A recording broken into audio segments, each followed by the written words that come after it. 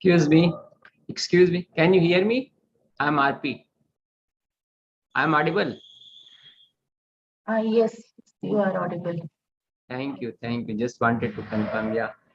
Otherwise, I will take another laptop or something. Let me check whether I can share my screen.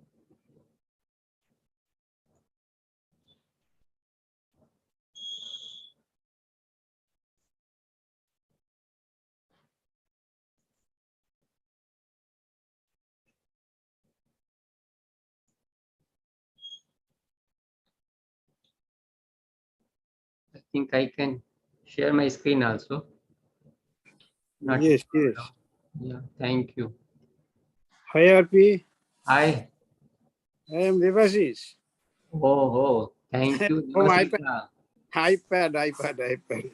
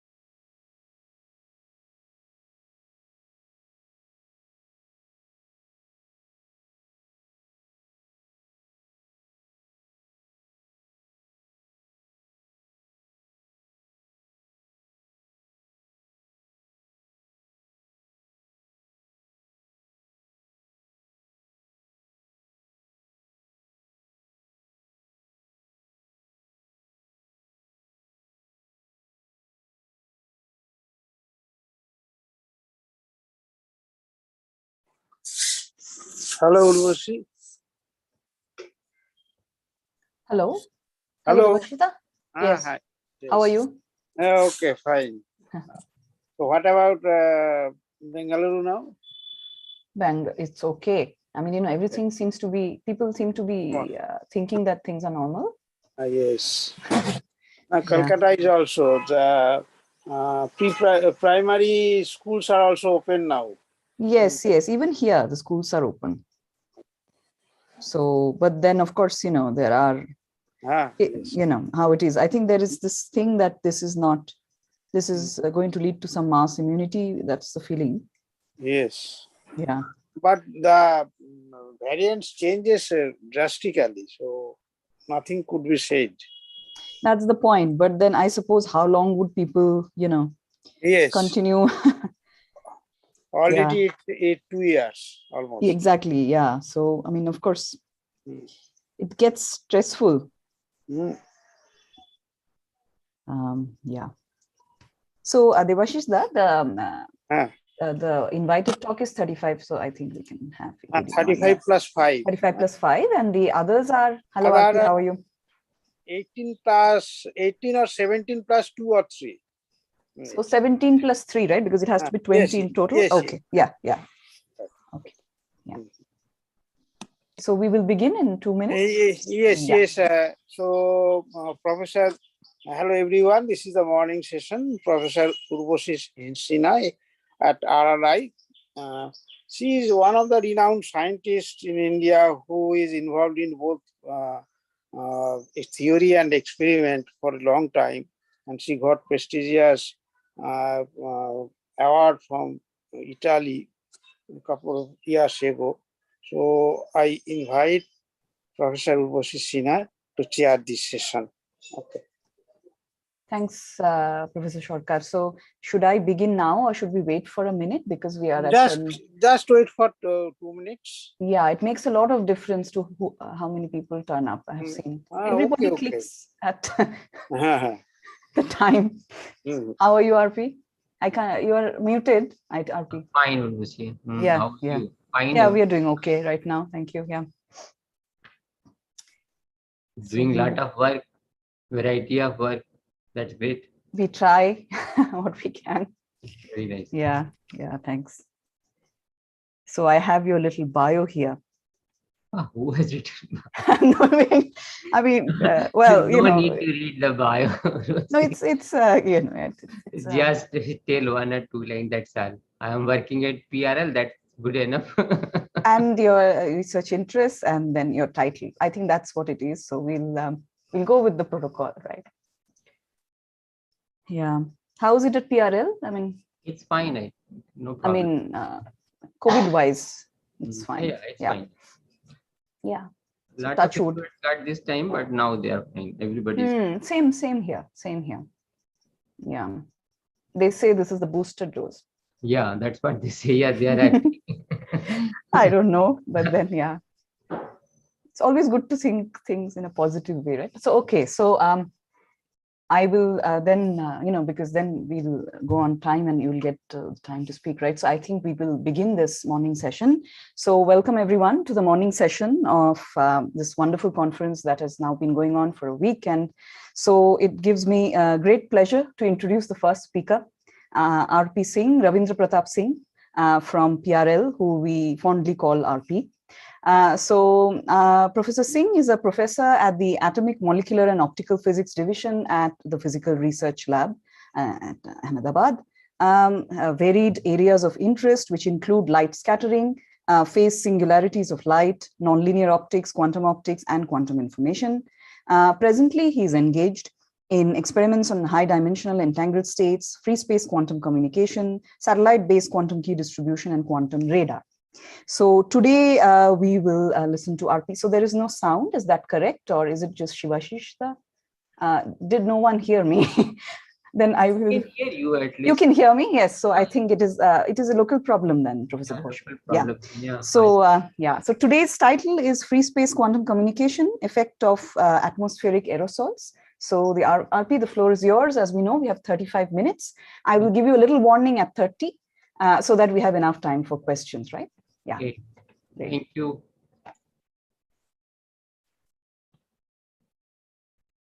Thank you, Urvashi, for the introduction, and thanks to organizers for giving me chance to talk to you. So the title says Free Space Quantum Communication Effect of Atmospheric Aerosols. So these are the students and collaborators, all of them at PRL. Some of them have left PRL now, doing Ali Anwar is in now Fraunhofer, UK. Jabir is in NST. So some have gone, but most of them are here at PRL. There are others also involved in this work because it requires a lot of human resource when you go to the field. So why free space quantum communication?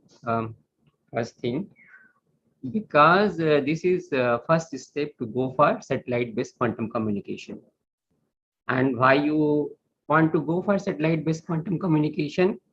Because fibers can't take you very far. Up to few hundred kilometers only they can take you because of attenuation.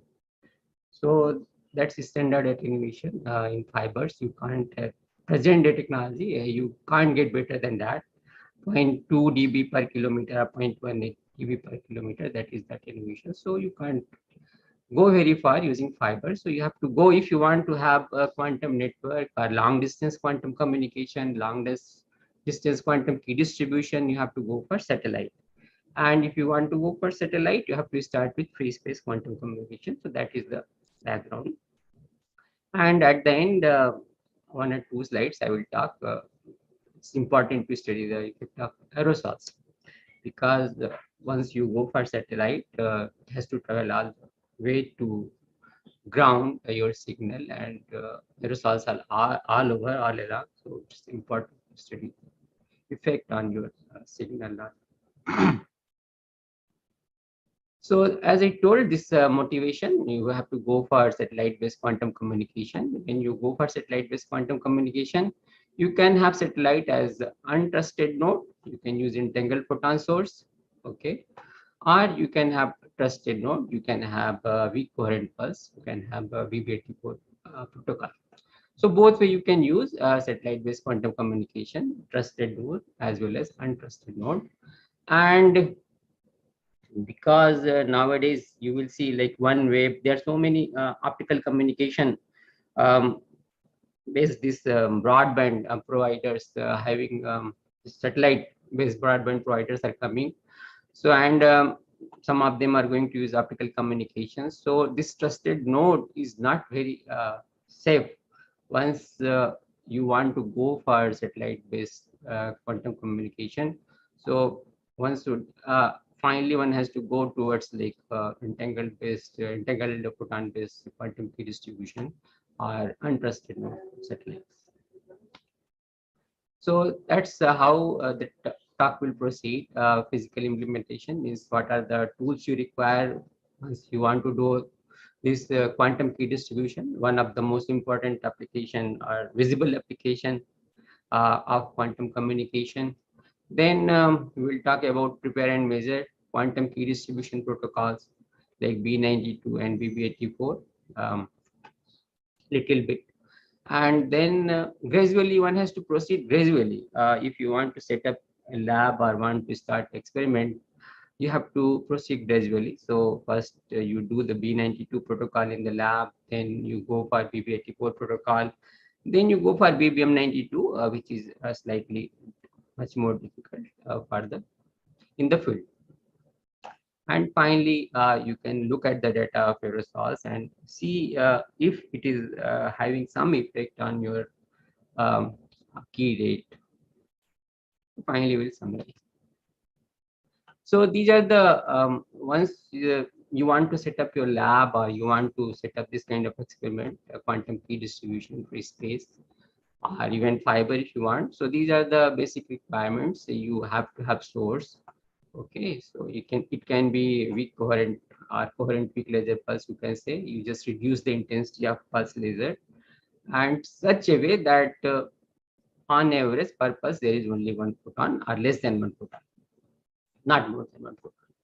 Or you can use like entangled photon source. So here you have to use nonlinear crystal. There are many nonlinear crystals available, periodically poled or bulk BBO and BBO. There are so many crystals available. So you can use them, and you have to have laser. You just pump, and then you have this down spontaneous parametric down conversion takes place, and you get entangled photons. You measure only after measurement. You can say these are entangled. So you get these two photons, and then you measure and check whether they're entangled. You can use heralded single photon as well here. This source, if you want to have a single photon based QKD, you can use entangled photon. Both way you can do. Heralding means if you detect presence of photon here, it signifies or signals that there is another photon here of the pair. So that's the meaning of heraldry. So you can have this kind of sources. So you need diode lasers, you need liquid, non-linear crystals, you need attenuators, all those things you need. And then certainly, because I'm saying purpose less than one photon, so you need photon detectors, counters, and all those things. And transmission, you can have optical fiber of free space. So we are talking of free space, but you can connect your signal to the fiber and you can send, not a problem. At the end, you can measure them with detectors. So there are different problems when you go for fiber, like correlation, rotation, all those things, but that can be taken care of. Or you can use, instead of correlation, you can use some other variable, not a problem. And then you have to have detectors. So detectors may be single photon counting modules, avalanche, based on avalanche photodiode. Or you can have superconducting nanowire single photon detectors. These are costly, slightly costlier at present. Maybe with time, cost may reduce. These are slightly, these are also costly, but not so costly. One can afford to have, at least in India. Uh, so this is like 1 crore plus. This is around 4 to 5 lakh. So that's the difference. And of course, you need fiber coupler and all those things. A lot of optics you need, optical and optomechanical components, filters, and all those things, mirrors, lenses, all those things you require. So these things you have to have in the lab if you want to set up these kind of experiments. So let's go for B92 protocol, which is prepare and measure. Why prepare and measure? Because you prepare polarization state, and then at the receiver side, you measure the polarization state. So prepare, once you prepare, and then you measure. That's why they are called prepare and measure protocols. In B92 protocol, is said 92, it came in 1992. You prepare your state in two orthogonal states of polarization, and then you send it to receiver of Bob. It is called Edison Bob, sender and receiver. And Bob randomly measures in two bases, so HV and DA, and records the measurement and results of detection on the key. So that's what this setup looks like. Here you have two laser diodes because you are making two polarization states. And this assembly is working as a attenuator. This is basically half a plate and a polarizing filter. So this whole assembly is working as attenuator. Then you have half a plate for preparing the polarization, H and D. This is PBS. PBS transmit H polarization, reflects B, and this PBS again, and this is horizontal. Then you change the polarization to D. Or so that's what you do. And here you are giving like current driver. It's working as current driver as well as a random number generator, this FPGA. So that's what you are doing. Randomly you are switching on these lasers, okay, and pairing the polarization state. Then you send through, this is lab experiment, so we have used the single mode fiber here. And this is a neutral density filter. You have to reduce the weak current first. You are using, so you have to reduce the intensity, and you have to take care of the polarization. Whatever polarization you are sending, you are getting that only. So this is called SU2 universal polarization gadget. We call it Simon Mukunda gadget because first time it was proposed by Simon and Mukunda that using these wave plates, you can have any polarization state, or you can measure any polarization state. So you can construct the full Muller matrix using these wave plates, as well as you can create any polarization state.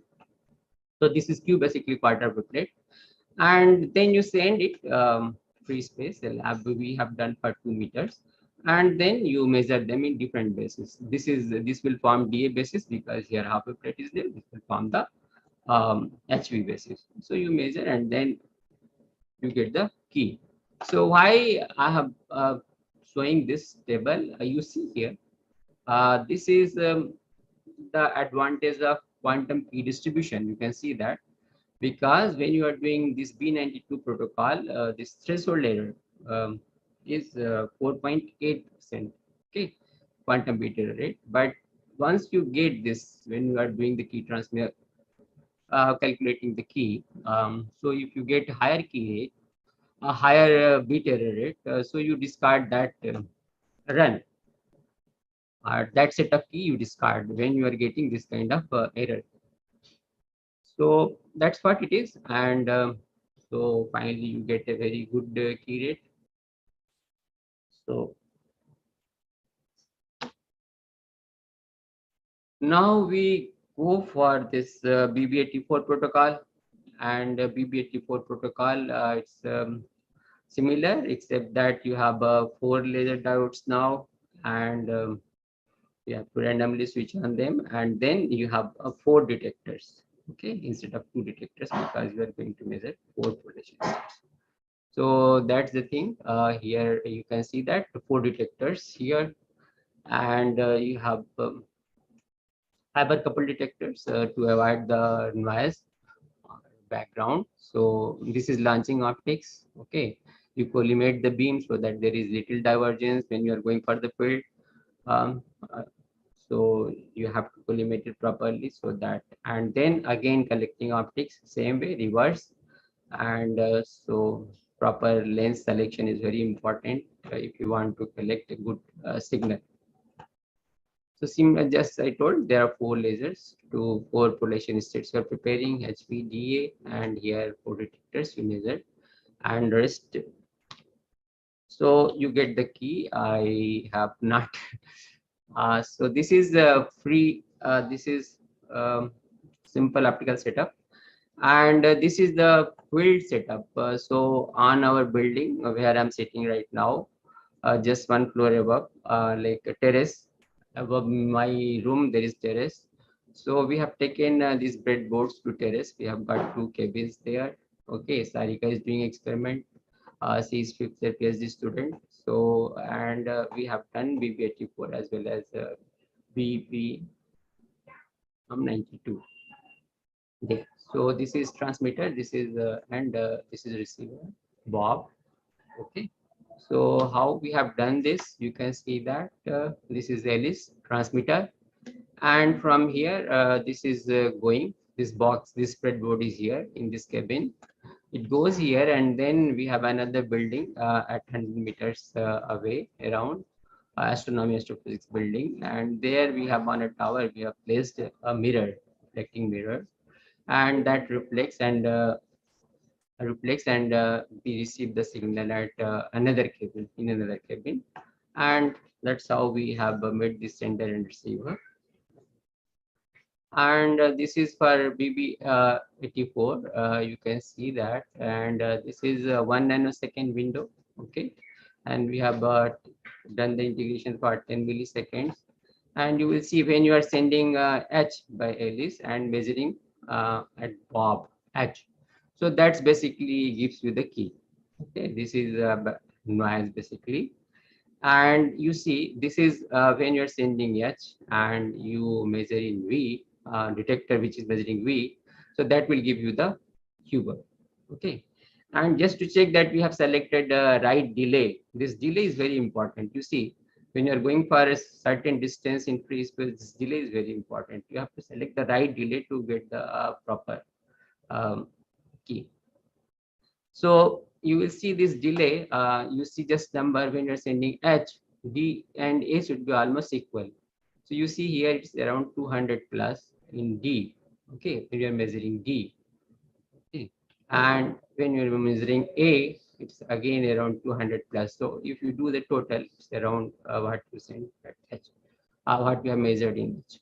So that's what you checked. Your delay is fine, and your window is fine to reduce the background. Okay, and you are getting sufficiently. So this is the table you get. So Huber is quite low here, you see here, and then we get very good key rate. So this is shift key rate, then you do the privacy amplification, error correction, then depending on which kind of error you have or which kind of security you require, you do the privacy amplification, you get the security. So that's what it is. So it's just a little introduction how you go for this entangled photon source. Now we'll go for entangled photon source in field RBBM 92. So this is non-linear crystal Chi2 second order. We are using second order non-linear crystal for spontaneous parametric conversion. So we have taken a blue laser and we are doing degenerate photons we are using. So this is 405 nanometer blue laser we pump and we get 810 nanometer photons. 2 photons we get. Okay, and these 2 photons in general, they are called, one is called signal, one is idler. Okay, and these are the wave vectors associated with them. And pump, and this is, yeah, why it is. And this has to conserve, this process has to conserve energy and momentum. Okay, momentum is called like phase matching condition. Okay, so it has to conserve this process omega p, that's all. Okay, and you can have different kind of crystal, different kind of phase matching conditions, so we should not go into detail. And just these references are there just to emphasize that our people are doing good work in this field, and we are not behind to anyone. Okay, so they are at the front edge. So this is the entangled photon source. In this entangled photon source, PP KTP crystal has been used, periodically fold KTP crystal, and this temperature is very important. You have to maintain this temperature very up to 0.1 degree centigrade. It's very important. Accuracy should be there. It should be maintained, not have a fluctuation even 0.1 degree. If you want to have a good output of entangled photon source. So this is Enac interferometer configuration, and this, when we say D, this dual polarizing integrator, and D for dual lambda by 2 plate, half a plate. So it works for 405 as well as 810 nanometer, and so you get here you are pumping, your pump is coming from here 405 nanometer, and it gets down converted to this nonlinear crystal, and then you get this 2 photons, down convert photons, 810, and you measure the polarization, project into polarization. Okay, and these are the single photon counting module detectors. You have to use filters. Filters are very important. Some people start experiment without filters. So without filters you can't do. You have to cut the background. Okay, otherwise you will get very high numbers. They are very sensitive detectors, this especially. So you have to use filter. You can have a 5 nanometer filter or 3 nanometer band pass filter or 10 nanometer, depending on your background and all those things. So that's what it is. So then you measure this correlation coefficient, and by measuring the coincidence counts. Okay, alpha and beta are like correlation settings, angle. Okay, then you measure the coincidence counts for different correlation settings, and by measuring these coincidence counts, this and coincidence counts, you measure the correlation coefficient. You plug in the value of correlation coefficient, and if it is more than 2, you are happy, or you are satisfied that you have got entangled photons. So that's what it is. So it has to be more than 2, this value. We call CHS Bell parameter. So once we get more than 2, let's say that our photons are entangled. So we have characterized this entangled photon source. Okay, and we see that we get very good value of this Bell parameter when we are using single mode fiber. It's 2.63. Even with multi-mode fiber, you get high number of photons. It's more than 2. Okay, so that's what is very stable source. You can see that, and fidelity is also quite good, 0.975. This plot shows that your visibility should be more than 71%. You want to have this entangled photon source. So that's what it is. So if you go for very high pump power, so you have to limit your pump power. It's not like that you pump more energy and you will get more number of photons. If you pump more energy into the crystal, you get photons which are not paired, so you can't distinguish in time them. So you get lot of unpaired photons in your detectors, and visibility goes down. Okay, this visibility goes down, so you can't have this entangled photon pairs. You can't collect entangled photon pairs. So this is a BBM92 protocol. This is very much similar to BB84 protocol. Okay. And here also you do the random basis selection when you're measuring the correlation states. And then you find out these correlation states are assigned bit values. So according to the correlation state you have measured using your detectors and polarizing optics, you assign the bit values. Then you do the shifting, like you check the basis whether both have selected the same basis. If they have selected the same basis, fine. Otherwise, you just discard. Okay, that's called the shifting, because here they have selected the different basis. You see here, they have selected different basis. Then you check the error. So there is no error, no error. Here there is error. You can see that here this is diagonal, this is anti-diagonal, so there is error. So you just discard this. There is error. Finally, that's what you get the key. Okay, 110. And as I told, this very much similar to BB84 protocol, except that here there is no sender and receiver. Here there is third party or entangled photon source, which is sending this pair of photons to Alice and Bob. Okay, two parties, you can say communicating parties who need key to have for secure communication. So these two parties, this Alice and Bob, get key using entangled photon. So setup is like here. This is, I have shown already, this entangled photon source here, and this is a pump, and this is Alice setup. Okay, four detectors again here, four detectors. So what I want to, like, why I'm showing this experimental setup in and talking great detail. We have lot of theory, guys. So what theory guys has to tell us that whether how to reduce the number of detectors and how we can have very secure communication.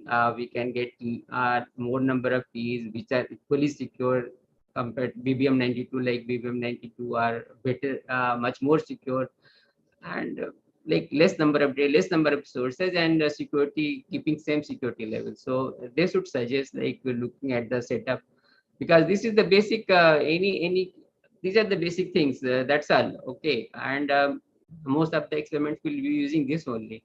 So you have to play with the combination of these basic things, like polarizing optics, filters, detectors, and all. So you should think over and suggest us how we can have more secure and with less resources. This key.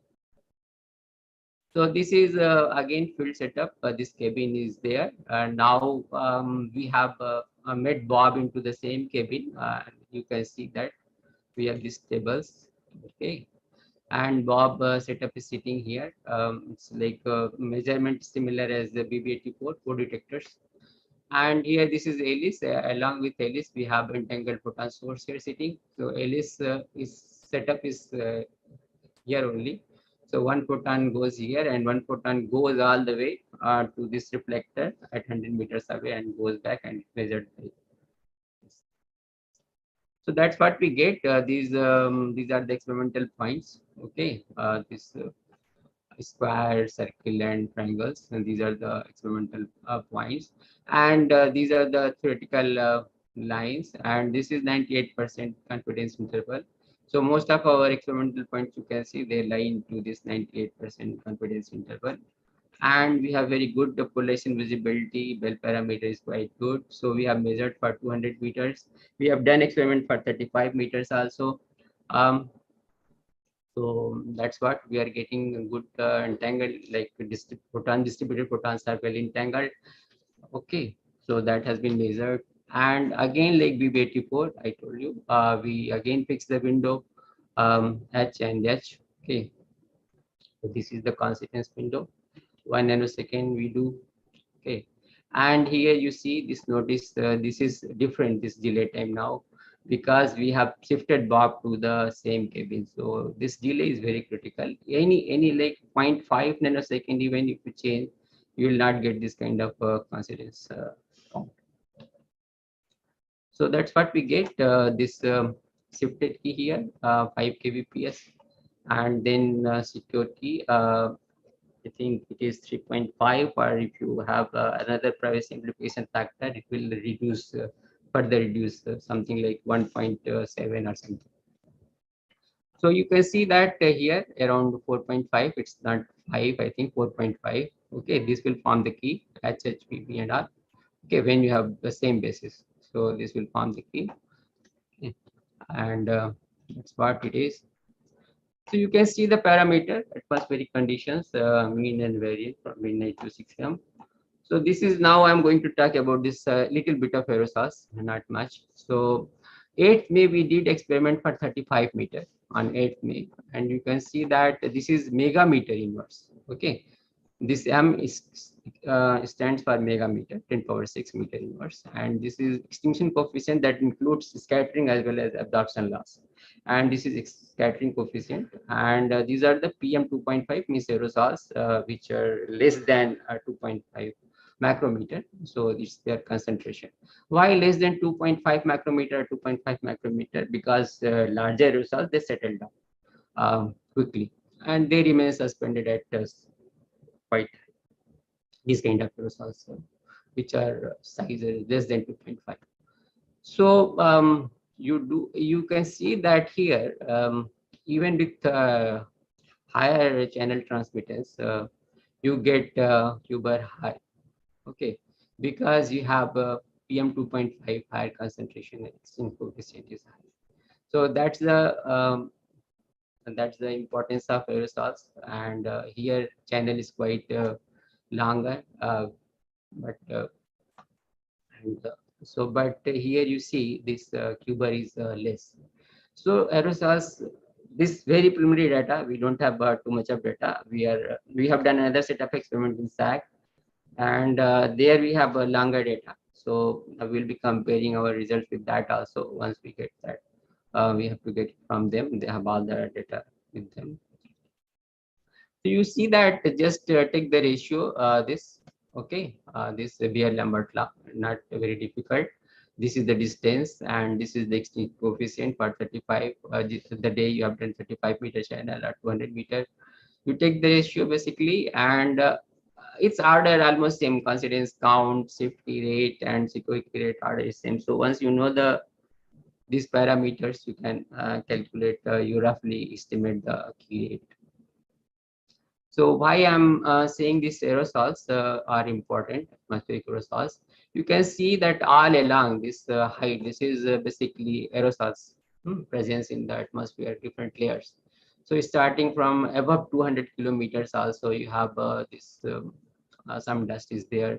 Okay, so all along you have presence of aerosols. So and you can see aerosol content determines the which kind of aerosols you have and how they are going to affect your signal. It depends on meteorological condition, whatever the content, and what is their surface characteristics or which kind of aerosols they are. So this is I have taken from this like article. So we have 5. Yeah, I am just through. Right. So this is showing some like polarization properties of these aerosols, and once they rotate your polarization, you will get higher Cuber, because it will go to some different detector. So that's what you see here. If you have these are for graphite, ammonium sulfate, and silicon. Why these samples, standard samples from factory company has been chosen or commercially chosen these samples? Because this graphite represents soot, which is a very dominant component in cities, and then salt, sea salt or spray. This is ammonium sulfate, and this silicon very close to a sand. So these are the lab studies, experimental studies. So that's what they have different refractive indices. You can see this basically controls the scattering, this real part, a complex refractive index, and this controls the absorption. So this imaginary part. So that's what it is. So you see, they have certain, they are changing the polarization. This is as well Stokes parameter. So this I0 minus I90 or horizontal vertical difference. Here this is diagonal anti-diagonal difference S2, and S0 is like total intensity. So you can see that they have some polarization property and they can affect your Cuber. So much more detailed study is required. I'm not saying so once you go for this satellite based quantum computation, so you have to take care of the aerosols problem. So that's what we are preparing for payload for satellite-based quantum communication. But before that, a lot of study is required. So that's what you have optical ground station you have to prepare. You have to prepare satellite payload. So all this is required, and this is the summary. We have calculated the shift key rate for BB84 as well as secure key rate with the field experiments, and we get very good entanglement for photons which have been distributed up to 200 meters. Of course, 300 meters also we have done, and we are getting good results. Then this is the shift key rate, and one can say depending on the privacy amplification, you can get 1.8 or something, or 3.5 if you have this kind of shift key rate. In future, we want to study this effect of turbulence and how to mitigate using adaptive optics, simulating conditions for uplink and downlink. And that's very important to select whether one wants to go for uplink or downlink when we decide to go for satellite-based quantum communication. And making device independent protocol using BBM92. Okay, that's what we are looking for. And since we have been working in structured light, we want to use that quantum communication. Okay, and finally entanglement swapping also we will be doing, because once we have measured this entanglement for 200 meters, we can do the entanglement swapping also. We have field arrangements for that. So that's what we'll be going for. Thank you. Thanks a lot, RP. That was a very nice overview of the activities in your lab. So what we will do is we will take questions from the chat box first, and then people can just, raise hand. So we have a question. Don't people share the reflector? How do you control interference? What? I didn't understand. Don't people share the reflector? Don't share the reflector. How do you control interference? I'm not getting the question, Urvashi. Can you explain me? I'm not getting the question. Of course. Yeah. So Ajit Iqbal Singh, can you unmute and explain the question, because the question itself is confusing. And while he does that, Professor Ghosh, you want to ask a question? Please go ahead. Shubhashish Ghosh. Okay. Yes. What I meant was, in the beginning, you said that Alice sends the things to reflector and then it reflects back and gets to Bob. Yeah. So is that reflector shared? No, reflector is not shared. I have shown you the setup. It's sitting there in the tower. Okay, that's all. It's not shared by anybody else.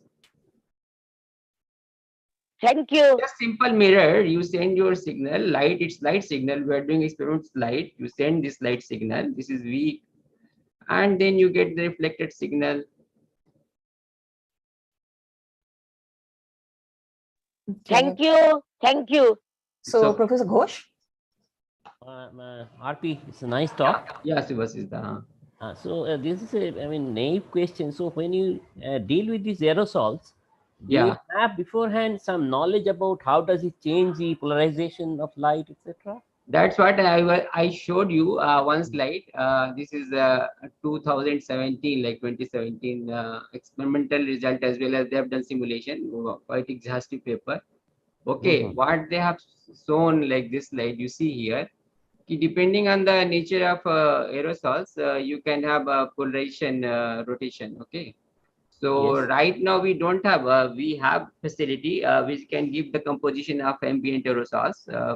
Mass spectrometer is there, aerosol mass spectrometer is there.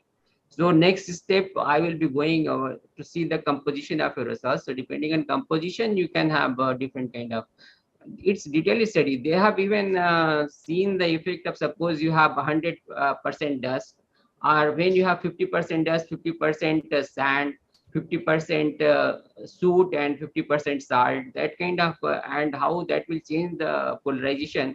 All those things they have studied in that paper. So it's very interesting paper. There are other studies also, but I found this paper quite well written and I see. good So data. basically, for your experiment, you will have to figure out what is the character of these aerosols, right? Yeah, if you really want to model properly, suppose you fix your location where you are going to do, then at that place you should know what is the composition of aerosol. That's why one goes, when you are going for satellite, one goes for higher altitude. So Right, their aerosols, this at least city aerosols, they are reduced like dust and soot. Okay, so I they see. will reduce. Yeah. So just to add to that aerosol question, RP, so you showed a slide. So how do you do these aerosol measurements? You showed 3 parameters. It went by Yeah, quickly. how we have aerosol laboratory. It's almost at the Active. same height where we are doing the experiments. Okay. Okay, okay. And from them we have taken that data. So it's very, they have all the setup. That's what I was telling you. They have even the setup which can tell you what is the composition of aerosols. And So this is portable.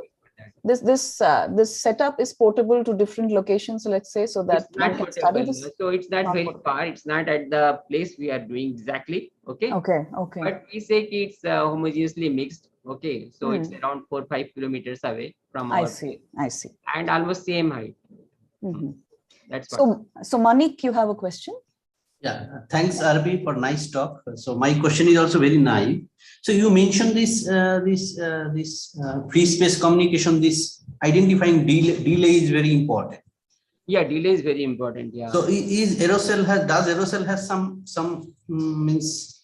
No, that is not going to affect the delay, Manik aerosols. Yeah, except this polarization rotation. That is not going to change the delay. Delay will be. So then this delay depends on this distance between these two sources. Distance that Distance. So if when we'll go to this, let's say real life application in satellite, two port and reflected between a satellite, and if satellite's position is changing, it is not a geo satellite, then your delay is changing, then suitably you have to your delay modify. So yeah, you have to do that. Okay, thank you. So Usha Devi. Yeah, very short question, but this is a very interesting talk and interesting experiments going on. I wanted to ask you, that is, if you change your reflector has some particular properties, say for example, reflectance and so other here properties. I didn't tell you, reflectors are very important and they have to, once you are doing this kind of experiment, they have to be metallic reflectors. Okay. Yeah. Once by mistake, some of the mirrors, 1 or 2 mirrors, they were having this dielectric mirrors. Created such a problem when it comes to polarization. Your whole experiment will go haywire if you are using dielectric mirrors. So we have used metallic mirrors. That's what one has to use to avoid the change in polarization. Okay. So my question is, if you could change whatever is the reflectance, that is, if quantitatively if the reflectance is changed, then for example, we have this quantum target detection, that is your experiment. Could it be extended to what is called as quantum target detection, in the sense you would be able to sense what is the reflectance? That is, if you change the reflector. You are right. I have presented this data long back, 3 years back, but we have not done further experiment. We have done that. Okay, already this quantum radar thing, they wanted to have work in some on quantum radar. So I have presented this data. We have done experiment. We have not extended it further. That is by changing the reflector values, reflectance values, how efficiently you can detect, that is, discriminate the light. Discriminate the light, it will affect the coincidence counts and all those things. It will affect. Thank you. Okay, so one last question from me then, RP, before we close this talk. This error correction. So you talked about privacy amplification error correction. What is the method you're using for error correction? Which one is your choice? Error correction LDPC code. Is there a particular reason for choosing this over anything else? That's the most popular, and you are things are available, algorithm is available. That's all. Otherwise, you can use some other protocol. Yeah, maybe we can have a separate discussion. So thanks a lot, RP. So I think we are 1 minute of the time, but then thanks a lot. It was very nice talk and nice discussions. So we will then, if you can stop sharing the screen, please. So our next speaker is Shrishti Agarwal. Are you with us here, Shrishti? Yes, I am here. Yeah, so Shrishti is from IISc Bangalore, and she'll speak on increased quantum speed limit in non-uniform magnetic field. Yeah. So Shrishti, we have around 16 to 17 minutes so that we can have a couple of minutes of questions also. Yeah.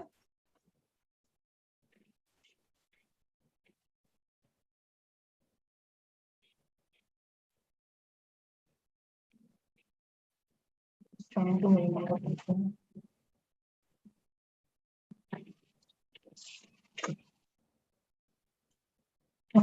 We can see your screen. We can see your screen. Yeah, but are you also seeing the Zoom screen as well? No, it's fine. I mean, we see your full screen, I believe. Okay. And okay. we see you. Yeah, okay. Okay, fine. I'll just adjust it. So, hello everyone. First of all, thanks to the organizers for organizing such a wonderful event and also providing me the opportunity to present my work here. So today I'll be discussing about how can we attain increased quantum speed using non-uniform magnetic field. These are my collaborators. Subhashish Banerjee from IIT Jodhpur, Arindam Ghosh from IISc Bangalore, Gyanluca Gregory from University of Oxford, and my supervisor, Banibrutu Mukhopadhyay from IISc Bangalore. So in this talk, I'll be discussing about these two articles, and my priority would be the second one. Okay, so what actually is quantum speed? It is how fast a quantum system can evolve from one state to other distributable states. Now, these two states can be anything, like it could be the energy levels of the electron, it could be particle-antiparticle states, and it could be the mixed states. Now, this quantum speed plays a very important role in quantum information. And to understand it, we can simply assume that all these three energy levels can serve as qubits. Okay. So now, if a electron transits between these two levels, that means your qubit is changing. And these qubits change is required for information processing. Thus, faster would be the change of these energy levels or these transitions, faster would be the quantum information processing. That's why higher quantum speed is necessary for the quantum information processing. Okay. Now, how do we determine quantum speed? Well, if you consider that this is a normal speed, you can just say it is a ratio of the rho displacement by T minimum. Now, what are these two quantities and how they are determined? So, if an electron transits from a ground level to, say, first excited state, there is a change in energy, of course. And we know that using Heisenberg uncertainty principle, delta T has to be limited using this formula. Plus, while making this transition, electron displaces itself, and that's why you can calculate the radial displacement of the electron. And using these two quantities, you can calculate the quantum speed. Now, for this T minimum, using the Heisenberg uncertainty principle, Mandelstam-Tamm gives a bound in 1945. Later, Marvelous Levishine showed it that tau QSL is also dependent on the energy expectation value. So there was a problem that which bound to consider when. So Levishine and Toffoli in 2009 showed that tau QSL is the maximum of these two. Now let's discuss what actually happens to electron in magnetic field, so that when we can compare that what happens to in non-uniform magnetic field, how quantum speed is increased in that. Okay. So when electron is in a uniform magnetic field, its energy level discretizes in what is called Landau levels. Earlier, when there is no magnetic field, you can see that these energy levels are continuous. But in the presence of magnetic field, these energy level discretizes, while all the other levels are degenerate. The lowest ground level is the non-degenerate. Okay. And their energies are given in non-relativistic regime by this formula, and in relativistic, E is directly proportional to square root of 2 nu B by BC. BC is the critical magnetic field. Now, this is this BC, which is given here. I'll touch upon it in the later part of my talk. It determines that when we consider a magnetic field to be relativistic or non-relativistic. If a magnetic field is higher than BC value, we are in relativistic regime. If it is lower, we can consider this formula of the energy. Okay, now using this magnetic field, if you begin that quantum speed of electron, you consider for these two-level system. So suppose the electron is initially in the nth state and it wants to transit to nu plus 1th state, and then we want to determine its quantum speed. So initially we assume that the wave function is the superposition of these two states, where the expectation value of energy is given by the average of the sum of these energies, and the delta H is given by the average of the difference of these two energies. Now you see, since delta H is smaller, that's why your empty bound is greater than ML bound, and that's why we consider T minimum for the empty bound. Okay. And secondly, now this rho displacement. Now actually, so if you see, consider that here it has some initial position, and here it's some final position. If you take the difference of the two, you'll get the rho displacement, and then if you take the ratio, you'll find the quantum speed. So using this formula, Villamizar and Dezoigny showed that in uniform magnetic field, using the relativistic treatment, you can get a velocity, a speed of 0.2407 c, and you can never get a higher speed beyond this. Thus, for a spin-up electron, you would always have the maximum of 0.2407 c for ground level base transition. So the question arises, can we attain a higher quantum speed of spin-up electron using non-uniform magnetic field? So before that, we consider a non-uniform magnetic field of this form, where rho is the radial coordinate in cylindrical one. So your magnetic field is varying spatially, with the n being the non-uniformity index. So note, if you have n is equals to 0, it becomes all uniform. When n is an increasing magnetic, n is positive, you have an increasing magnetic field from the center, and when n is negative, you have a decreasing magnetic field from the center. Now, one important point to note here is the size of the system. So in this, the size of the system is comparable to the gyromagnetic radius, so that the electron is exposed to pole variation of the magnetic field. It is not very local that, okay, so here it is your magnetic field value, and that's why this, the electron is exposed to that magnetic field value. But when the size of the system is comparable to the gyromagnetic radius, you'll have the effect of full variation of magnetic field. Okay, so using this magnetic field profile, we solve the Dirac equation and obtain the energy eigenvalues for the electron. Now, this spectrum is for alpha nu, where energies is given by MEC square 1 plus alpha nu in relativistic regime. So as you can see, for n is equals to 0, that is uniform magnetic field, that also I have discussed before, that these energy levels are doubly degenerate, and the lowest one is the non-degenerate one. Plus, the spacing between these levels are all equal. Whereas when you have n non-zero, that is, it is either positive or negative, you'll have the shift in the energies. So you can see here, say for example, this is a positive case. Initially, you have a low separation between the energies, and as you go on the higher levels, you'll have a higher separation of the energies. Whereas in negative n, you will have a higher separation for the lower levels and lower separation for the higher levels. So using this, when you have these eigenenergy values, you have this, you compute the quantum speed. And when we compute this quantum speed, we use for different n, you can actually see that it is increasing with it. Okay. Now, also important thing is that these solid lines represent the spin-up electron, while the broken lines represent the spin-down electrons. So you can see, so this figure actually corresponds to the relativistic regime, where you have very high magnetic field. So you can see that in relativistic regime, spin-up electron has lower quantum speeds than the spin-down electron. Whereas if you consider the non-relativistic regimes, you will see that the spin-up electron has higher speeds than the spin-down electron. So that is a very good point, that you can see a transition between non-relativistic and relativistic regimes. Okay. Plus, the more important thing is, as you can see, n is equals to 0.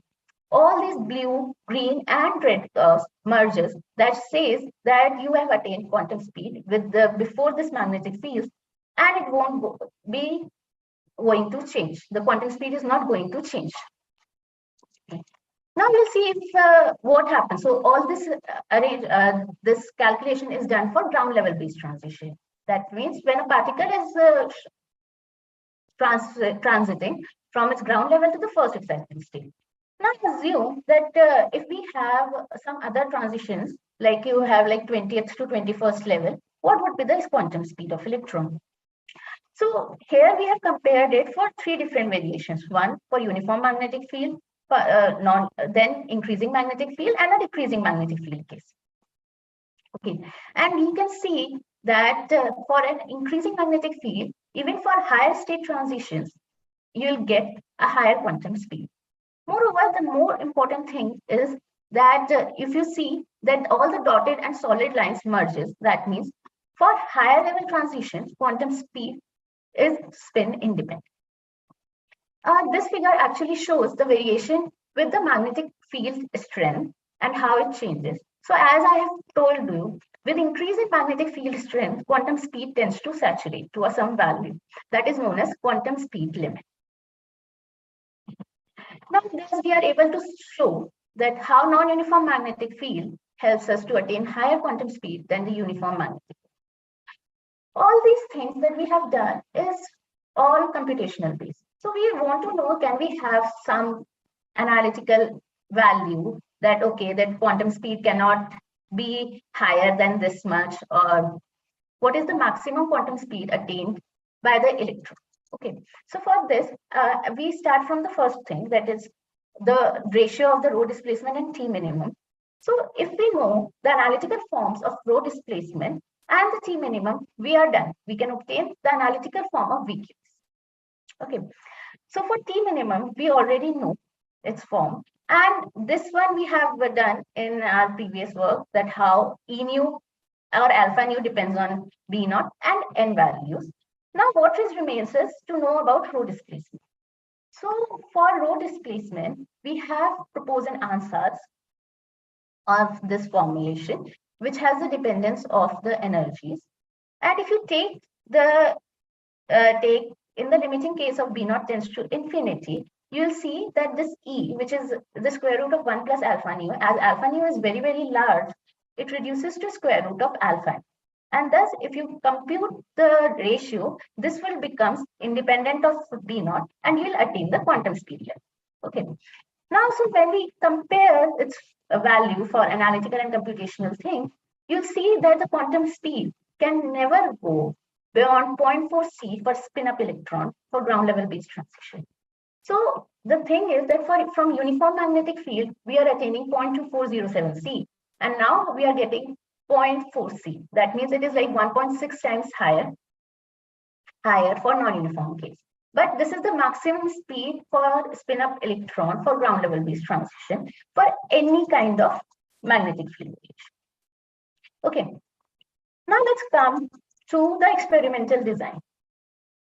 What we have done is all there. We have proposed a variation of magnetic field. We have computed quantum speed, and we have done everything. But now, can we attain it in laboratories as well?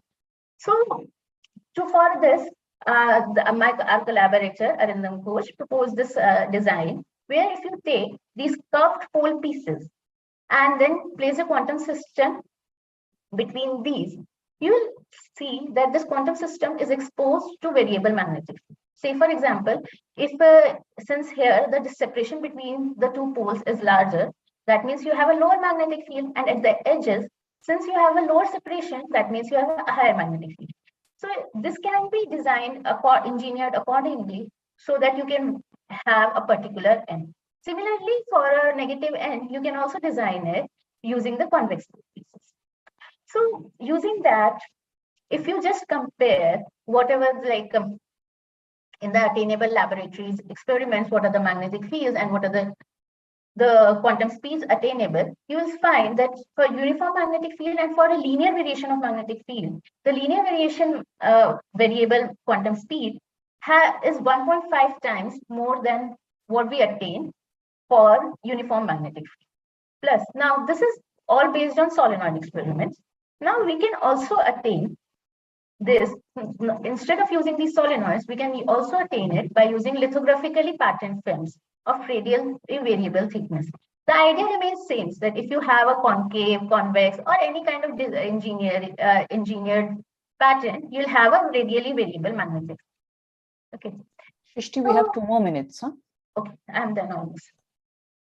Okay, so this also shows that how non-uniform magnetic field plays an important role in quantum information by increasing quantum speeds. Now, is it so? Is it the only thing that means that non-uniform magnetic field is playing a very important role? But can quantum information itself be useful in non-uniform magnetic field, or to know about the dynamics of electron in non-uniform magnetic field? So when we proved this question, we came about the Bremer-Bekenstein bound. Now this Bremer-Bekenstein bound, it constrains the maximal rate of information production. So here I is given the information production bed. So using this inequality, you can know that this is the maximal rate above which you cannot have the information production. Okay. So using this, when you have these two this inequality and you plot the LHS and RHS of these two with the variation of magnetic field, you can actually see how it varies. So first of all, as you can see, in the if first region is the non-relativistic region, and in the third you can say this magnetic field is very high, so it is a relativistic region. So you can see in non-relativistic region it is more diverging, and in relativistic region they are almost becoming parallel. Means they never, this inequality holds and they will never merge. But see the variation between these two. Also, very importantly, if you just consider spin up and spin down electrons from this pink and green, you will see that their tau QSL is same for the non-relativistic case. And as you move further in the relativistic regime, they tend to diverge. Thus, and if you find out this Q value, you'll find out that to be the critical magnetic field. Okay, now similarly, so this is for uniform magnetic field case. Now for non-uniform magnetic field case, it actually shows also a very interesting trend, that is the spin up and spin down electrons, tau QSL crossover.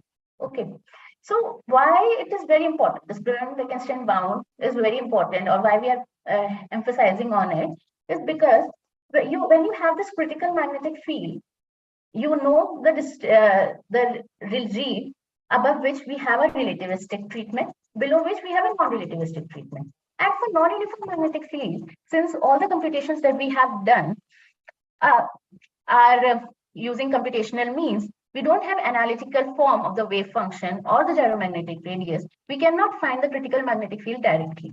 Thus, Bremer-Bekenstein bound helps to bridge the gap between non-relativistic and relativistic regimes, especially in non-uniform magnetic.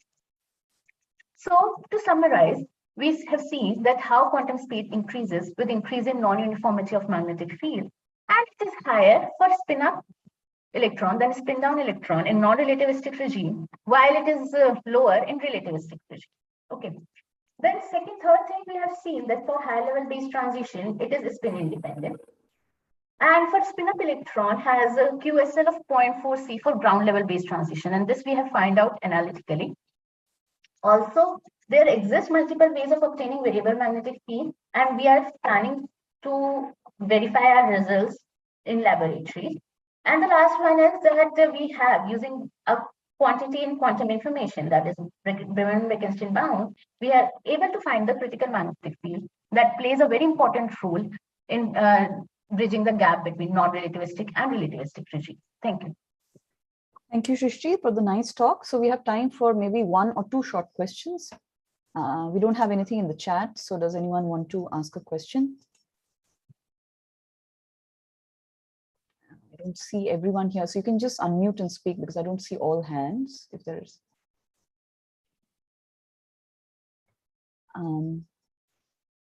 Okay, so Shrishti, maybe I'll ask you a short question. So you're going to test this in the lab. That part went a bit quickly, and that is, of course, my interest. So was this using graphene? Yes, so this can be anyone, like we are planning to have it using graphene as well. So right now we don't have an exact experimental design, but for these, so to have a very strong magnetic fields in these, there are some alloys as well. So sorry, some other 2D structures, 2D materials as well. Okay. That we are thinking for that as well. Okay, okay. So the idea is to have this very strong magnetic field. Yes, yes. Yeah, right, right. So thanks a lot, Shrishti, once again. So we will move on to our next speaker. If you can stop sharing screen. So Vimalesh Kumar Vimal from IIT Kanpur. Vimalesh, you're with us? Yes. Hi. Yeah, so you're going to speak on revival of magnetization and quantum correlations in Kitaev spin chain. And so Vimalesh can share his slides while Shrishti, you have to stop sharing, I believe. Yeah, I'm trying to see. Yeah, I'm thinking either to leave and it seems your presentation wants to be heard still. Yeah. So okay, now I think Vimalesh, you can share your screen. And so just so that we have some time for questions, if you can stick to 17 minutes, then we can spend 3 minutes on questions, if that's okay, Vimalesh. Yeah. Please go on. So, is my screen visible? Yes, yes, it's full screen also, I think. Yeah. It's PDF. Yeah. Okay. Thank you, much. And hello all. Good morning. And I want to thank the organizers for. Can you actually speak up a little? I think you're a little volume. Is it okay now? Yeah, better. Thank you. So I want to thank the organizers for providing me this opportunity to present my work. So let's start with the presentation. The topic is levels of magnetization and the quantum correlations in Kitaev spin chain. So let's start with the outlining of this stuff. First, I will say something about background and motivation for this work, and then we will look at how the topic works. Then I will introduce my system Hamiltonian that I am working with, and then we will discuss the results. So, to investigate quantum many-body system, there are wide interest in investigating one-dimensional chain. Chains are these are simply exactly these are simple systems, and they can be exactly solved, and they can give you the exact features of real systems, and they can also serve for our purpose in quantum technology. So let's look at the study that I have done and how this topic proceeds. So first I will describe the theoretical concept, that is reduced density matrices for the system, and that can be used for describing the magnetization and the other quantum correlations like concerning quantum discourse. Then I will introduce the Hamiltonian, that Hamiltonian and the best solution to the steps. And then I will discuss the dynamics of these correlations. And in last page, I will discuss the peak dynamics that we are studying with the peak magnetic field. So let's look at the density matrix approach. So we have the system of we have a spin system. So any such n-body system can be described by the linear combinations of two power n basic systems that is given by this state psi, and these are the coefficients, and this is the linear combination of basic systems. So when this is the pure state description, we can also describe the system by this mixed state by using a probabilistic mixture of many substates. So when we have this pure state, we can define a density matrix by this expression state and graph psi. So to study the pairwise correlations for a subsystem in that whole system, we can define a reduced density matrix that can be defined by rho ij. It can be defined by tracing over the rest of the system in this whole system. So rho ij is defined rho ij. Basically means the site I and j. So this can we can trace out the rest of n-2 sites out of the whole this row. So in sigma z basis, we can write this density matrix, this density operator in matrix form like this. So the elements of this matrix will represent the population, and we will be quantifying these elements in later slides. So X here is the these all elements are representing some kind of correlation, side-to-side correlation. So this for our purposes, we will be interested in this X, W, V, these three basically three elements in the. So I will calculate this. And this diagonal elements, they will represent the correlation along z direction, and this off diagonal elements represent the correlation in the x, y direction and perpendicular. So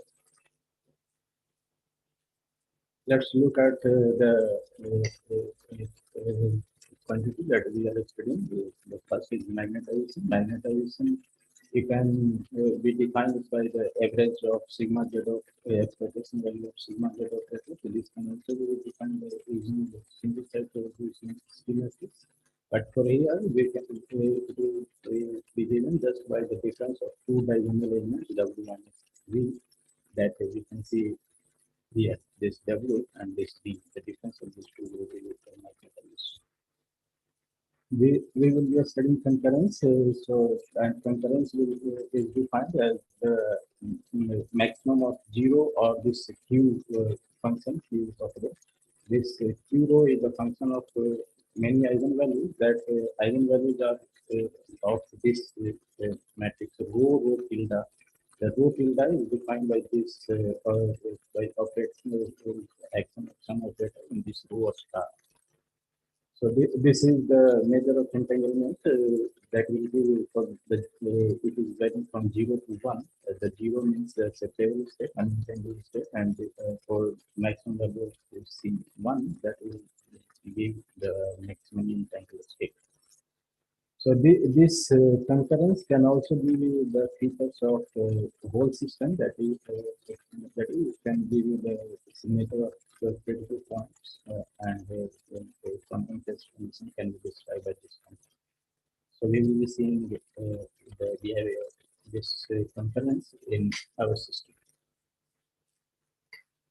So, and the other quantity that we are studying is quantum discord, and this is the measure of non-classical correlation, and it is defined by the difference of these two entropies defined on this composition system. So this is one for this. So this can be given by the three entropy, that is S of rho 1 and S of rho 2, S rho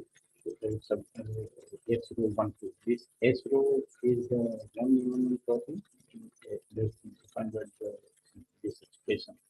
And this I is defined as defined using the conditional entropy, that is this is also which can be defined by parameterizing the basis states of the second theory. So we are using here parameterizing as a just this transformation. So we are parameterizing it by theta prime and phi prime. So this definition is basically by this this difference on this composition. So we can use this expression. Actually, this code is the minimum difference of these two quantities, and to minimize that, we have this parameter theta prime and phi prime. So let's look at the model that I'm working with. So the Hamiltonian of this one-dimensional system can be described in this interaction in this magnetic field. So the interaction is on our side. It has only x side interaction, nearest mirror. It is the nearest interaction. So on our side, this is x side, and this at even side, this is only y type interaction. So this model, this is kind of, you can't project this model into Eisenberg or XOK or that. So it's not really interested. We are not interested in this. So this can be diagonalized like usual step of diagonalizing that we use for one dimension change, like first taking the transformation to terminalize the system, and then going into momentum space. So we can write this Hamiltonian for its mode, some of its mode and some of its mode. That this mode Hamiltonian, this is actually this has many modes. In expression, this mode is just q and minus q, q related to minus q, but we will see here this has four mode actually. And let's look at this mode Hamiltonian. So this mode Hamiltonian, we can describe it using those four momentum operators that I am saying. They have just not only q and minus q, but q minus q, q minus phi, and phi minus q. In terms of these momentum operators, we can write this mode Hamiltonian like this. So epsilon 1q and epsilon 2q are just epsilon q is broken into real and complex part. These are the function of local interaction Jx and Jy. So we can for further solution we have used this theta q breaking into theta q, and we will use theta q as a parameter, these are as a parameter. So this HQ Hamiltonian in full Hamiltonian, this Q are n by 4 modes, and each n by 4 modes they have this 4 momentum associated momentum. So this existence of this 4 momentum, this will make the analytical calculation very complex. So for this system, we can only study the this nearest neighbor correlation. Otherwise, it will be very difficult to do. So this Hamiltonian can be diagonalized in the basis states of these momentum operators nq minus phi, n minus q, nq, and then phi minus q. So we can get the eigen spectrum of this Hamiltonian just writing the eigenvalue and number of those momentum operators. Just function of all four momentum. And we can use lambda I in terms of this local, this currently is the local interaction, function of local interaction in this magnetic field. So it will give you the at s is equal to 0, we can see the 0 2 actually out of 4, and there are 2 0 eigenvalues. So that will give you the macroscopic degeneracy in the ground state. So the first eigenvalue state, then it will give you the macroscopic degeneracy just because of the 0 eigenvalue. So with this eigenvalue, we can write all the eigenstates that is needed for the dynamics. We can write eigenstate I. This lambda expression is just superposition of meaning this basis space. Like for n by just for 4 cubic system or 4 string system, we can just see as a superposition of all 0 0 to all 1 1 step. This is just like this is just a position. So this is just one system that these are just the superposition of up from 0 0 0 step to 0 all 1 1 step. So now when we have the spectrum of the system, we can do a study. We can study the dynamics of the system using this operator. Just within the minus ISP, that can applying acting on the initial state that we have chosen is the all down steel state.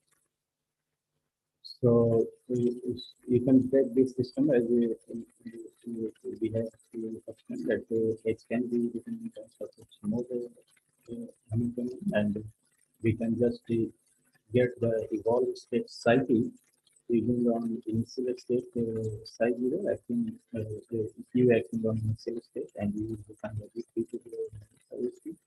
Then we can get it into mode, and we can write this symmetry operator as this expression where lambda is and lambda eigenvalue. So this evolved state, you can write simply like the ground state. So these are also superposition of all 0, 0 from 0, 0, 0 state to all 0 state. The tensor product over all Q. So for four sides, this is just this nothing there. This is very similar looking to ground state space. These coefficients are given by this. Vimalesh, we have 2 more minutes.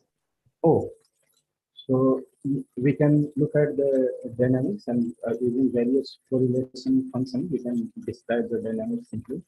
Magnetization, we can describe for this system. Magnetization will give you from -1 to just it will decay to some time and give you the evolution. Depends on the magnetic field.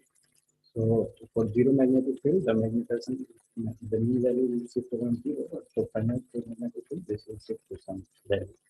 So this revival is also depends on the local interaction, which is for higher local interaction. This will give you lower time you can get evolution.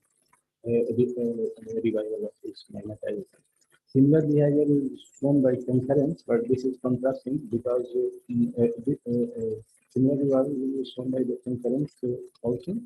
And this is contrasting to magnetization because magnetization means separated system. And here the concurrence is gives you the revival at the same time of where the magnetization is revival. This is quite a contradictory behavior. So this code, if you quantify this code for this system, this will show you the similar characteristic, but for the h is equal to 0 region, that is the critical point of the system, this code will show you some significant this revival phase. So, and this is not present in the non-critical region. So let's look at the kick dynamics when where we have a huge magnetic field at certain period. We are using the magnetic field in terms of using delta function. We can describe very similarly that the analytical calculation is complex, but the final state will look like just that the evolution of state of the direct Hamiltonian case. So in dynamics, the features, if you reduce the period of time magnetic field is small enough, this dynamics looks almost similar to that direct Hamiltonian case. But if you use some specific magnetic field, sorry, specific period like phi is 5/4 or 5/8, you can discretize this entanglement and concurrence that you can put all the peaks. It is giving you finite entanglement, but for even in case this is going to 0. And this is when system is away from criticality, like the RJX for so this is just 0.8. And for this, and this is also going independent of the length of the chain. So this is quite interesting behavior. And if you are near critical point, this will give you just for one peak, this is giving you the concurrence, and for the rest of the peak is going to 0. So this behavior is always present in the system. When you have system criticality, you will not have any revival possible. So revival is only possible when the system is away from the critical point. This is the and this also for depth is for the 5/4, you can get the this magnetization in order and given number of people. So that is for the stock, and where we have described the field and concept field that we are from the in the correlation study with this field. So this is that. Thank you. Okay, thank you, Vimalesh. Do we have a question? We don't have anything in the chat window. Does anyone want to unmute and ask?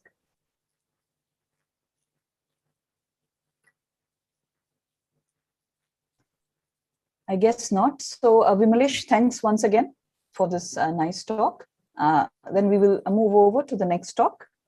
Can you please stop sharing your screen? And we have our next speaker, V.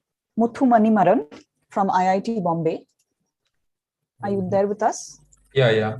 Yeah, and so you're going to speak on near deterministic weak value metrology via collective nonlinearity. Yes. So as I said, so we'll aim for a 17-minute talk so that if there are questions, we have a couple of minutes to address. Sure, them. sure. Yeah. Okay, thanks. The screen is still visible to us, Bimalesh. Okay. Yeah, you have to stop sharing. Yes. Okay.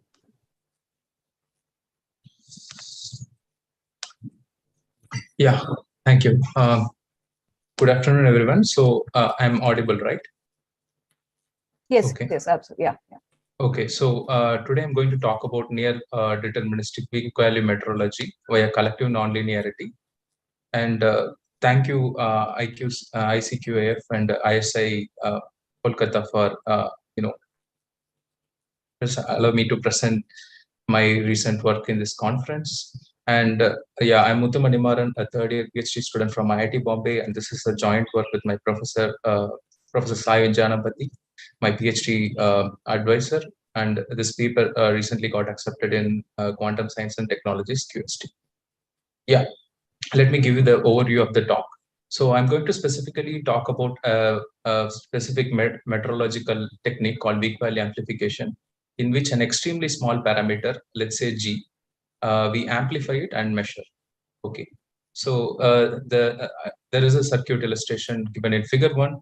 Typically, what we have is something called system and a meter, and the system and meter interacts according to some unitary operator, which contains the information of the small parameter that we are trying to measure.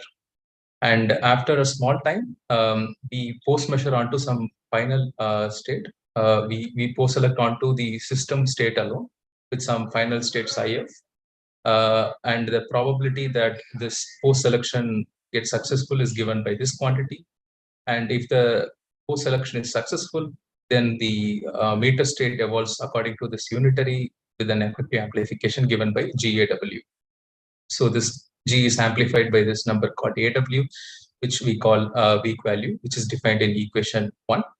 So as you can see, as you increase the weak value, the post-selection probability, which is inversely related to this quantity, is decreasing, right? So the earlier there were like let's say that you are setting up an experiment in which you employ qubits to amplify increase weak value. Suppose let's say you suppose if the weak value increases linearly as you increase the number of qubits, the post-selection probability actually decreases exponentially, which is really bad, right? The success the probability that your experiment will get success decreases exponentially as you increase amplification, something that we do. So Pang and Brun in 2014 came up with an idea that they employed entanglement as a resource to improve this trade-off between these two quantities, wherein they proposed two optimization procedures. In the first procedure, they showed that when you fix the weak value to some constant, as you increase the number of qubits, the post-selection probability increases quadratic as we increase the number of qubits.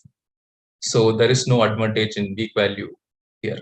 In the second protocol, they showed that if you fix your post-selection probability to grow linear in n as you increase the number of qubits, the weak value only grows, sublinear in n. Actually, it grows as square root n in this case. So there is no super linear growth in both of this case. There is no enhancement per se, like simultaneous enhancement.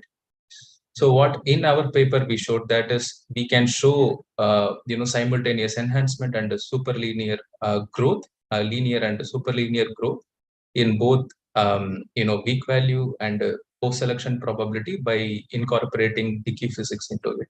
And yeah, this is the paper that got accepted UST. So let me go to the talk straight away. So in the first section, I'm going to talk about weak value amplification. So typically, let we consider a bipartite Hamiltonian of this form, where A is called to the system and B is called to the meter. and the G is the coupling between the system and the meter, and it also contains the information of the small parameter that we are trying to measure. And the procedure is as follows. We let the system and meter to be prepared in some initial state, psi and psi I and phi I. Psi I is the system initial state and phi is the meter initial state. And we evolve this initial this state in the system and the meter according to this Hamiltonian given in equation 2. Then we post-select onto the final state psi f, which is nearly orthogonal to the initial state. Why nearly orthogonal is like we'll come to know like in the next slide with an example. I will explain you in the next slide with an example. But the point is that when you do the post-selection, the meter state evolves with the effective coupling given by this quantity GAW. So this with weak value defined as something like this, and it's inversely depends on the post-selection probability. Also, you can see that the weak value depends on the initial state, the choice of the system Hamiltonian as well as the final state, right? Yeah. Let us now consider an example. Suppose if we have a single qubit with the system Hamiltonian such as sigma x, and if we consider the initial state to be something point down and psi f to be the linear combination of these two quantities, we can calculate, and theta is the angle between this initial state and a state that is orthogonal to psi f and orthogonal to psi I and psi f. So if this angle is extremely smaller, we can see that the amplification is very large. If this quantity is very, very smaller than 1, this AW will be very, very large. But what about post-selection probability? The post-selection probability goes as theta square, right? So let's say that suppose initially our small parameter that we are trying to measure is of order 10 power minus 12, and the angle between these two is 10 power minus 2. After the weak value amplification, the GAW, the amplified value, will be of order 10 power minus 10. Suppose let's say that you have a measurement apparatus, which has a measurement sensitivity of order 10 power minus 10. It cannot measure this 10 power minus 12 so easily, right? It cannot measure this value. But after amplifying, if the amplified value is of order 10 power minus 10, we can actually measure the value so easily. But what happens to the post-selection probability? Earlier, let's say it was 10 power minus 15, but after the amplification, the post-selection probability decreases really badly, right? Earlier it was 10 power minus 15, now it decreased really much, right? 10 power minus 90. So, so this is the trade-off I was talking about. As you increase the amplification, the post-selection probability decreases. And now let us consider another example. Suppose if we have a collection of n independent qubits, similarly, like if you choose the system Hamiltonian to be J, and the initial and final states are something like this, we can show that the weak value grows n times 1 over theta, and each qubit actually contributes 1 over theta, so the total amplification will be n times 1 over theta. And the post-selection probability becomes really, really bad compared to the single qubit case here. It decreases exponentially as you increase the number of qubits, right? So, in 2014, Bang and Brun came up with an idea to improve the trade-off between these two quantities.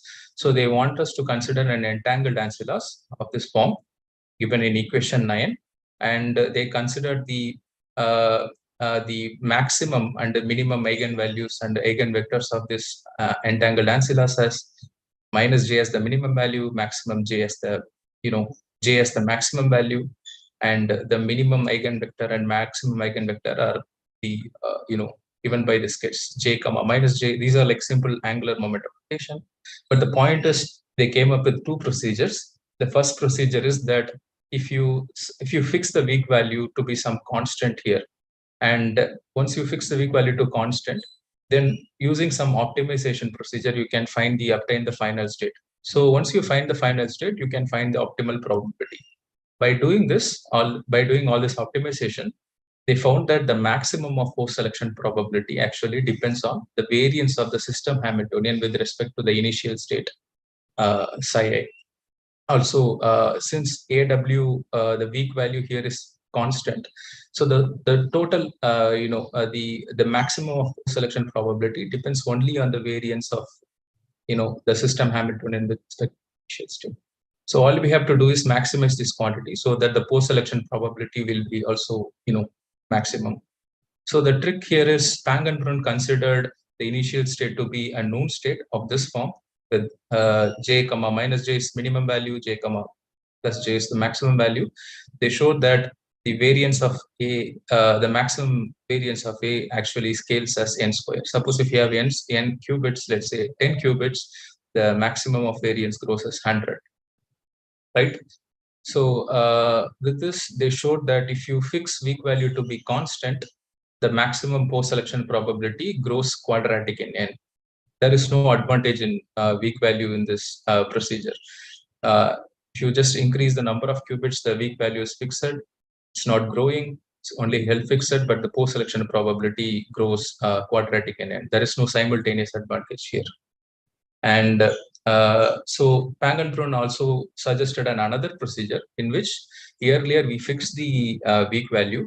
Now they want us to fix the probability, post-selection probability, which means fixing the final state here. Sorry, fixing the final state here. So once you know the final state, you find the optimal weak value here, right? So they considered a final state of this form given in equation 15, and they do all this optimization procedure. And once again, it is interesting to find that the maximum of weak value also depends on the variance of A with respect to the initial state psi.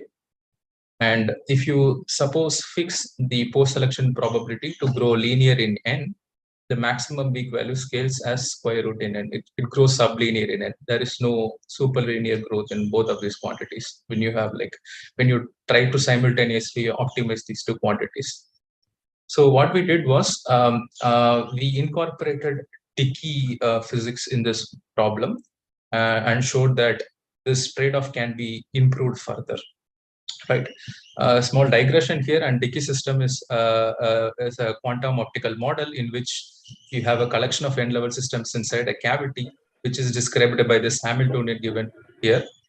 And given here, and this Hamiltonian undergoes phase transition when G crosses G critical, where at this point all these atoms collectively decay to the ground state so that it super radiates. That you can actually see when you plot the intensity versus time, you can actually see a bump on the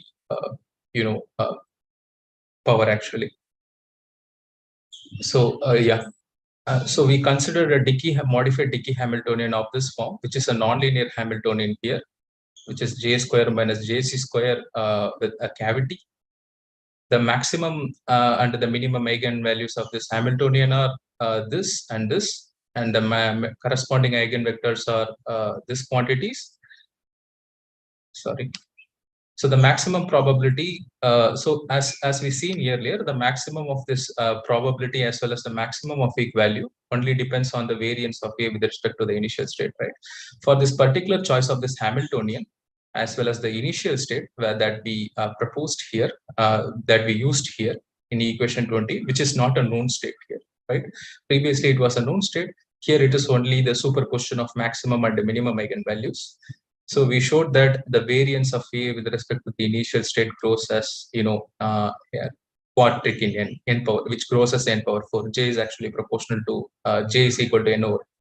So it grows as quadric in n power 4.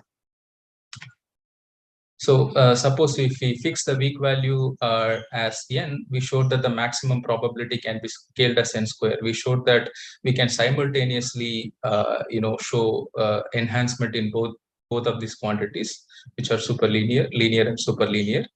And also in another case, we also showed that if we make this post-selection probability to be nearly equal to unity, we also showed that there is some amplification. Like we have like a very, very better amplification or some. We showed a quadratic enhancement in amplification as well, which is not possible in the earlier cases, Pang and Brun, or like in the earlier cases. So here's once again, it is graphically represented here. If you fix the weak value to grow linear in n, your post-selection probability grows quadratic in n.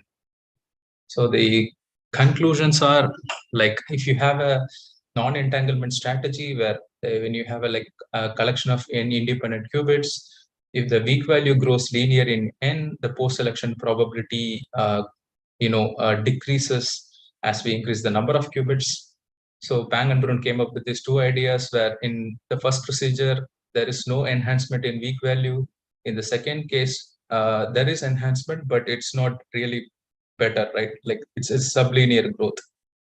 So by incorporating the Icqif physics, we showed that by increasing the weak value grows, by linearly increasing the weak value, we also showed that the post-selection probability also grows quadratic in n. Also, we also showed that it is possible to attain nearly deterministic post-selection probability. Simultaneously, we can obtain a quadratic enhancement in weak value as well. Yeah, and yeah, that's it. Thank you very much for the very nice talk. Do we have questions?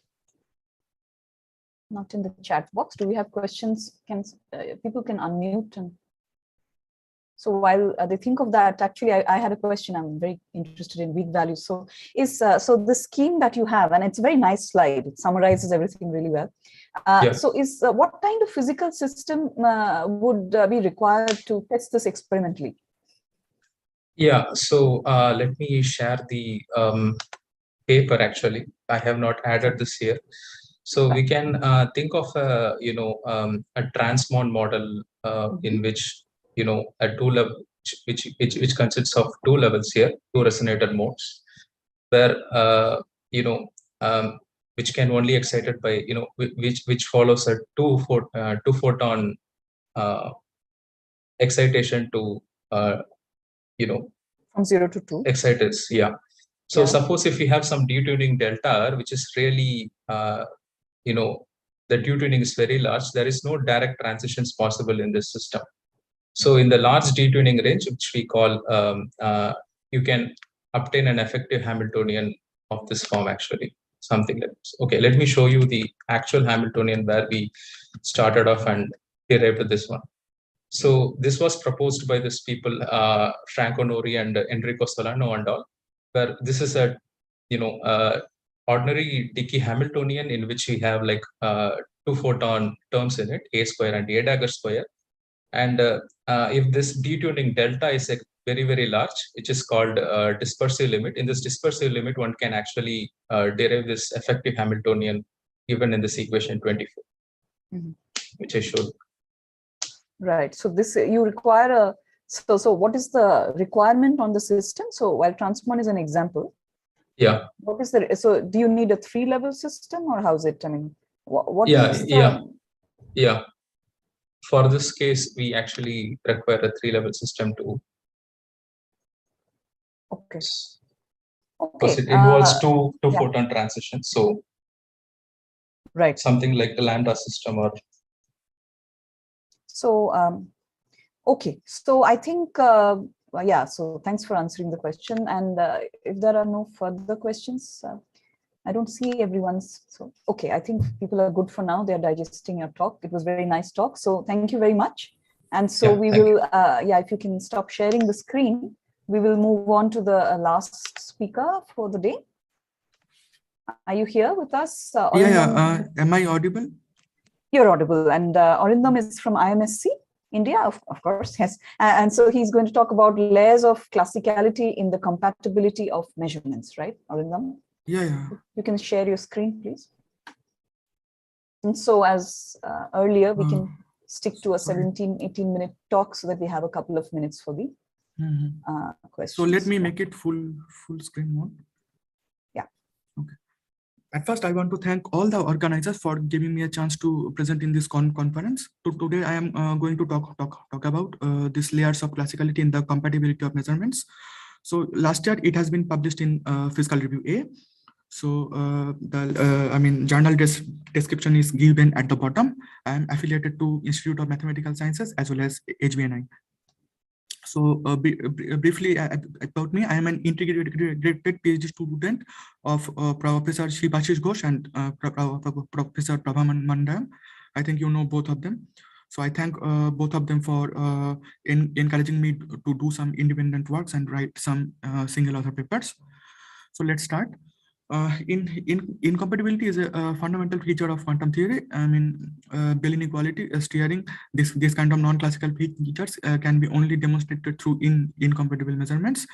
Now, Professor Teiko Hainosari in this reference one has been shown that there exist several other layers of classicalities inside the compatibility. It can be listed like this, from stronger to weaker: broadcast stable pairs, one side broadcast stable pairs, mutually non-disturbing pairs, and non-disturbing pairs. In this work, we studied the several properties of these layers. Let's discuss some preliminaries for, to clear the notations. It is well known that observables can be represented by positive Hermitian matrices, and if you sum them, you will get the identity. And if you take the trace with rho, trace of rho AX will give you the probability of getting an outcome X. And a observable acting on the Hilbert space with dimension D, we will call a set of such observables as O prefix D suffix X.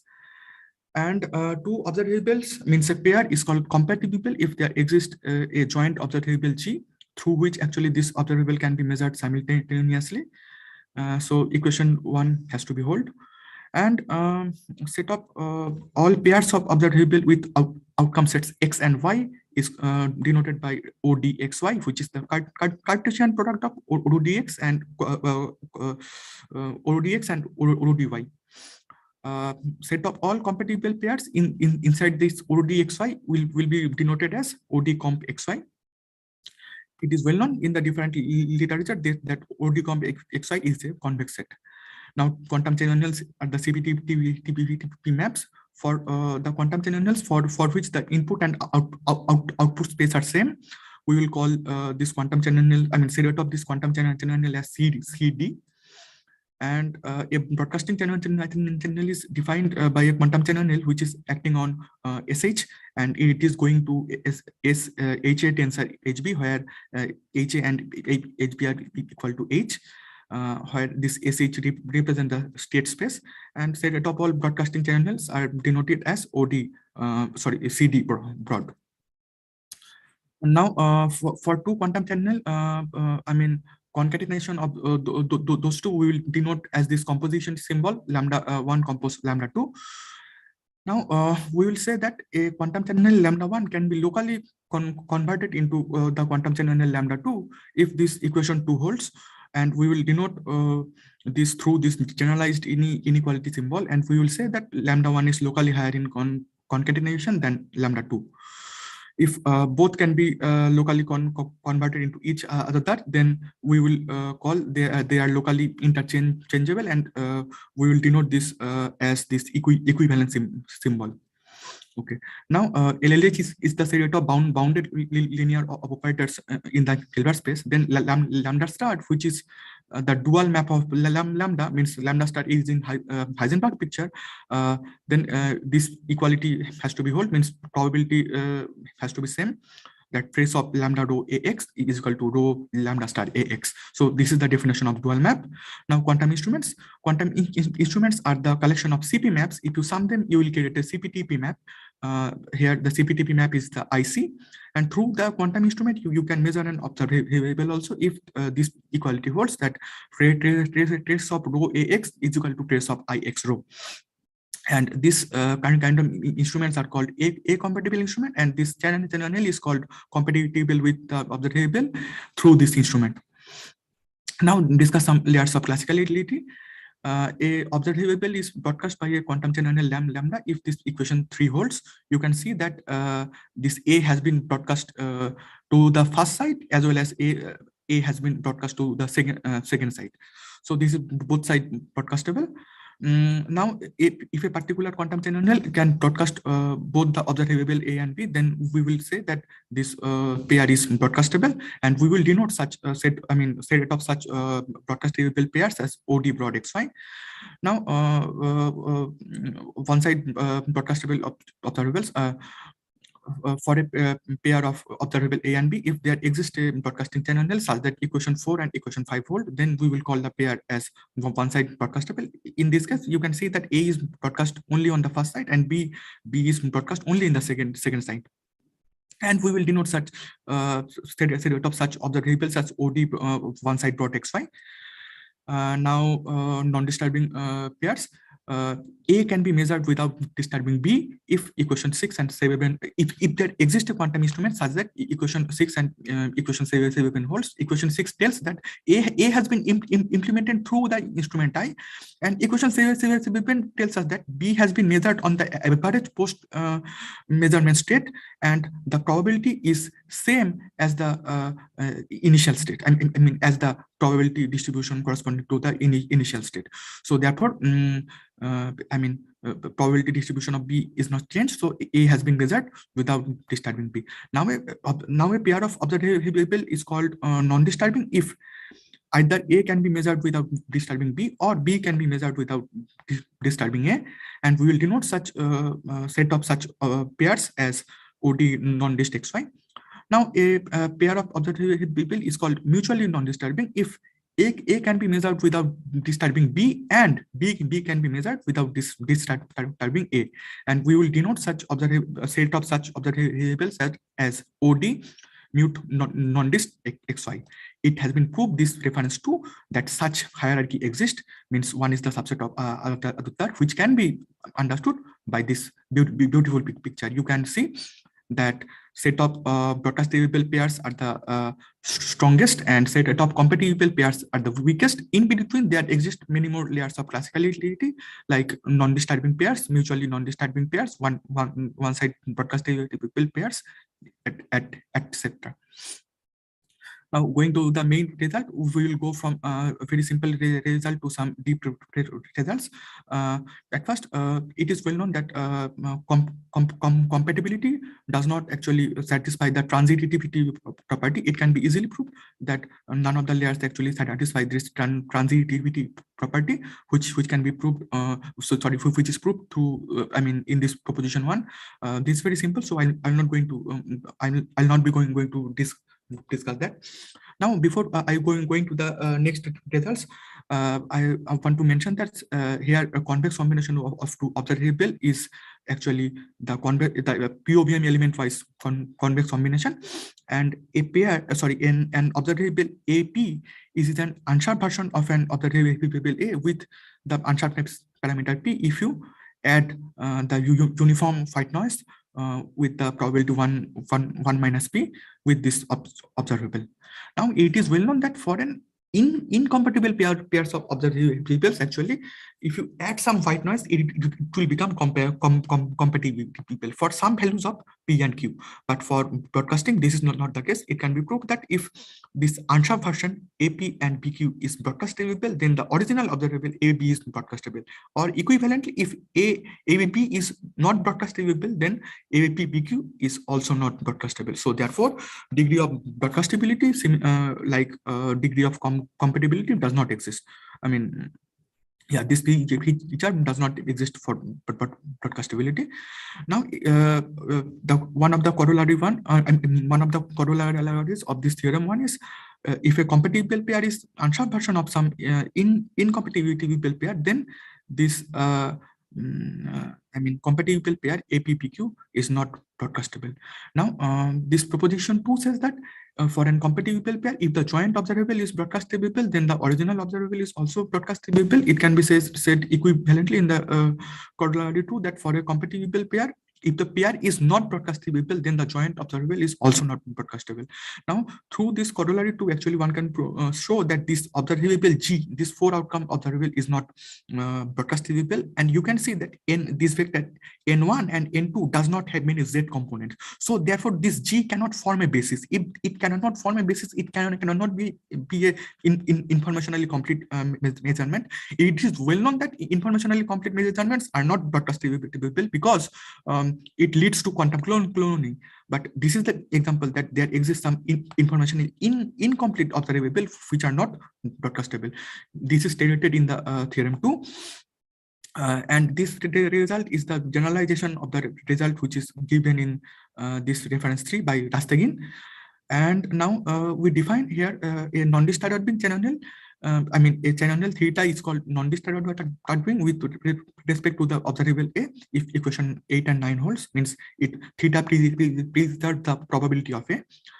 Now, a channel is called non-disturbing for a set of observable if and only if this is non-disturbing for all observables in that set.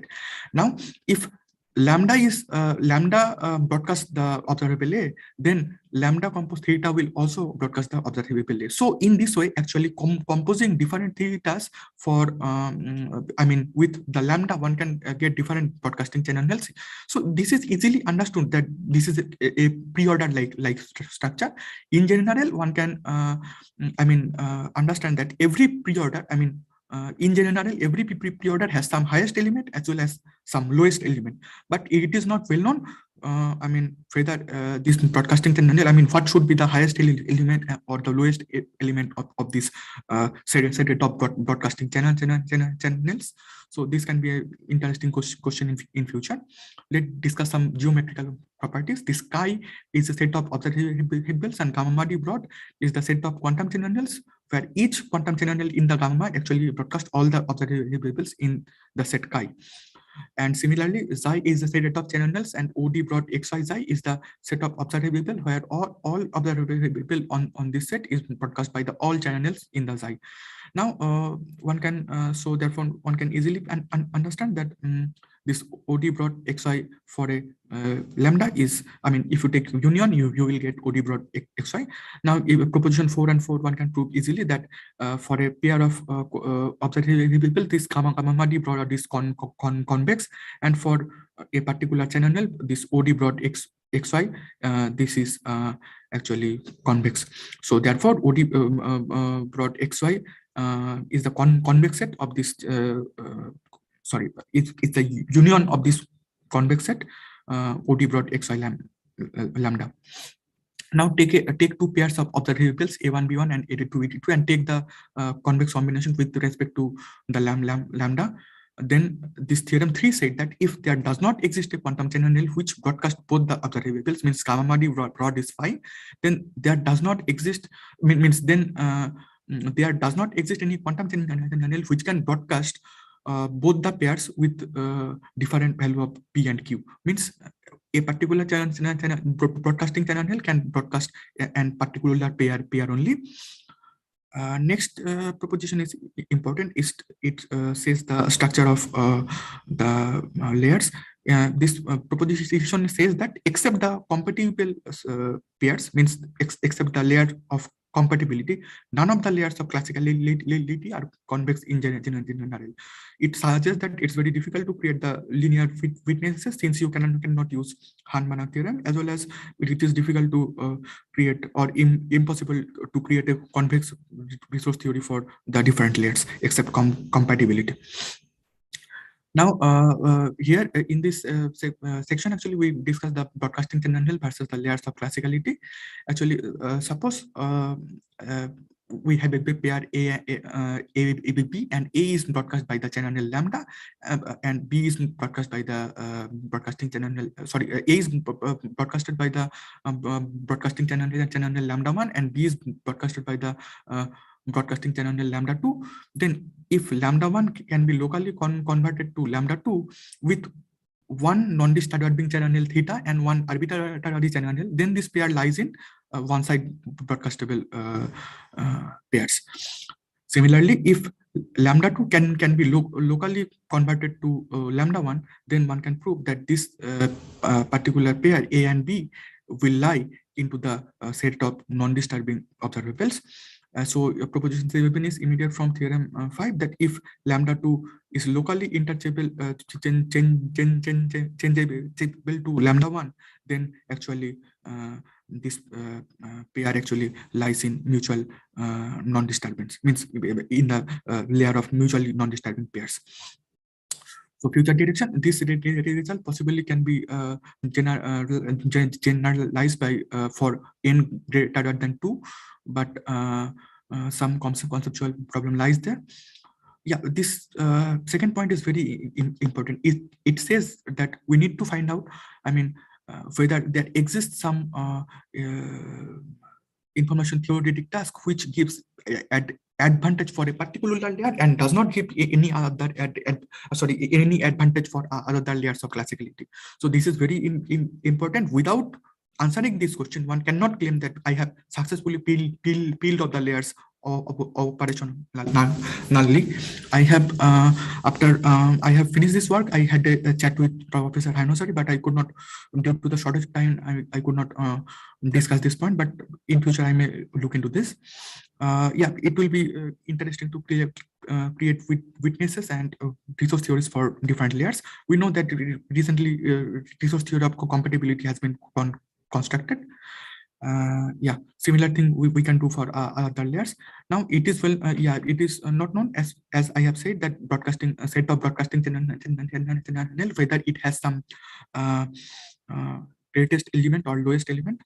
Actually, one guy from CGAN actually contacted with me. I mean, he is interested in answering this. I mean, looking into this direction. It will be very interesting to look at. And last is, as none of the layers except compatibility is convex, so one should start with the geometrical structure of different layers of classicality, except the compatibility. So I end my talk here. I feel I finished within time. Yes, thank you very much, Arindam. I think you finished right on time. So thanks for that and for the nice talk. Do we have any questions on Arindam's talk? If anyone has any questions, kindly unmute and yeah. So we have a question, Nairi. Yeah, please go on. Hi, can you hear me? Yeah, I can hear you. Okay, thanks for your nice talk. I want to know if do you see any straightforward relation between the unsharpness and the compatibility, as somewhere you told the corollary? No. What I to say it is that for compatible observables actually means if you have an incompatible pair, then if you add the white noise enough, then the pair will become compatible. But for broadcasting channel, for broadcasting pair, means if a pair is not broadcastable, then if you add more and more white noise, that resulting pair will never become broadcastable. So this is the difference in properties of compatible layers and the broadcastable pairs. Okay, thank you so much. Okay. Is there any other question? I don't see any raised hands, but if anyone wants to ask. I think we don't have any further questions, Arindam. So thanks for your nice talk. And of course, thanks to and thanks to all the speakers this morning for their very nice talks. And we are also finishing almost on time this session. So I would like to then close this session, and I think we meet again at 2 p.m. For the afternoon session. Yeah. Yes. Thank you, Urvashi. Yes, nice to chat. Okay. We'll meet again at 2 p.m. Thank you.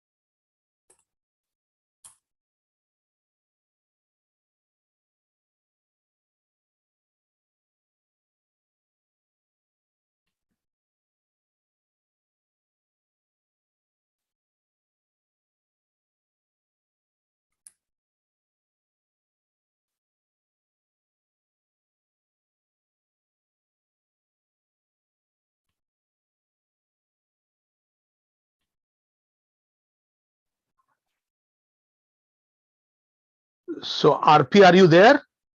Yes, I'm here. Yeah, Peng, you are there. Yeah, hi, good afternoon. But what about this session chair? RP, are you there? Okay, thank you. RP is not there. So Devashish, you are chairing. Can you initiate yeah, I'll initiate it, but you have to chair it then. So you will chair. Oh, Guruda will chair this session. Okay, Guruda is the institute. It is better Guruda will chair this session. Yeah, okay. But Until RP is joined. Okay. RP has joined. RP has joined. Okay. So then you can hand it over. So RP, are you there? No, RP is not there.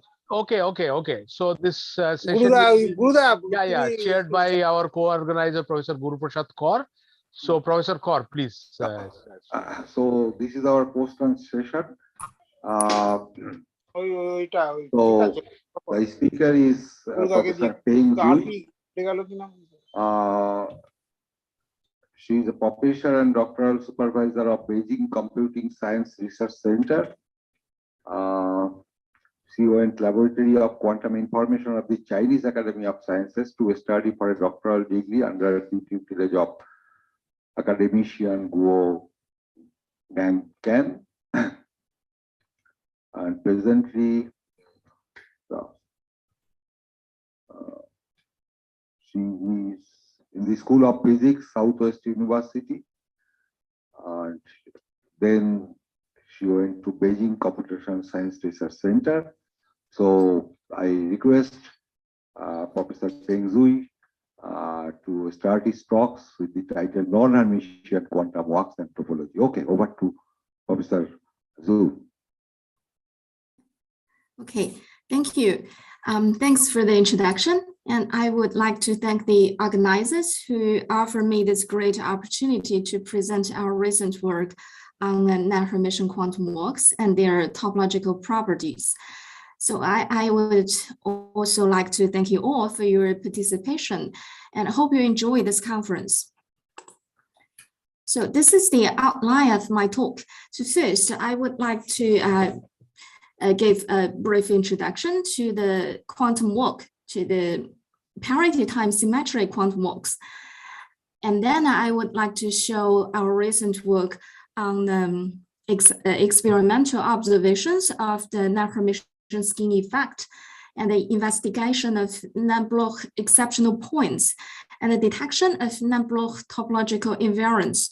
And finally, I would like to introduce our very recent work on the simulations of non-Hermitian semi-metals.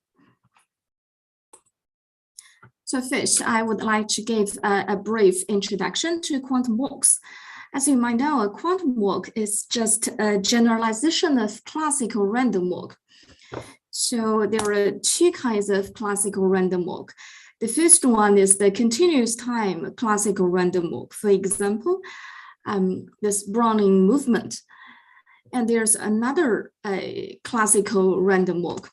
That's discrete time classical random walk, just like this Gaussian board. Or there's a more simple example.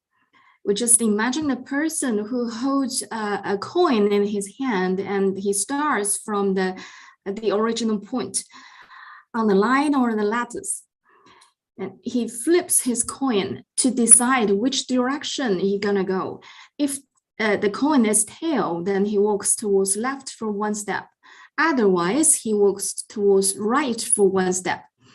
So after some times, we're gonna have a Gaussian distribution. So this is the discrete time classical random walk. So correspondingly, we also have two kinds of quantum walk.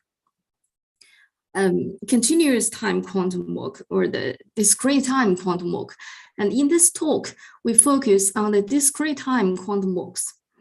So we also have a coin and a walker. And the walker is realized by the quantized particle whose motion is confined in an arbitrary lattice or an arbitrary graph. A coin can be realized by any two-level systems. So this is the difference between the classical and quantum walk, the classical random walk and the quantum walk. So if we run a classical random walk and a quantum walk for the same number of the steps, we can get completely different distribution. So for the classical random walk, we're gonna have a Gaussian distribution.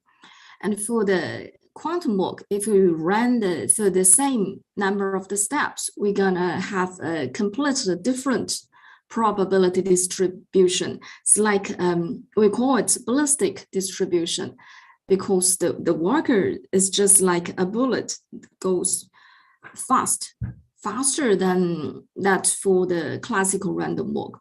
So if we compare the speed of the distribution, then we can compare the variance or the standard deviation of the probability distribution. So the standard deviation of the probability distribution is proportional to time for quantum walk, but is proportional to root of time for classical random walk. So that's the major difference.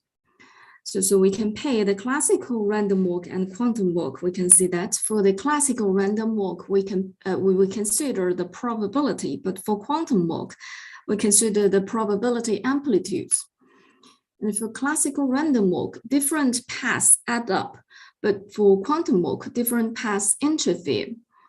So in a classical random walk, we consider the diffusive behavior of the walker, but for quantum walk, it's wave propagation.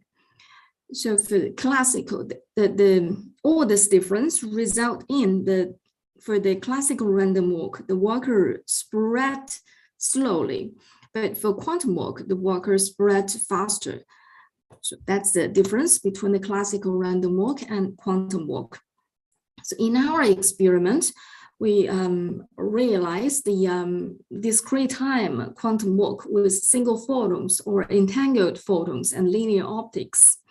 So in our experiment, we realized the quantum coin by the polarizations of single photons. And for the walker, we use the spatial modes of the single photons. For the conditional position shift operator, we realize it by the beam displacers, that's the linear optical element. And for the coin flipping, we realized by the wave plates. So these are our recent work on the experimental realization and the applications of quantum walks.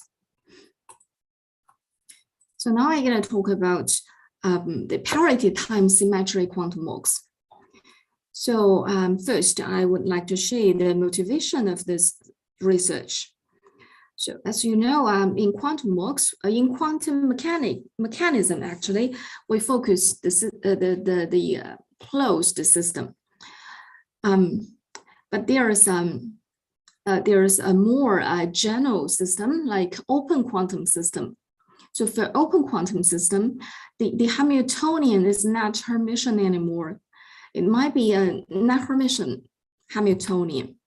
So if we want to study the non-Hermitian system, the eigenenergy might not be real anymore for the non-Hermitian Hamiltonian.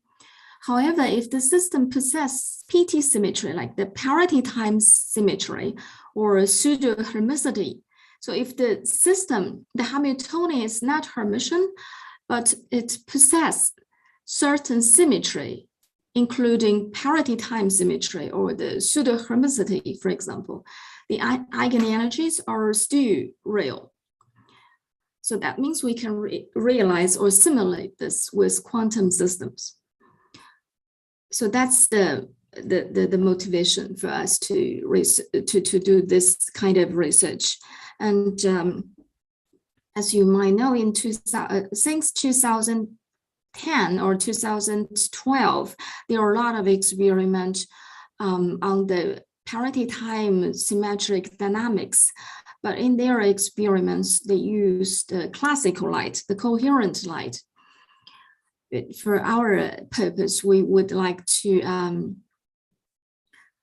use real single photon systems, real single photons to replace the classical light. And we would like to observe the PT symmetric dynamics in the real quantum regime. So that's also our purpose to do this research. Now, in 2016, there's a very interesting theoretical paper published in PRA, and they talk about the non-Hermitian quantum Moocs with alternating gain and loss possess PT symmetry. So this is the Foucault operator, and C is the coin operation, and S is the conditional position shift, and G is the gain operator. So this is the Foucault operator for their non-Hermitian quantum Moocs. However, as I said, we would like to realize the non-Hermitian quantum Mooc with single photons. So in the single photon level, it is not possible to have the gain of the photons. So in our experiment, we actually implement the non-Hermitian quantum Moocs with alternating less loss and less more instead of the gain and loss. So this is the Foucault operator for our experiment. And we use L and L prime to replace the G, the gain operator. So L is the loss operator and L prime is also the loss operator. So with a proper mapping, we can prove this Hamiltonian or this non-unitary operator also possess PT symmetry, and that's the PT symmetry operator. So this is the experimental setup. So we use the spontaneous conversion to produce a pair of photons. One photon is treated like a trigger, and the other photon is just like here are the single photons. And we shoot the single photons in this linear optical elements. And so for the conditional position shift operator, we use this beam displacers to realize it. And we also use this kind of wave place to realize the position dependent coin flipping operators. And the loss operator is realized by our partially polarizing beam displacers. So this is the setup. So finally, we measure the probability distribution of the walkers, and after a proper mapping, we can prove it possesses the PT symmetry. So this is the phase diagram under the theoretical boundary conditions. And this white and the gray areas represent the broken PT regimes. So in this broken PT regimes, the eigenenergy are not real anymore. But this pink and yellow and blue regions represent the PT symmetry unbroken phases. So these curves, this red and blue and green curves represent the boundaries between the PT broken and unbroken regimes. And actually, they are also the boundaries between the different topological phases. So compared to the unitary quantum Moocs, the region, this green and wet regions where the topological numbers are EU defined, just extended from the line to the finite regions. And the area of these kind of regions depends on the loss parameters. So this is the phase diagram under the theoretical boundary conditions. And the theta 1 and theta 2 are coin parameters. And all these numbers are topological invariance calculated by Z phase. We're gonna talk about this later. So now I'm gonna show you the behavior of the PT symmetric quantum Moocs in the unbroken PT phases. So we first choose the coin parameters and make the system in the PT unbroken regime. That's the star. So the energy gap is still open. So now we're going to show this. So we can see that with these parameters, the energy gap are still open and all the eigenenergies are still real. So that's the probability distribution of the quantum walk. So you can see that's the distribution is still ballistic. It's almost as same as the unitary quantum walks. Now we change the coin parameters and let the system to be at the exceptional point. The exceptional point is just the critical point between the PT broken and unbroken. So it's different from the critical point for the Hermitian case, because in the exceptional point, all the eigenenergies are not all the eigenenergy, but some eigenenergies are same, and also the eigenvectors are same at the exceptional point. So we choose the coin parameters, let the system in at the exceptional point, then we can see that all the eigenenergies are still real, but the energy gap is just closed, and the distribution of the walkers is still ballistic, but the peaks are squeezed a little bit compared to that for the unitary quantum walks. And now we continue to change the coin parameters and let the system to be at the broken PT symmetry or the broken PT phases. And we can see that some of the eigenenergies are not real anymore. And if you can see, there's a dashed line, and that's the solid line. The solid lines represent the real part of the eigenenergy, and the dashed line is the imaginary part of the eigenenergy. So you can see that for some K, the eigenenergies are not real anymore. And then we can measure the probability distribution of the quantum walk. So you can see that it's not ballistic anymore, it's more like a Gaussian. So that means for non-Hermitian quantum walk with PT symmetry broken, it's similar to the decoherence introduced to the quantum walk, and it break the coherence, it destroy the coherence and lead the quantum walk to the classical walk, to the classical random walk. So that's the behavior of the PT symmetry quantum walk in the PT broken phases.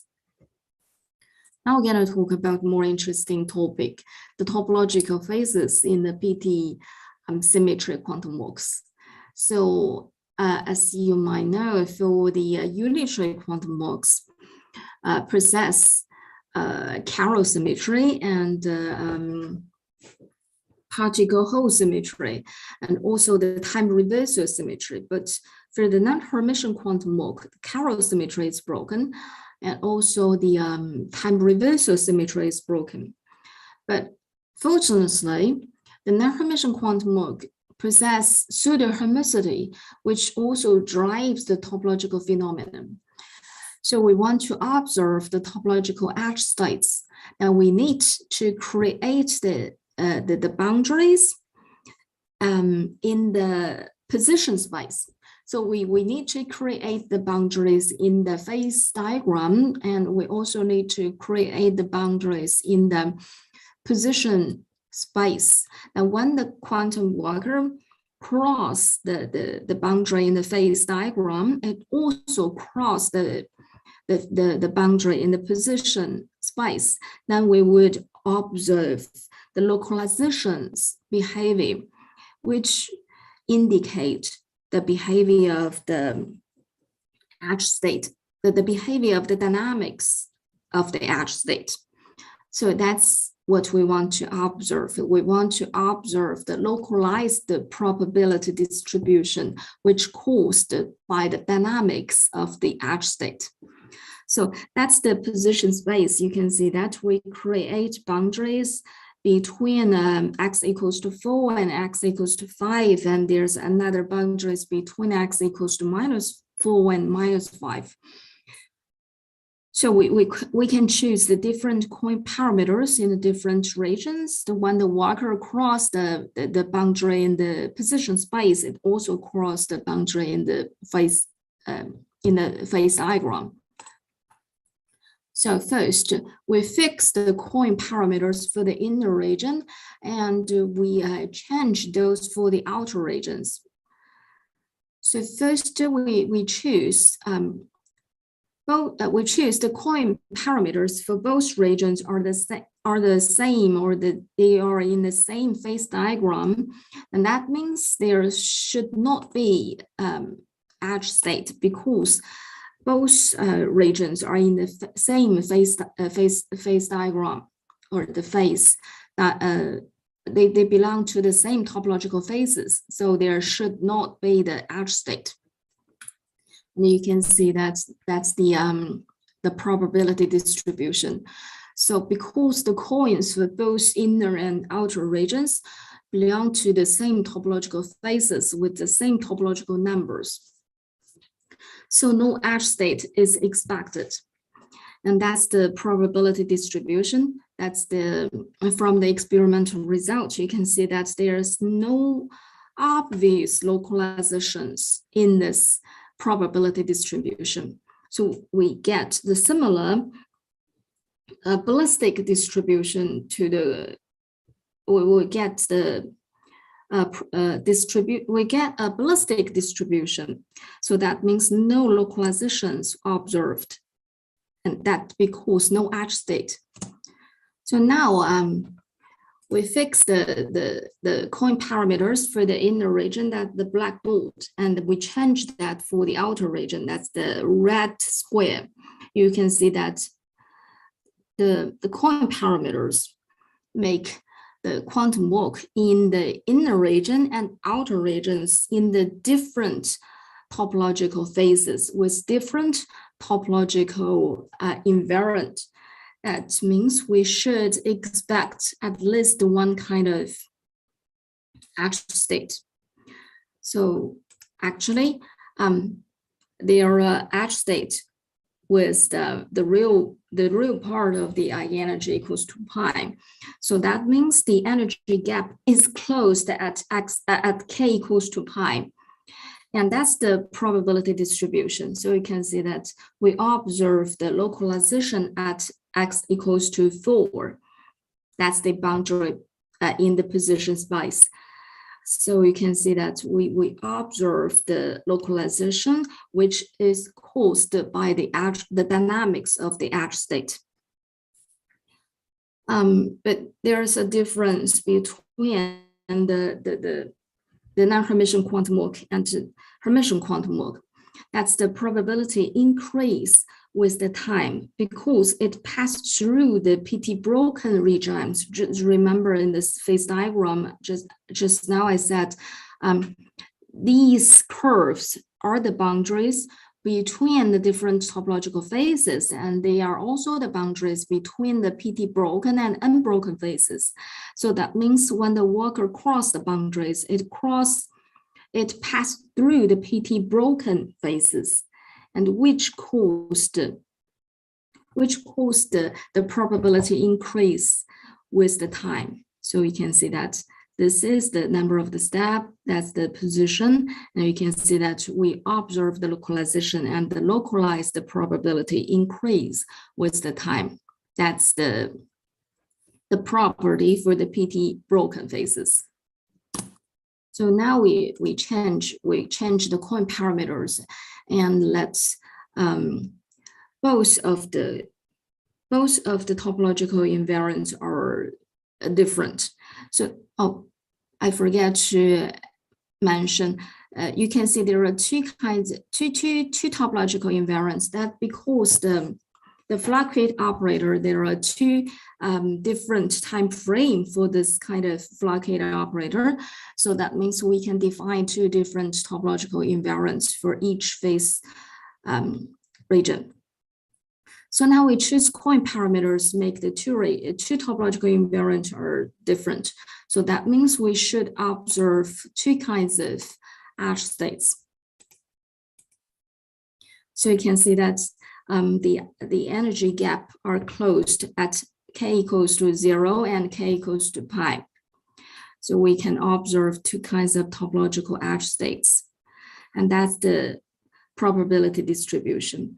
You can see that for the even number of the steps, that the walker is localized at x equals to 4, but for the odd number of the steps, the walker is localized at x equals to 6.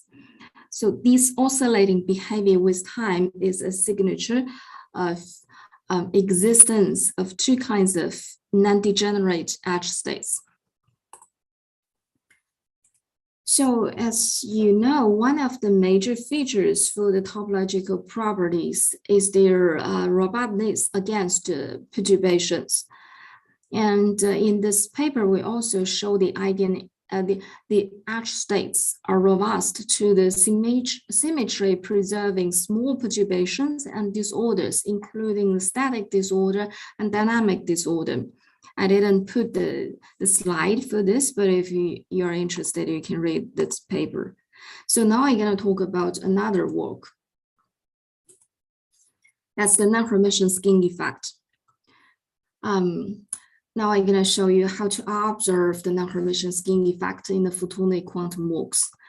So we consider a non-Hermitian system with open boundary condition. In the previous work, we only consider the periodical boundary condition. But in this work, we consider the non-Hermitian system with the open boundary condition. And all the bulk state becomes localized. So that's so-called non-Hermitian skin effect. And in this case, the edge bulk correspondence for the Hermitian cases does not work for the non-Hermitian system with open boundary condition. That means we need to correct the edge bulk correspondence for the spatial cases. So that's the purpose. We want to study this non-Hermitian skin effect. Now I'm going to show you this experimental setup. So this experimental setup is similar to the previous one, but the major difference is the major difference is the detection part. So in this case, we measure the final state of or the evolved state of the quantum walk. That's the Flockade operator for this experiment. And R is the coin operator, S is the conditional position shift operator, and M is the partial measurement operator. Actually, it is the loss parameter. So that's the experimental result. This is the boundary condition. So in this experiment, we consider the open boundary condition. But in our experiment, we use the domain wall as the boundary condition to replace the open boundary condition because we can only realize the finite number of the steps. Sorry, so this is the skin effect, and this is obtained by the numerical simulation. So you can see that when gamma equals to 0, this corresponds to the Hermitian cases. So you can see that when gamma equals to 0, you can easily distinguish the bulk state and the edge state. The black curves corresponding to the bulk state, and the red curve, red peak, is for the edge state. So for the Hermitian case, it's very easy to distinguish the bulk states and the edge state. But when gamma equals to 0.05, that means we introduce the non-hermicity. So you can see that not only the edge state, but also the bulk state becomes localized. When gamma increases to 0.5, then you can see that it's very difficult to distinguish the edge state and the bulk state because all of them are localized at the boundary. So that's the so-called skin effect. So now we want to observe the skin effect in our experiment. So this is the experimental result. So by choosing the proper parameters for the time evolution, we make sure no edge state in either the Hermitian case or the non-Hermitian case. So for the Hermitian case, we choose the loss parameters gamma equals to 0. And then that's the probability distribution. So we can observe the perfect ballistic distribution. But for the non-Hermitian cases, you can see that although there is no edge state, but the probability distribution is still localized. So that's the skin effect. So that's the experimental result for observation of skin effect. Now I'm gonna show you the that's the eigenenergy. That's the Coulson eigenenergy spectrum, and this is the Whiting number. The blue and the red lines are the Whiting numbers. The dashed line, you can see the dashed line. Dashed line represents the Bloch Whiting numbers. So the Whiting number is calculated by the Bloch band theory. And the solid lines, the blue and the red solid lines represent the non-Bloch Whiting numbers. So you can see that for the Bloch Whiting number, it's not well defined because there is one half. There is 1/2 Whiting numbers. So that means it's ill-defined in these cases. And the solid lines are the non-Bloch Whiting numbers for 0 mode and pi mode. So we can choose, we choose the parameters indicate in the blue dot here. In the blue dot, you can see that if we consider the Bloch Whiting number, it is -1/2. So this is the ill-defined case. But for the non-Bloch Whiting number, it corresponds to, for the 0 mode, is topological trivial because the topological number is 0. And for the pi mode, the blue one, you can see it corresponds to the topological non-trivial because the Whiting number is -1. So now we want to prove in our experiment which Whiting number is correct defined. Is Bloch Whiting number is correct defined or the non-Bloch Whiting number is correct defined. So that's our experimental result. So you can see that.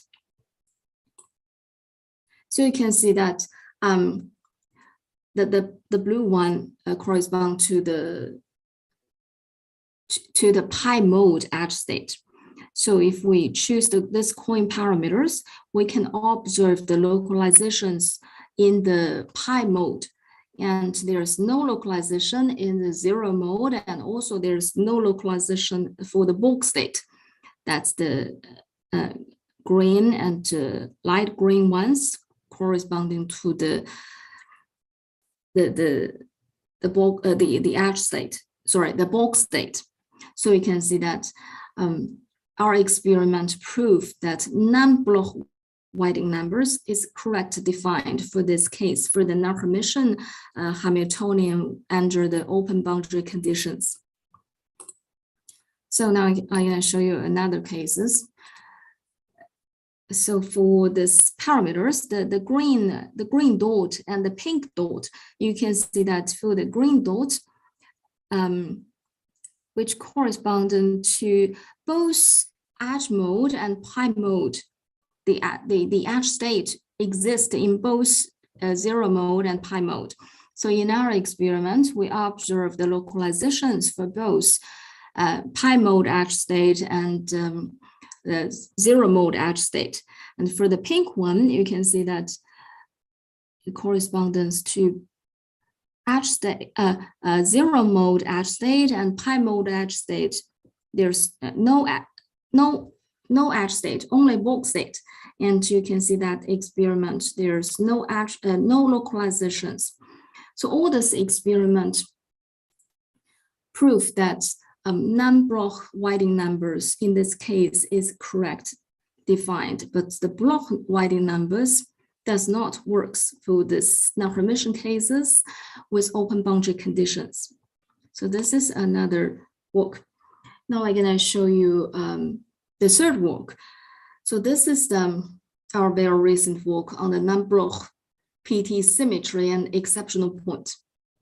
So these figures are the imaginary part of the quasi energies, and the blue and gray lines or the curves represent the open boundary condition and non-Bloch spectrum, and the periodical boundary condition and the Bloch spectrum. So that means the green curves are calculated under the periodical boundary condition and the Bloch band theory, and the blue curves correspond to the spectrum, the non-Bloch spectrum calculated under the open boundary condition.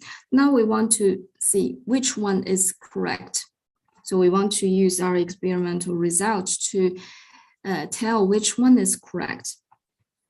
So this is the experimental setup, and this is the Flockade operator. And the yellow and blue regions are the broken and unbroken PT phases, respectively, and the parameters are indicated by the red card. So we choose the red card. And with theta 2 increases, the phase is changed from the PT broken to unbroken. That's from the PT broken, the blue region, to the PT broken. That's the red, that's the yellow region. So you can see that this is our experimental result. The probability increase exponentially in the PT broken phases. And that's vary the parameters. We observe the PT phase transition and the non-Bloch exceptional point. So we can show the non-Bloch exceptional point here when theta 2 equals to 0.41. That's correspond to the non-Bloch exceptional points. As our experimental result confirms, the non-Bloch band theory works well for the PT symmetric under the open boundary conditions with skin effect. So that means for the non-Hermitian system, for non-Hermitian Hamiltonian, if you consider the periodical boundary condition, and there's no skin effect is observed. But if you consider with open boundary condition, and some of them will show the skin effect. That's the bulk state and edge state shows the localized behavior. And when the system show the skin effect, then you should use the non-Bloch band theory to calculate the topological invariance, to calculate the bulk edge correspondence. So that's the three experiments tells us. Now we're gonna show another experiment that's published very recently. So that's the non-Bloch topological invariance. So in this experiment, we detect the non-Bloch topological invariance directly.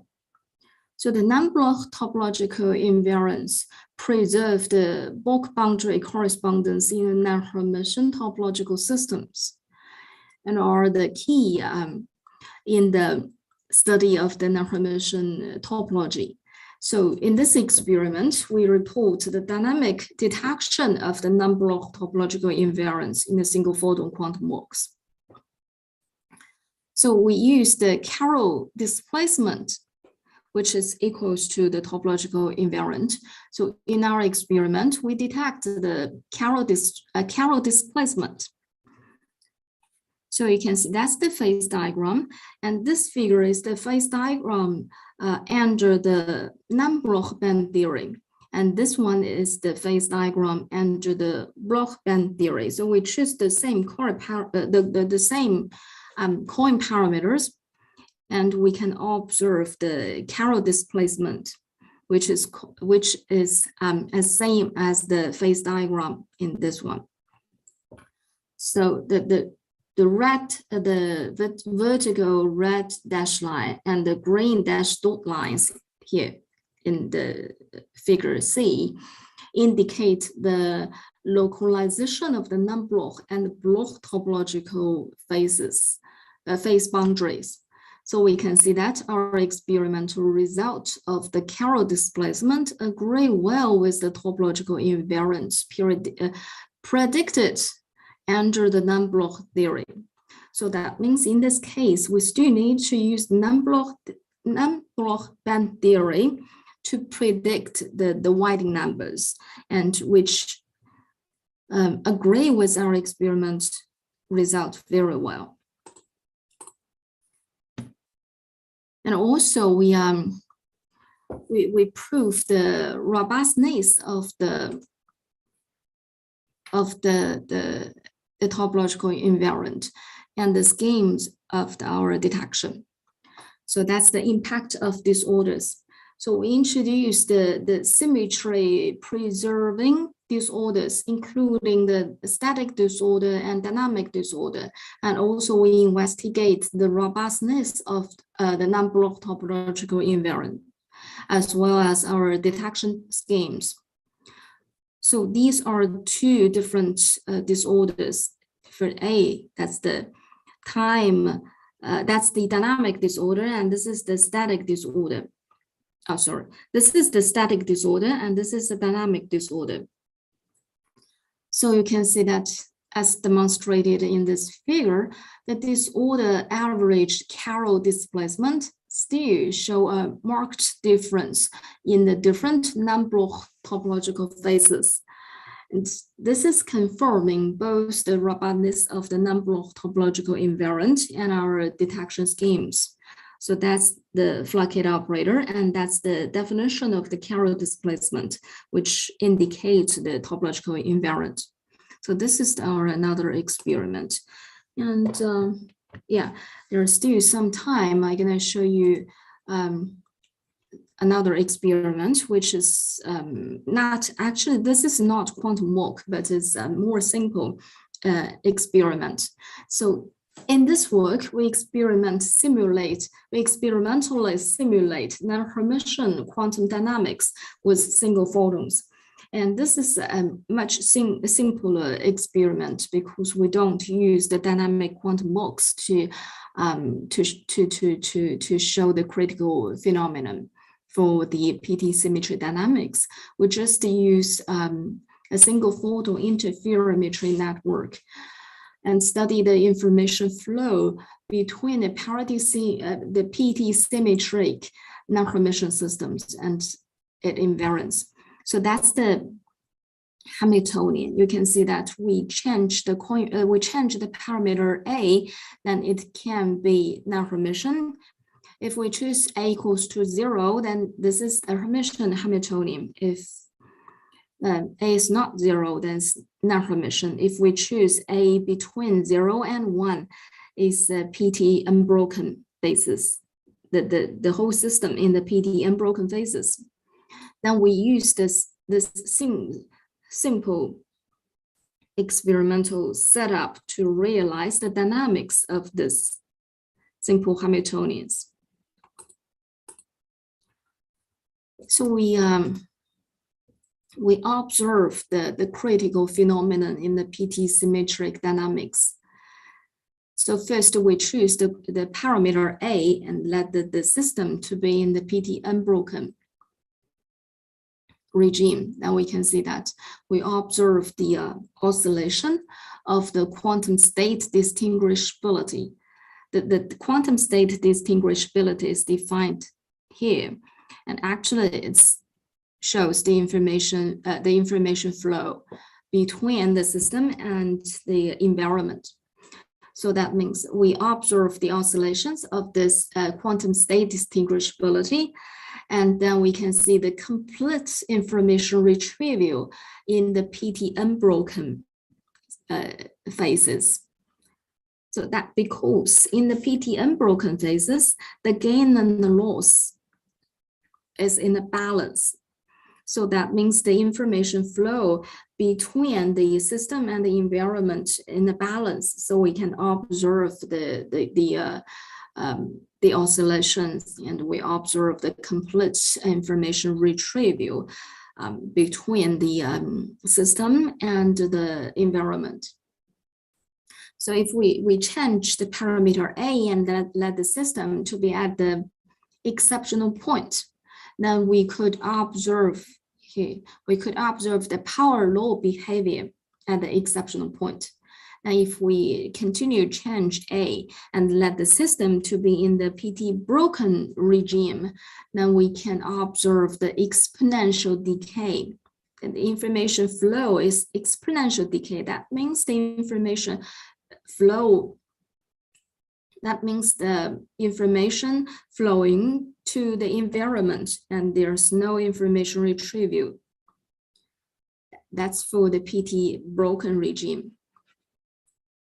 So in this experiment, we observe the critical phenomenon in the PT symmetry quantum dynamics, and we observe the PT symmetry transitions. Now I'm going to show you another experiment. Let's see. Okay, there's still some time, so I'm going to show you another experiment. This is also not a quantum walk one. So in this experiment, just now we showed the critical phenomenon in the PT broken and unbroken regime. That one, right? This one is predicted by the quantum mechanism. And now I'm going to show you the critical phenomenon predicted by the Kibble-Zurek mechanism. So as you know, Kibble-Zurek mechanism was originally proposed for domain information. Experimentally, the theory has been confirmed in the Hermitian system. So we want to prove, or we want to see whether or not the Kibble-Zurek mechanism works well for the non-Hermitian system. So we use this kind of single photon interferometry to reconstruct the non-Hermitian Kibble-Zurek mechanism.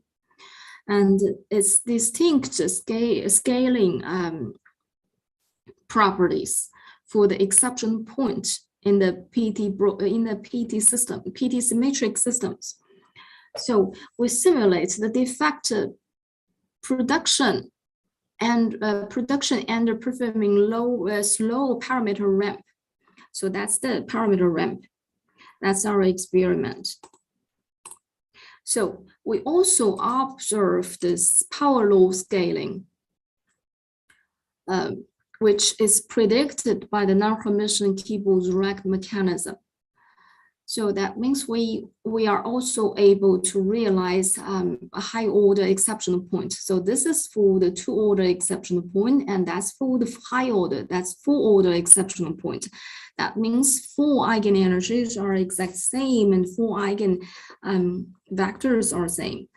So you can see that for both cases, we observe the power law behaviors at the exceptional point. So that those experimental results confirm that the Kibble-Zurek mechanism works well for the non-Hermitian systems and will predict the critical phenomenon at the exceptional point and also at the high order exceptional point.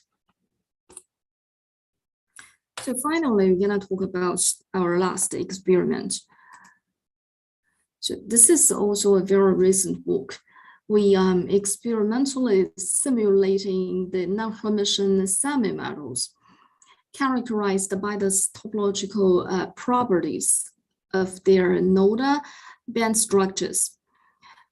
So we implement the non-unitary time evolution, and we probe the complex eigenenergies of the corresponding non-Hermitian Bloch Hamiltonians.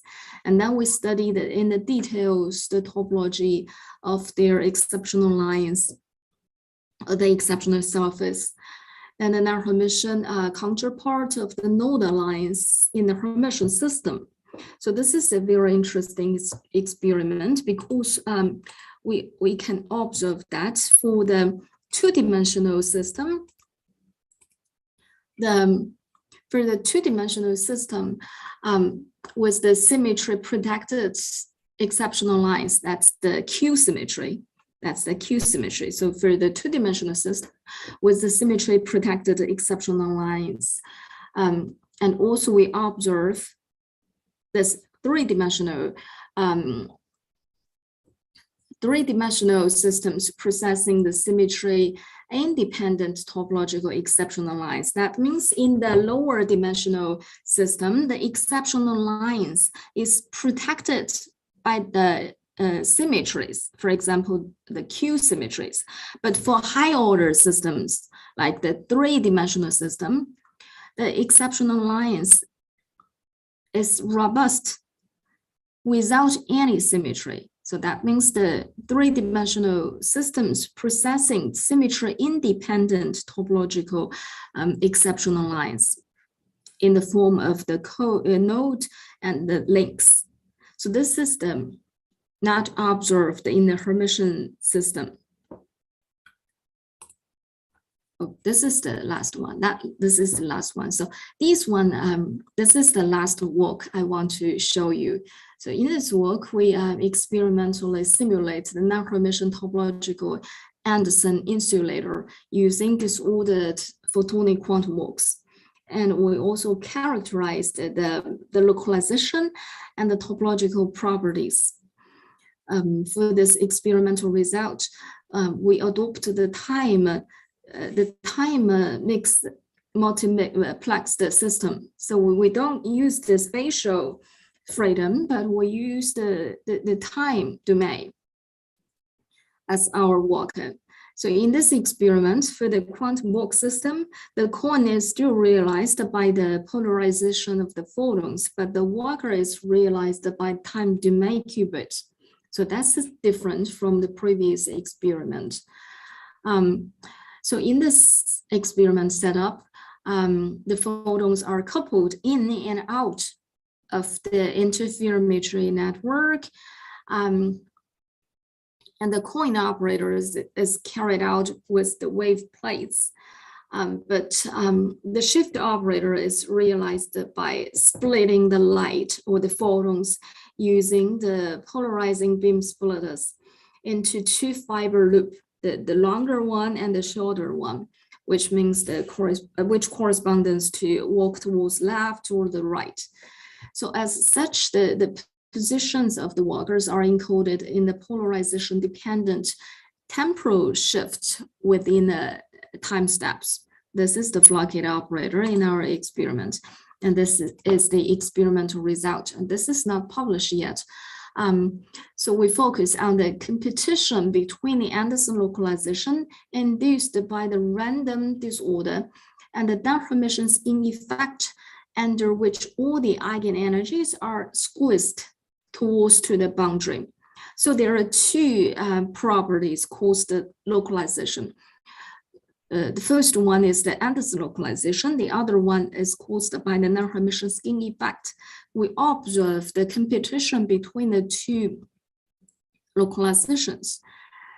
That's the experimental result. So this is the summary. There is no time for me to do this summary. Now we're gonna thank our collaborators. So all this experiment have been done in my group at Beijing Computational Science Research Center. And I would like to thank our theoretical collaborators, Professor Wei Yi's group at University of Science and Technology of China, and Professor Zhong Wang's group at Tsinghua University. And also I would like to thank the Hideaki Obasa's group at Hokkaido University and Masahiro Wada's group at the University of Tokyo, and Professor Mosner at Mark Planck Institute, and Jan Budish. We collaborate at the Samimaro, which at the University of Dresden. And that's my talk, and thanks. Thank you very much for your listening. Thank you. Any question? Thank you very much, Peng, for a nice talk. Floor is open for questions. We have 5 minutes. We can have a couple of questions, 2-3 questions. So there are any questions? Let me see the chat box. Yeah, hi RP. Can I just ask a very brief question? Sure, Archana. Go ahead. Yeah. So hi Peng. So this is Archan. So very nice talk, and you showed us a series of very interesting works. So I have just a little question about your fifth work that you presented, the third last one. So if you can come to the slide, basically, if your fifth experiment that you presented, this is the eighth one. Fifth. Before that, the seventh. This one? No, fifth one. Fifth one. Yeah, this one is fifth. Yeah. Yeah, exactly. This is the one. Fifth. Yeah. So if you come to the next slide, please. Yeah. So here I want to understand this. You're plotting distinguishability versus time. So now this is the distance, trace distance between which two states? I mean, this. What do row 1 and row 2 correspond to? Row 1 and row 2 are the different initial states. So we choose different initial state and we evolve them separately. And then we have row 1 and row 2. So we have row 1, 0 and row 2, 0. They are two different initial state. And then we have two different final states. So this definition is for the distance between the two different final states. Yeah, I get it. But you said that this non-Hermitian aspect is, I mean, modeling the loss of information to the environment. So this is kind of a differential loss of information for two different initial states, and from that you conclude the this criticality. Is that the case? Yes, if I understood correctly? Yes, that's the definition. So we follow the definitions in the theoretical paper, but we also can calculate the entropy. For example, if we entangle this one with the environment, then we can calculate the entanglement entropy, and we also have the similar results. So you can use the different definition.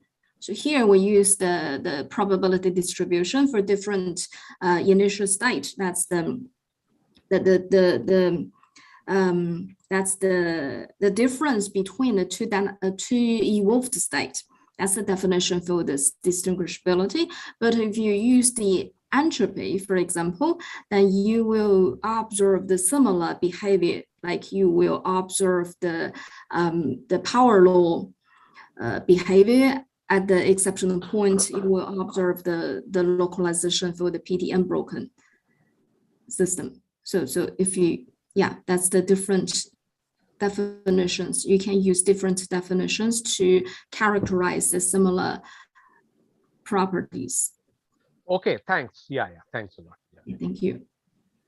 Any other question? If there are not any question from the audience, I have last question. It may not be very much related to your talk, but you are working in this field. So can you tell us what is the status of topological quantum computing? It was supposed to be a very promising area. So what is the present status of topological quantum computing? Sorry, what is the what? Topological quantum computing, like QStation, Microsoft, they invested a lot, and there are other guys also working on this topological quantum computing. Quantum computing? Yeah, using topological systems. Yeah. Rising, polarizing? You mean polarizing of the photons? Not polarizing, topological materials. Yeah, topological systems rather. If you don't have idea, it's fine. No problem. It's okay. Don't worry, Peng. It's okay. Yeah. Thank you. So let's thank Peng for a nice talk, and let's move on to the second speaker. He's present here. You can stop sharing, Peng, and thank you very much. Thanks.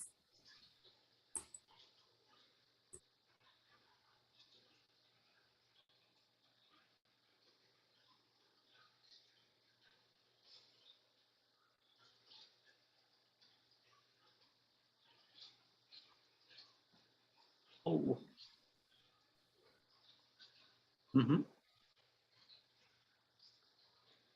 Okay. Yeah. So RP. Yeah. So our next speaker is Professor Devbrat Goswami.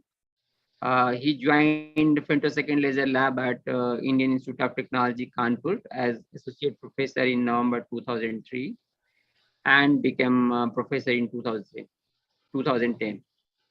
Before coming to IIT Kanpur, he was a faculty at TIFR, Mumbai for 5 years.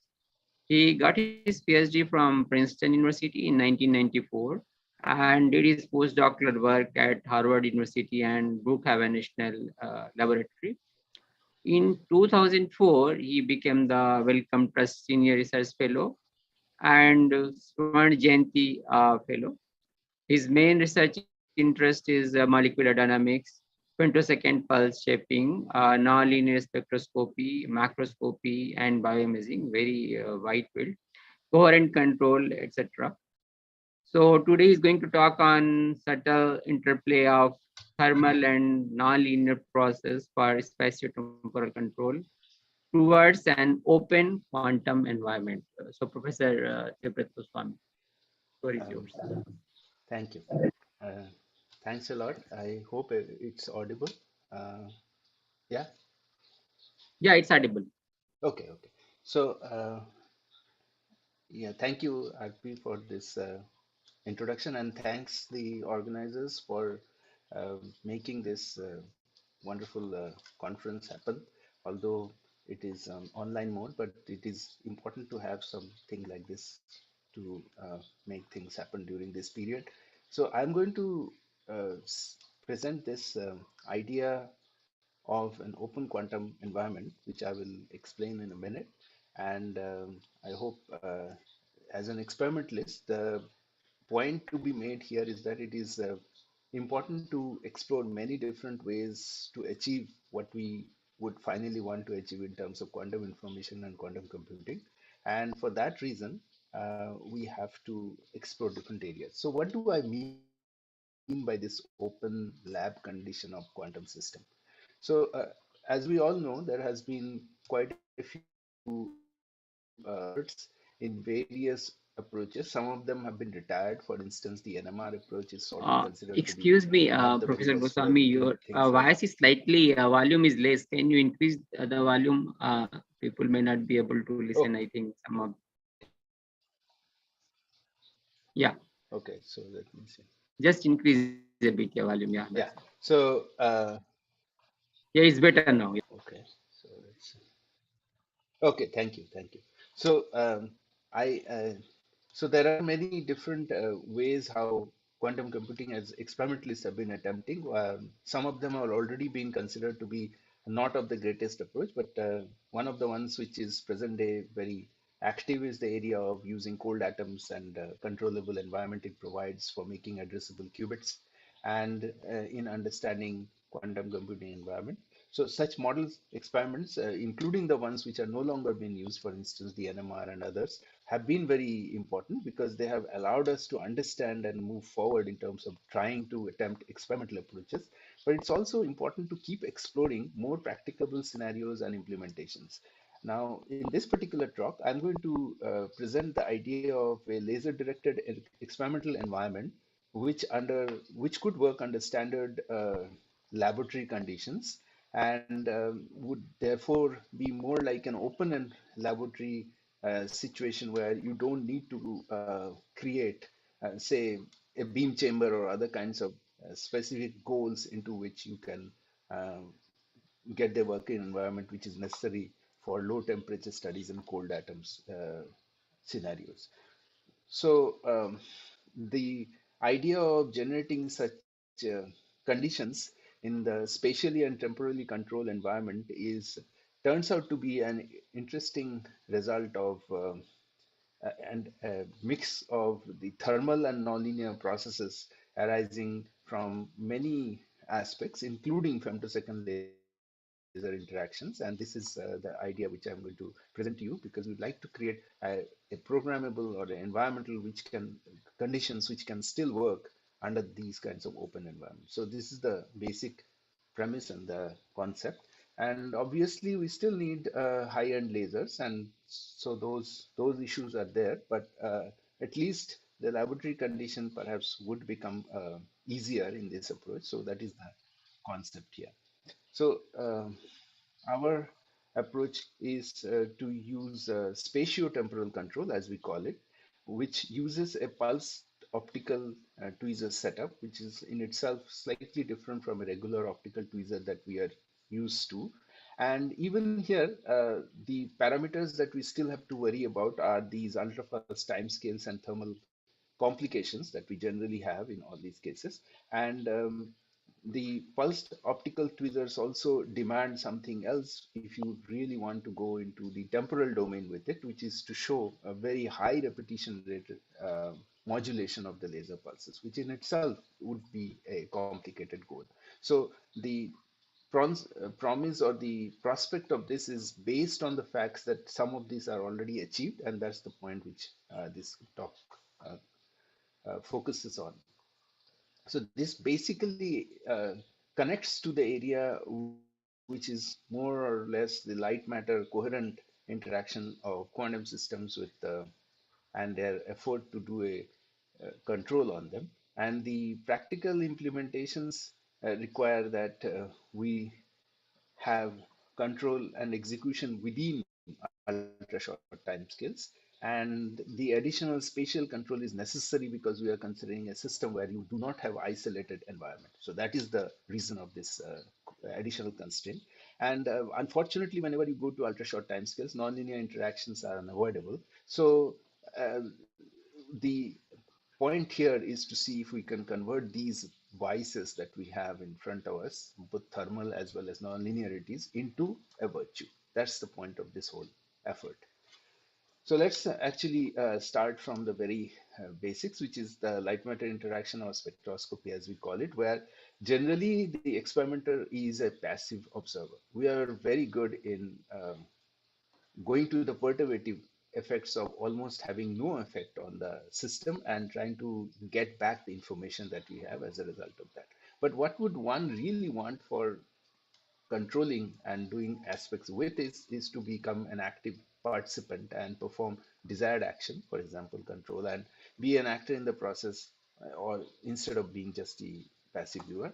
And so in these cases, the concept has been to use pulse lasers, ultra short pulses. And as we know, time scales have gone shorter and shorter. It's right now into the artiseconds, but right in this, most of this will not go into that domain. We'll still be working in domains which are in some femtoseconds. But even there, the bandwidth that we are now talking about, even for a commercial 20 femtosecond laser today, is about 47 femtoseconds nanometers. And obviously that depends on the central wavelength. So this is taken at 800 nanometers, but that's a very large bandwidth, which means that the initial concepts of trying to excite a single transition is totally hopeless. And so for molecules, it's obviously a mess where you are creating an excited state, which is basically a mixture of a lot more states. So in that sense, this is a difficulty.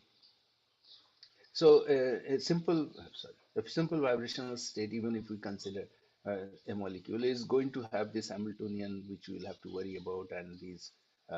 And if you can keep it stationary, which is how we teach in the class, is to say that you consider it a harmonic oscillator and you solve it, and this is a single system case how you look at it, and so we are able to still solve it at the very first go.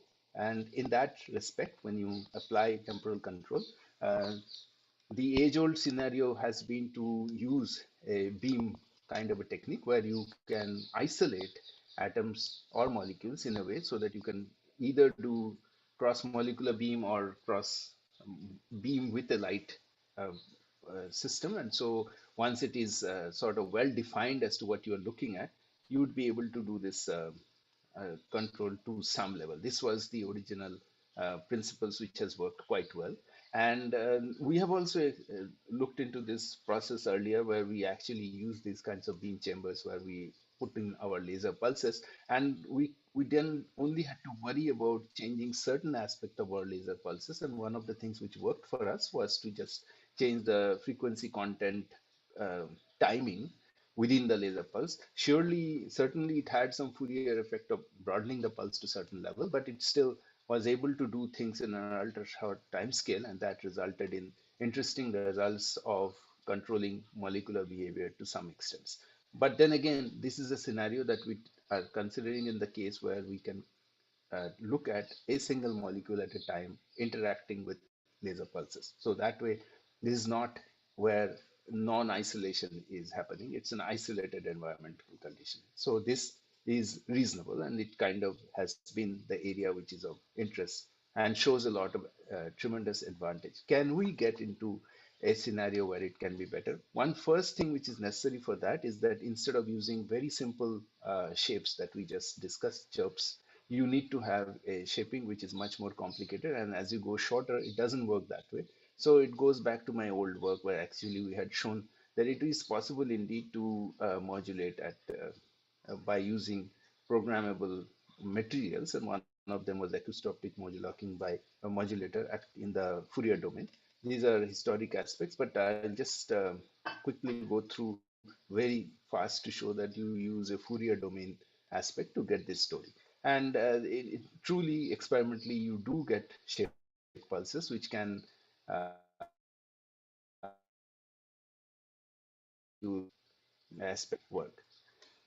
And this worked on quite well. And for kilohertz pulse shaping, this was perfectly well because you could select the exact shape that you wanted. Otherwise, you could close it. And for an amplified laser system, this worked beautifully because there also the laser pulse selection was happening. And at a kilohertz and that speeds, it was very easy to show this does work. And it was possible to show pulse shaping very effectively in this manner. So this story worked quite well in isolated conditions, but when we come to open quantum system, as I'm trying to define here, this is not going to work because in liquids, in addition to having these motions frozen condition, we have the system essentially moving in space, as we show here. A molecule is not really only showing this vibrational motion, but it's also having spatial motion in liquids. And so whenever you have light matter interaction here, it's averaged condition and you are not able to see the single condition. So that is one place where you need some sort of a spatial control. So the one quick way of looking at it is to try to see if you can do a control the center of mass motion. And this is where single laser beam optical tweezers became interesting to look at. And as we know, Ashkin was the father of this area, although he did not go all the way down to molecular level, but he did manage to show microscopic as well as going towards nanoscopic sized particles being trapped by using optical fields. And what we generally first wanted to know is that if you could even attempt this by using radiation forces which are coming from pulse lasers rather than from continuous wave lasers, where it is understood that the photon flux actually can do the work. So in terms of photon flux, it was quite, it has been discussed over the many years that it can be modeled as a force balancing by looking at it as a harmonic well potential, and then you can go ahead and show that it's the gradient force. If you can actually come in with a very sharp focusing, then you can balance out the scattering with respect by using the gradient force of the field. But if you use pulse laser, the gradient force is not going to be present all the time, and that was one of the first aspects that we had to look in when we were changing the scenario with a pulse laser. So, we went back and did some of these basic ideas of looking into this principle. And once we did it, we figured out that, well, we also had to do the calibration point as to how to figure out that we are in fact having the story. And what we found out is that it is indeed possible to do that because if the motion of the particle is not going to happen within the repetition of the pulse, within the arrival of the next pulse, this will work. And so high repetition rate femtosecond laser pulses lasers can in fact be used for this process. And it turns out to be a better scenario because an oscillator is always a much more stable and preferable laser device, which is also much cheaper compared to an amplified laser system, and that can be utilized in this process. And one other advantage which automatically this process gives you is that the nonlinear interaction which is there only at the focal point because of the high intensity gives rise to advantages of observing this process, which could be through a 2-photon fluorescence, if you would be. And so a single beam laser in itself can tell you when trapping has happened, and you could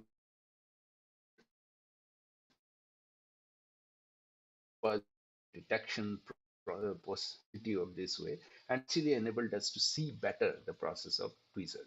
And that in advantage immediate was to be able to see that we could trap smaller because it gave rise to sub resolution, which was better than the wavelength that was focusing down, because it's already 2-photon and so on and so forth. You can actually do better. So in that sense, it was very important. But then again, the immediate question is you do need a megahertz repetition rate femtosecond laser pulse shaping in this case, if you really want to couple the two, which you have seen in gas phase. And so the next question was if you could, in fact, do this process of pulse shaping, which we do in the Fourier domain approach. Even this can be possible to be extended in there. And generally, this doesn't seem like it will work because you need to have the interaction happen in such a way so that every pulse can be modulated this way. Doesn't seem to work in this model. So let me actually show you how this is. So the question we are asking is, when we have this kind of a approach and the interaction happens, it's going to create a mess because it's not going to be, so in the selection process with the kilohertz laser, we were always going to select this middle ones where we were going to choose only the right interaction part. The rest were discarded. But in this case, we don't have a way of doing that. We get all this horrendous mess. And so we have a scenario where we don't know whether we have the right shape or not. So first of all, we had to also enhance our detection scheme by using lock-in amplification and all that. So once we did that, we were able to start seeing the pulses what we were generating. Otherwise, it was difficult to see them, as you can see on the left side. But that's okay. I mean, those are technical issues. So what do you do in this case? So the low repetition rate, as I have mentioned time and over again, is that it's a selection procedure and you get the right pulse. Whereas in this case, in the high resolution process, the traveling grating interaction, both of them are traveling grating. Traveling grating interaction creates spectral slices, which has no way of figuring out which one is the right one to be getting. So that's the reason why you have a difficulty here. But what can you do to do that? If you actually look at it, this is how it looks. You have tried, you have made a shaping, you have attempted it, but you do not get the shape that you expected, which is you were attempting, say, rectangular pulse, which is sort of like, maybe not quite rectangular, but flat top pulse. And this is the green profile that you expect without the background. But because now you have all these pulses which never got shaped properly, you get this horrendously experimental data, which is the red, which is the dotted line. So, but there is a Fourier in the Fourier domain, there is a trick that you can always use, which is what we eventually applied to do this, which is that in the Fourier domain, a phase change corresponds to a time delay in the in this approach. So in the Fourier domain pulse shaping, this is actually possible because you can add a phase delay additionally, and so in all the pulses which are not getting properly shaped appear at 0 delay, because it didn't get shaped properly, whereas the ones which we were able to shape properly appear at a certain other delay, which is what we have provided now because of the Fourier theorem that we could now use to create the pulse delay situation. And now such high-speed pulse shaping can be used for femtosecond optical triggers. We, within our experimental setup that we used and did at that time, we were able to show that this can go up to 2 megahertz. The new shape pulses that we generate are about 2 megahertz, whereas, I mean, this is 2 megahertz out of 82 megahertz. So we have a lot of pulses which were not shaped, but that doesn't matter because we are in fact only interested in the high. And 2 megahertz is good enough for doing. In fact, we know for certain that most of the cases where we are looking at optical tweezers, anything into the megahertz would definitely keep the system available for the subsequent pulses. And so the photon flux requirement is satisfied. So that is the main idea. Now, once we have looked into this, it's also important to understand or go ahead and figure out how this is going to also change or influence the way how our understanding of the tweezers are going to be, and how is it going to give us an environment which is going to be useful for us. So this is the reason why we also had to simultaneously look into the theory behind this process, because in the typical optical tweezers, there is no aspect of curve. There is no point in considering the Kerr effect, and thermal effect is often neglected even there. So if you do include all of this, what you would find is you would be actually having all these different force parameters which you can put together. And what you will find is that there is a parameter which you can define, which is known as escape potential, which would give you roughly the strength of the trap that you are looking at. So a force balancing of all these aspects would finally give rise to a potential that you're looking at. And what you are interested to know is that how your escape potential works when you go ahead and do this work. So, I mean, these are all ray diagram approaches of showing how the trapping is working, which is elementary. I don't want to get into that. And there are also aspects that the different regions of the size has a aspect related to this. Since we are going to smaller and smaller particles because we want to see quantum aspects, so we would definitely be trapping in the Rayleigh domain, where it is more to do with the dipole parameters rather than the other classical domains. So this is basically where we work, which is the Rayleigh domain.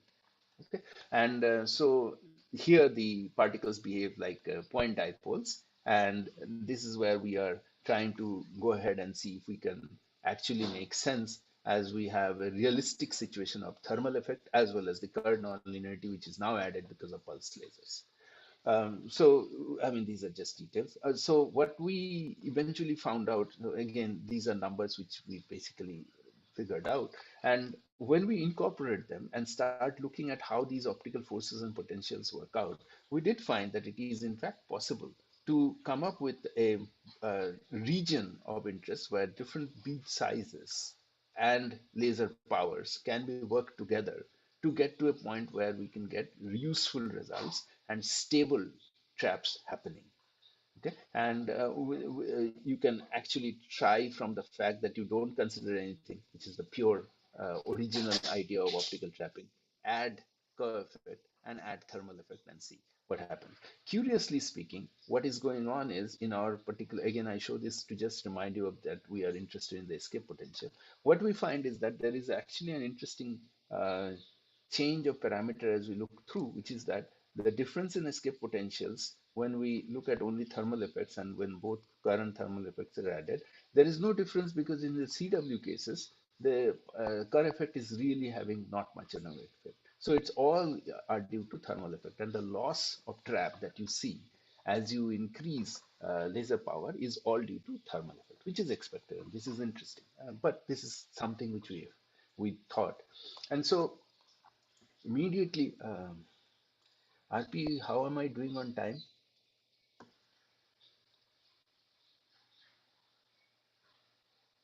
I think I have time. So I'm trying to tell you the story in the way how we develop, because otherwise it doesn't sound very exciting. But what we realized is the thermal is a real phenomena, irrespective of CW.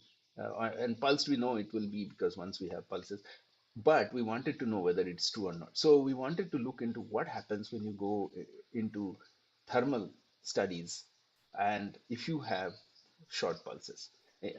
So this is the area that we, so I was just asking You have 10 minutes, timing Debu. 10 minutes. issue. Yeah. I have, You have time. 10 minutes. Yeah. Enough time. okay. Yeah, carry on. Yeah.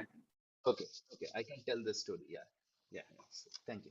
So, so generally, you know, thermal effect are, for this continuous laser, you generate something like a lens, because the refractive index changes and you have a lens. And so, in a liquid, obviously, whenever you have this kind of a lens formation because of the heating, you are going to have, if you have another laser beam going through it, it will diverge. That's typically what happens. Your refractive index goes down and you start diverging the beam. So it's very easy way of probing what is going on, and that's the thermal lens generation process and looking at it. What you do not expect typically is when you have a single pulse, which is a femtosecond laser, there shouldn't be any or an insignificant effect. However, when you have very high repetition rate lasers, which is what is the requirement now, as we know, for an optical trap or a tweezer, this is going to create another additional aspect of thermal lens, which is not there when you are looking at a which you would not be expecting when you do think in terms of short pulses. So we did have to now consider both NLO, nonlinear effect, as well as thermal effect. We are in this process.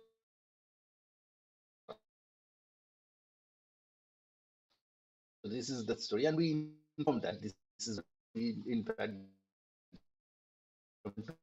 really we actually basically the rep rate of the laser to see that and when that rep rate reached high rep rate, then we are actually seeing the thermal effect. This is just a story to show you that in fact that we were able to see thermal effect and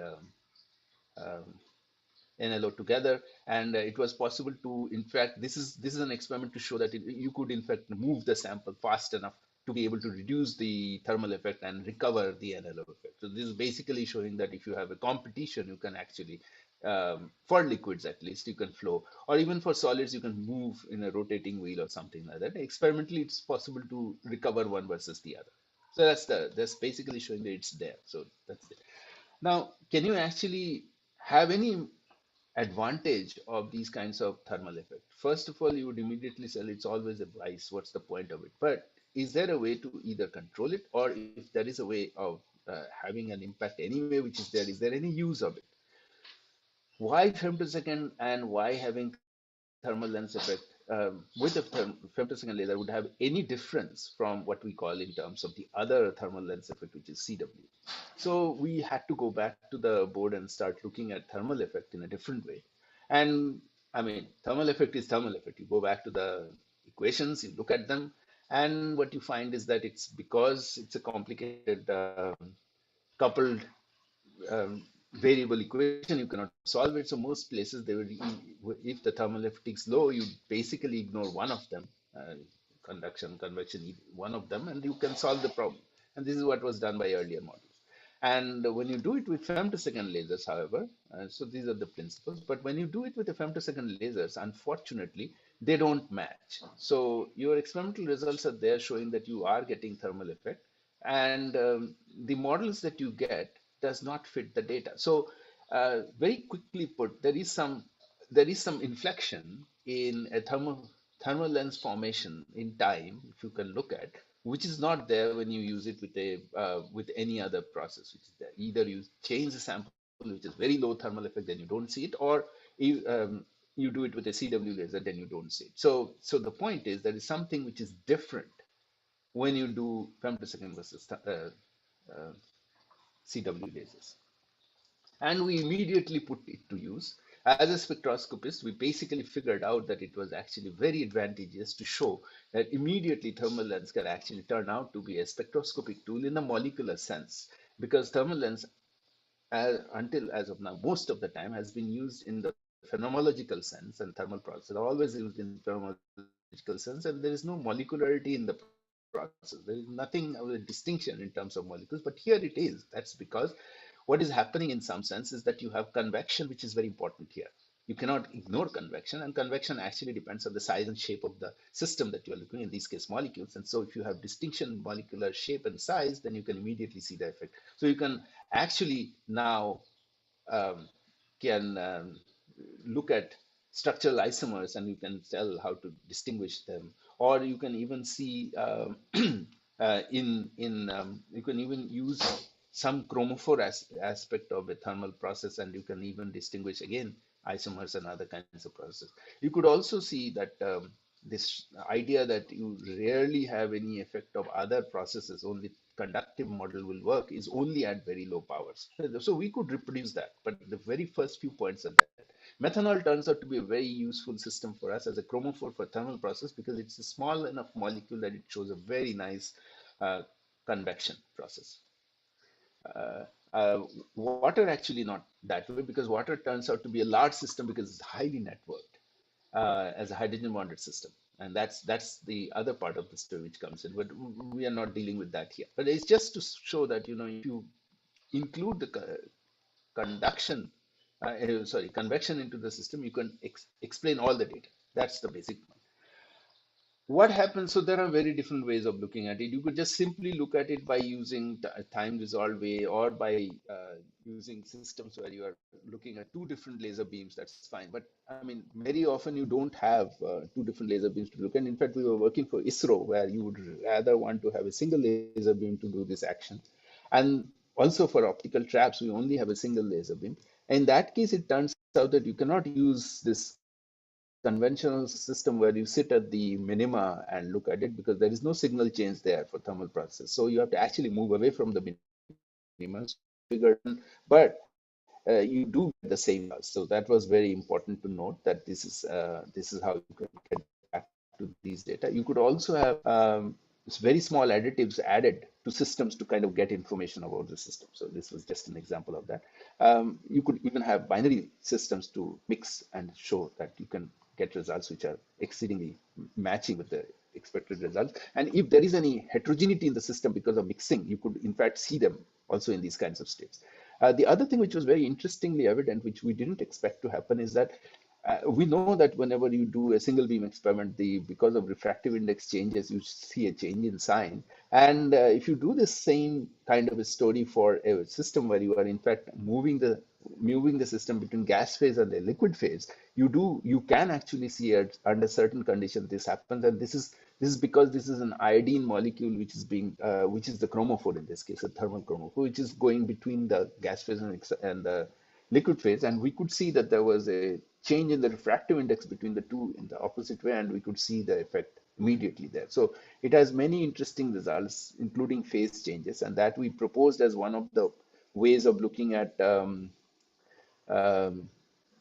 biological system environment and all that. And in fact, at the time of COVID, we in fact used this as one of the ways of trying to figure out how to look at boundaries and other kinds of aspects which could be of use to COVID-19. That's a different story, which was very recently done.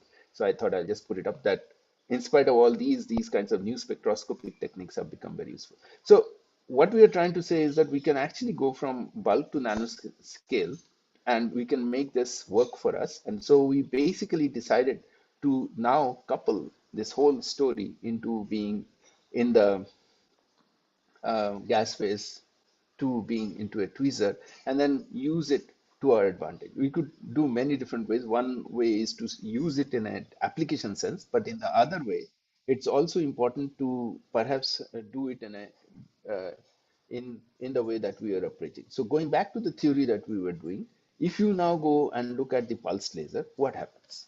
So I'll just quickly skip these details, but here, if you look at the escape potentials and the effect, we do see that the effect of Kerr is important for pulse lasers, and there is an interesting interplay between the thermal effect and the Kerr effect. In fact, one balances the other out. That is expected, because generally speaking, thermal effect is only diverging. Kerr effect can be converging. And if most of the cases that we looked at, the Kerr effect was actually converging. So they were in fact balancing them out. So there was this region where they would cross. And so you'd be having regions where they are much more stable than other places where you could actually get. So this is how you could get relative difference in escape potentials working in favor of you for pulse lasers. So some sense thermal effect and Kerr lengths can in fact weigh each other out and benefit you whenever you're in this kind of a scenario. So this is the kind of conclusions that we have from these kind of studies that we have done. And since these are all in the Rayleigh region, we are expecting that we would be actually able to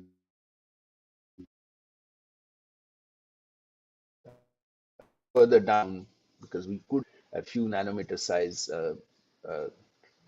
trap beads, not beads, sorry, nanoparticle clusters and others, where we are expecting to hopefully in the future incorporate or advance to see quantum. But as of now, it could also give you interfacial studies and other kinds of results which are of. We could also see aggregation and other aspects, and perhaps even comment on their structures. Interesting result. Um, we so we also actually is working. I don't know if I have enough time. I think I'll just mention it very briefly that You are we have now. time is over. Yeah, There I think. was such a Yeah. So I think you I'll can just have skip one. this part. Yeah. I mean, just this is basically our new attempt to go into You can skip artisecond. this. Yeah, I'll just skip it. Just what we have found, I'll just give the final result, is that although it looks like the idea of rotating wave approximation, which works very well for the longer pulses, should not work in the few cycle pulse regime. Uh, it turns out that there are certain aspects of the uh, uh, aspects which are still important in terms of few cycle pulse interaction with the systems, atomic and molecular systems, where the phase and other aspects are playing a role, which is otherwise not quite possible to understand if you don't, if you are not in the rotating wave approximation. But it is something which we were able to show that there are certain regions where we can in results. So working on this right now, so the work in progress. Our only statement I want to show you, even in few cycle pulses. This is our preliminary result that we have gotten from our artisecond interaction cases that we have, model systems that we have studied until now. So this is basically an overview of all the kinds of different work that is going on in our lab. And I'd like to thank many of my students who have already completed and gone, as well as the current students who are working in the lab, and the funding agencies who have been critical in making these kinds of work happen. Thank you very much. Thank you, Devu, for excellent overview. Floor is open for question. Any question there? I don't see any question in the chat box as such. Any question from any of the participants?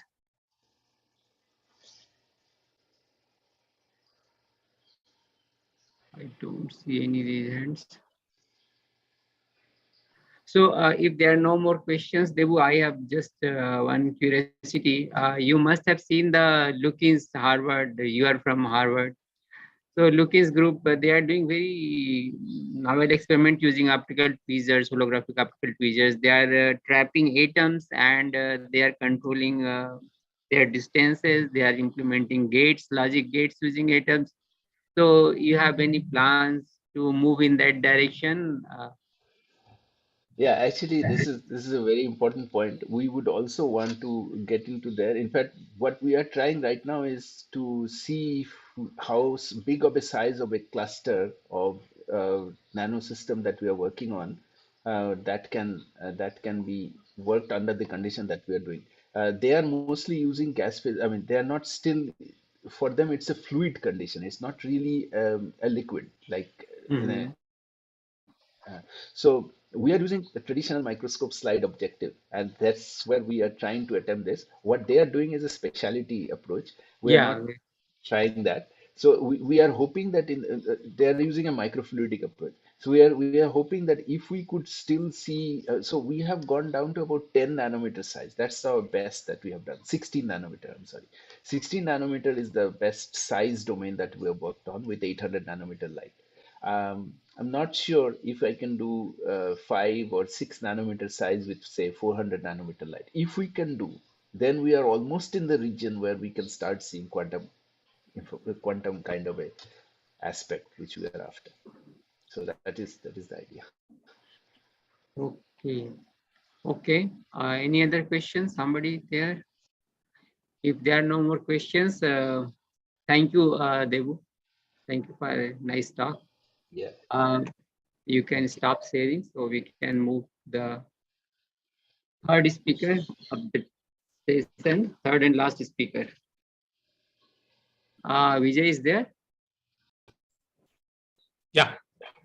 Okay, so our third speaker and the last speaker of the session is Vijay Raghavan.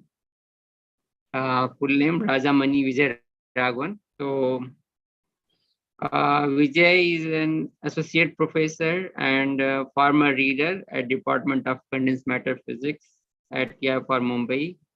He had been a UC Berkeley postdoctoral scholar and holds a PhD from Yale, all the high-fi places. Recently, he won a 5-year grant from DRDO, a recent feather on his decorated research cap. His research interests are focused on the study of quantum phenomena in superconducting electrical circuits. So today he's going to talk on a multimodal quantum circuit with an integrated qubit mode and a measurement cavity mode. So over to Vijay. Thanks, Harvey, for the introduction, and thanks to the organizers for inviting me to give this presentation here at this conference. I'll be telling about a piece of work which has been going on for a few years. We have made some progress recently and still a lot to be done. Looking at a slightly different design of a fundamental building block of a quantum processor. This work is primarily led by graduate student Kishore Salunke, and there was early experiments done by Suman Kundu, who is now a postdoc in Finland, and also postdoc Dr. Nicholas, who is now moved to IIT Madras, contributed some theoretical work to this project. And of course, in our lab, all the members usually work on all projects in various ways. So I want to acknowledge all of their contributions. So just to introduce the field, there are many ways of making qubits using superconducting circuits. Essentially, qubits are quantum two-level systems. And one of the simplest ways of making it in a superconducting circuit is what is called the transmon qubit. And it's basically nothing but a nonlinear oscillator. And because it's a nonlinear oscillator, the quantized energy levels at the bottom of the well are unequally spaced, unlike a harmonic oscillator. And here the oscillator is actually cosine input in shape. And then that allows this unequal level separation. So you can then isolate the two lowest levels and make it a qubit. The higher levels are of course present, but because they are frequency separated, you can restrict the dynamics to only the two lowest levels. So that's a very simple way of making a qubit. The way it's made is by using a device called a Josephson junction, which is shown here as a cross. In fact, here I've shown two of them in a loop, which allows you to actually tune the value of this element. And what this element behaves like electrically is an inductance. Typical values are shown here. So you have an inductor and a capacitor in parallel. So it's a very simple LC circuit. But because it's a Josephson junction and not a linear inductor, you get the non-linearity. And it comes from the current phase relationship of the Josephson junction, which gives you this cosine potential. If you sort of want to look at a mechanical analog, the closest one is a pendulum, because it has also a cosine potential or a sine force. So the force is proportional to the sine of the displacement for arbitrary angles. Here is an image of such a device made in a lab. So you can see the superconducting loop, and the two Josephson junctions are these two regions here where there's two films of aluminum which are overlapping with a very thin layer of aluminum oxide. And that forms the tunnel junction and the Josephson junction. In order to see the good properties, you have to go to very low temperatures. First, low enough that aluminum becomes a superconductor so that you can have the Josephson phenomena. But you have to go to much, much lower temperatures, because the typical oscillation frequencies of these oscillators is about a few gigahertz, or 5 gigahertz or so. If you sort of turn that into a temperature using this relationship above, that's about 250 millikelvin.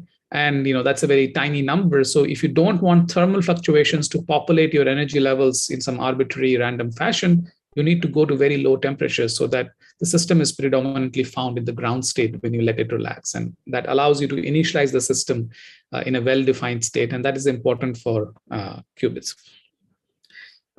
In order to make a measurement of this, nonlinear oscillator is actually coupled to a linear oscillator with sort of the circuit is shown here. So now the linear oscillator just has the inductor and a capacitor. And the frequencies of these two are different, and their coupling is controlled by this coupling capacitor in the middle. This is analogous to the cavity QED architecture in atomic physics, where you have an atom interacting with the light trapped inside of two sets of Fabry-Pyrrho which form the resonator. It's exactly the same type of physics, where the interaction rate between the atom and the light is given by this coupling constant G. There's a rate at which the light decays from the cavity, kappa. So all of these things can be controlled here as well. And we all know that this kind of system is defined by this well-known Hamiltonian, where you have your two-level system, you have your harmonic oscillator, and then you have this exchange coupling kind of term. You destroy one photon in the atom and create it in the cavity and vice versa. But because here we have the frequencies fairly off resonant, and in fact, here's the condition that the detuning between the qubit and the readout, if it's much greater than the coupling strength G, then you get a simplified version of this Hamiltonian, which is called the Jaynes-Cumming Hamiltonian in the dispersive approximation. And the important thing to note here is that now written in this way, you have your qubit term, but now your resonator has a qubit state dependent frequency. And there's this coefficient chi here, which tells you how much the frequency of the resonator shifts when sigma z changes states from +1 to -1. So what you essentially have are two different resonant frequencies of the resonator for the ground and the excited states. And this is used to make a measurement by probing the resonance of the linear cavity in order to infer the state of the quantum system which is coupled to it. So you have these two resonance curves. What we typically do is we do a scattering measurement and measure the reflected phase. So you get this kind of 2 pi phase shift, and they are shifted slightly, and you can operate somewhere in the middle where you have maximum phase shift between these two states. And that's how you make a measurement in these systems. And here are two standard ways of actually making these devices. One is called the 3D circuit QED on the right-hand side, where the qubit chip is shown in the middle, and the resonant cavity is actually a big three-dimensional piece of copper or aluminum. What is shown here is a copper cavity with a hole in it, and the size of the hole sort of determines the electromagnetic resonance mode of this structure. It's a TE101 mode. And this is typically a couple of inches in dimensions. Of course, the sizes are all set by the frequencies you choose. Alternatively, you can also design everything on a circuit chip. So you have your qubit, and you have a microwave resonator sort of made as a transmission line-based Fabry-Pyrrho type of resonator on chip. So this is often called the standard 2D circuit QED, and this is 3D circuit QED. In our lab, we are a big fan of the 3D circuit QED architecture for ease of fabrication and modularity, because you can move the chips, you can use the same cavities for several different experiments. So one thing to note here is that the qubit is essentially a single oscillator, right? It's just a single LC oscillator. So the theme of this talk is about multimodal circuits. And you can essentially do that. And this is one of the really amazing things about the superconducting circuit approach, is that you have these different elements, Josephson junction, linear inductors, capacitors, and you can combine them in different ways to create different circuits. It's really up to your imagination what you want to do. So here is a circuit which we developed several years back now, which has 4 Josephson junctions. And there's this network of capacitance between the different nodes. And if we analyze this circuit, it gives rise to a 3-qubit system. And the way that works out is that if you sort of look at the normal modes of this circuit, you get 3 effective modes of oscillation. Unlike the single LC oscillator, which has 1 effective mode of oscillation, now you have 3 effective modes of oscillation.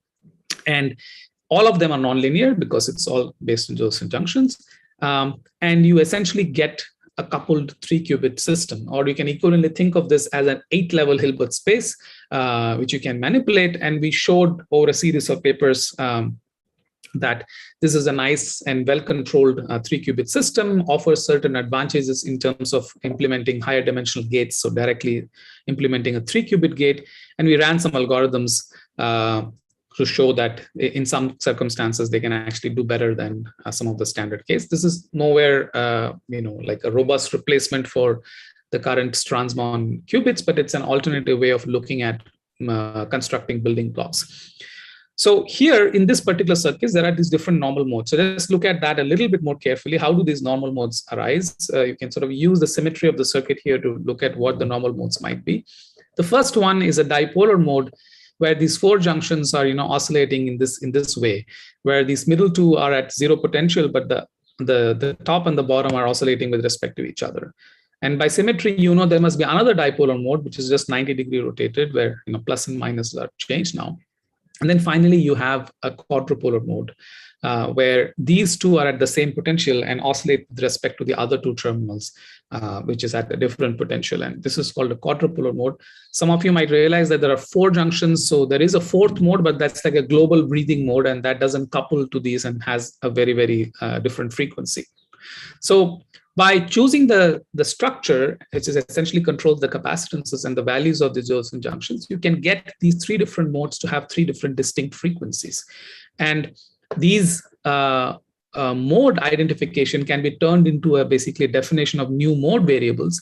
And if you write down the Hamiltonian in terms of these new mode variables, phi A, phi B, and phi C, which are defined in this fashion, where phi 1, 2, 3, and 4 are basically the node fluxes, which is basically the integral of voltage at that point, then you can write down an effective Hamiltonian, which is now linearized, and we keep only the first nonlinear term because these are weakly anharmonic systems. And you see that you get the same kind of behavior for each of the modes. This is basically a transmon-like qubit for mode A, another one for mode B, and another one for mode C, with slightly different coefficients, which will give rise to different frequencies. But the important part here is how they are coupling to each other. They have this form of phi square, phi square. So this, when we look at what kind of coupling it is, it's a cross-Kerr coupling. You can define the transmon's intrinsic nonlinearity as a self-Kerr term, but now in this case, you have a cross-Kerr term. And what it means is that an excitation in one mode affects the frequency of the other 2 modes. So it's also all-to-all coupled because you have each one is coupled to each other qubit. So you get a pairwise cross-Kerr coupling, which you then, if you specialize to just a 2-level system, you have a sigma z kind of term. Okay, and this 4-junction circuit was initially proposed and demonstrated in 2010, but for an application not for qubits, but for developing nonlinear oscillator-based amplifiers. And in our work, we showed that the same kind of 4-junction structure can actually be used to create this 3-qubit circuit. Now, the main circuit which we're going to discuss in today's talk is this circuit which we call the contromon. And here's the circuit here. So you can see there are 2 Josephson junctions, 1 linear inductor, and a couple, about 3 capacitances. So how do we think about this in terms of this multimode system? Okay, so if you go back to the 4-junction system and you look at this plus and the minus mode, now, if you imagine that this right arm, which has 2 Josephson junctions, is now replaced with this linear inductor, then this circuit looks exactly like that, right? And if this linear inductor is chosen with an inductance which is much, much smaller than the other inductances, then essentially in this mode of oscillation, this inductor is the dominant inductor, because in parallel, this total value of the inductance will be dominated by this value, right? And this basically means that this particular dipolar mode with the plus and the minus here looks like a linear cavity mode, because it's essentially this red inductor and the red capacitor which are playing the role. And these are small perturbations on that, because this the inductances here is much higher compared to the value of inductance here, or alternately, the energy is much smaller compared to the energy of this inductor. So this EJ is, if you look at the energy of an inductor, it's just phi square over L. So smaller the L, bigger the energy, right? And same way, if we now look at the 90-degree rotated dipole, and then imagine that these 2 points are shorter to each other, then essentially it looks like there is this mode here where this point is oscillating with respect to some virtual point in the middle. And that is nothing but the qubit mode, because the inductor is going to be sort of removed from the picture because the 2 points are at the same potential, so the inductor doesn't participate. And now you're left with only with these Josephson junctions and their respective capacitors. So this now turns into a qubit mode. So this particular device has only two modes, unlike the third one because of this shorting business we have done here. And one of them is a linear cavity mode, the other one is a qubit mode. But the coupling between the two is exactly of the same type. Just the strengths are going to be different depending on the values you have chosen here. And that gives you the same cross-Kerr type of coupling. And it's this cross-Kerr coupling is really what we had seen earlier, even in the Jaynes-Cumming Hamiltonian. And we'll look at that explicit comparison right now. So again, we can write down the Hamiltonian of this in terms of these node variables. So you can now see that the qubit variable can be defined as this phi2 minus a sum of these phi1 and phi3. And the readout mode can be defined as the phi1 minus phi3. Same way we did for the 4-junction circuits. You go ahead and write down the Hamiltonian in these normal mode variables, and then you expand to the first nonlinear order, and you will see that again you have a transmon-like qubit corresponding to the qubit mode, and you have another oscillator which also has a nonlinear term, but this nonlinear term is extremely weak. As I said that. And that basically comes from the fact that EJ and EL parameters are going to be very, very different from each other. And you have a much, much weaker nonlinearity. The nonlinearity of this is just coming from the fact that there are these junctions still in parallel.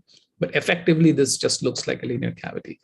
And then you have your familiar phi square type of term, which is the cross-Kerr term, which is exactly this term which comes out of the dispersive coupling, which gives rise to this different frequencies for two different states. So when the qubit changes state, it pushes the frequency of the other mode to which it's coupled via this cross-Kerr coupling, right?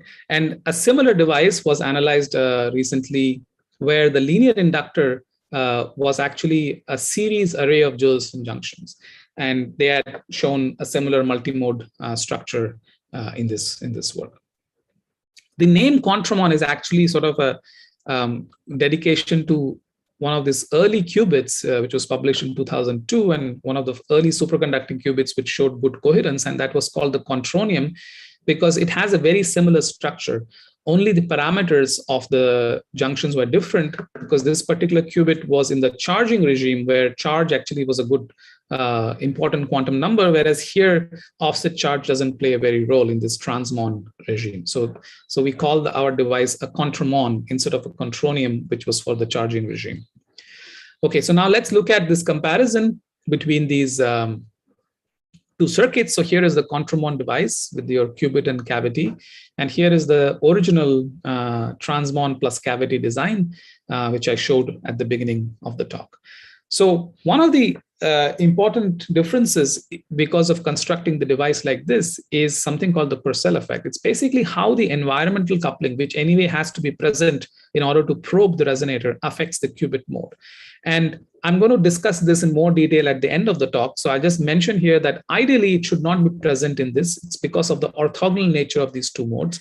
Whereas in the regular one, it is present. It's only protected by the filtering action of this cavity because the frequencies are different. So the qubit does see the dissipation coming from the readout line suppressed by the filtering action of this resonator.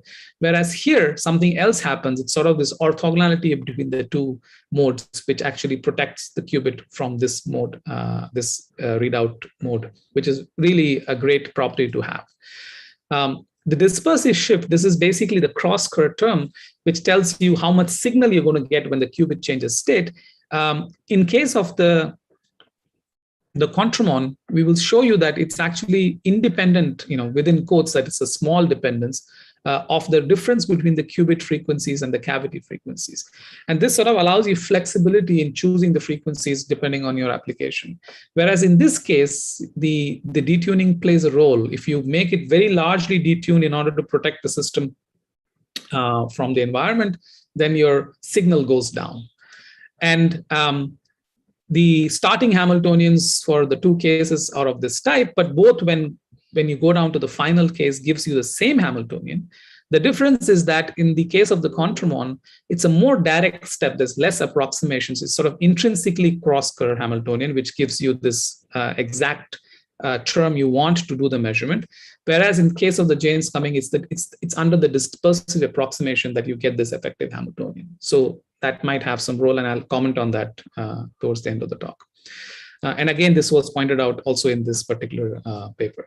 Right. So let's look at the device design in a little bit more detail. So here is the circuit again, and here is sort of a schematic image of how the actual device looks like. So you have these, let me zoom in there. You have these meander structures, which are actually the inductors. These red things in the middle are the Josephson junctions. And these three big pads actually form the three capacitances, basically because of proximity. So these two capacitors, these two pads give you this capacitance CQ/2. Similarly, these Q give you CQ/2. And the capacitance between these two extreme pads gives you the resonator's capacitance. Plus, there is an additional capacitance here to set the resonant frequency in the right range, depending on the inductors and the capacitance you choose here. So if you notice, it's slightly different than the circuit I've drawn here. In fact, the exact circuit is this. We have split the inductor into three parts and put the junction only on a smaller portion of the junction of the linear inductor. And this basically controls how much is the coupling. We realized that if we connect it directly, the coupling between the qubit and the cavity was way too strong than what we needed. So we diluted that effect by having the Josephson junction only talk to a subset of this inductor. So hence, it has a smaller effect on the overall frequency in the range we are interested in. And otherwise, the physics remains exactly the same. You still have the same two modes, and just the coupling has been now controlled. So this is one way by design to control the coupling between the two without having to play around with the values of the inductances and the capacitance too much. Okay. This device is in this three-dimensional circuit QED architecture, but well, it's sort of a quasi 3D because the resonator is also part of the circuit. But we use a waveguide system, which is shown here, to actually measure it, and that gives us some advantages. We can have multiple devices placed in them, and so we start with an aluminum waveguide with a copper sort of termination, because we have to tune these devices by applying a magnetic flux. So you can see a superconducting coil at the end. And you can now see the inside of this. This is basically the joint between the aluminum part and the copper part. So you can actually place multiple chips, if you like, with different readout frequencies. So you can actually measure them together. And essentially the electric field, due to this excitation coming from the coaxial into the waveguide mode, is going to be maximum at the middle. So you want to place, if you want to have strong coupling to the device, you want to place it in the middle, but depending on what you're trying to do, you can also place them further away and the coupling will drop off. But you could compensate for that by designing those pads to be a little bit longer, because they also act like an antenna for providing the coupling. So you put it in here, and essentially you have this one port. If you send a signal at the qubit frequency, you can excite the qubits and create different quantum states. If you send a signal at the readout frequency, which is the linear oscillator, you can measure the quantum state of the system. So here are some typical parameters of what these devices have. So the readout frequency or the cavity frequency is around 7.4 gigahertz. The line width is about megahertz or so. The qubit frequencies are usually around 4 gigahertz. The enharmonicity is basically telling you the nonlinear ladder. It's the difference between the 0-1 transition and the 1-2 transition. And because the 1-2 transition is smaller, that number is negative. It's usually around 200 to 300 megahertz. And this one particular device, we had T1, which is the relaxation time of the excited state of about 30 to 35 microseconds. These are very typical numbers to give you a reference point.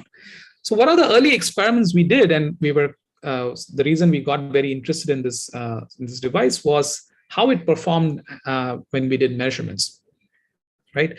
And essentially measurements here means that we excite the system into either the ground state, in which case you don't have to do anything, or the excited state, and then we measure it, and we see how well we can separate this measurement in the signal domain. And the way you do that is you repeat the experiments over and over again, and you create histograms, and you get histograms like this. Please note it's a log plot. So essentially it's normalized as the probability distribution. And then what you see are these two nicely separated histograms for the ground state and the excited state, which are well separated, which basically tells you that you can distinguish between these two states with very, very little error. But you also see these little bumps under the opposite side. So when you created a 0 state, you get a bump here, but it's much lower. Remember, it's log. So this is orders of magnitude lower, similarly here. But in fact, it's these things which give rise to the error. I don't have time to discuss that today in this talk, but essentially these are unwanted transitions which are coupling, causing the ground state to go into the excited state and the excited state to the ground state because of the measurement process or natural relaxation as well in case of excited to ground. So the really interesting thing we observed here is that even without using any ultra low noise amplifiers, we were able to separate them with about 97% fidelity. In fact, if we ignore these bumps, then the fidelity actually goes to about 99.7. So this 99.7 tells you the intrinsic signal to noise ratio of this measurement process. So we got really excited because these were very high numbers close to the state of the art. So then we put an ultra low noise amplifier. That's what this JPA means. It's a Jolson parametric amplifiers. And a very recent work showed a similar effect in a different kind of a fluxonium qubit, where they were again able to use a large number of photons to improve the signal to noise ratio. So when we put our low noise amplifier, we saw only a modest improvement. 97 went to about 98, and this one was already quite high. It became even higher, but sort of didn't beat it. So what we realized is that the fidelity is really limited by these spurious transitions, and we were wondering whether this new device has these spurious transitions somewhat suppressed. And this is one other direction of work which I'm not going to discuss today. But that's essentially we're trying to figure out whether there's something fundamentally different between the Jaynes-Cumming Hamiltonian dispersive approximation versus that. And this was also a direction which was explored in this paper. And again, they just hypothesized that this might be happening. We are trying to get some quantitative data to see that there is indeed some effect here. And it's been a hard experiment. We've not gotten conclusive data just yet, though it looks like there's some indication that this effect might be there.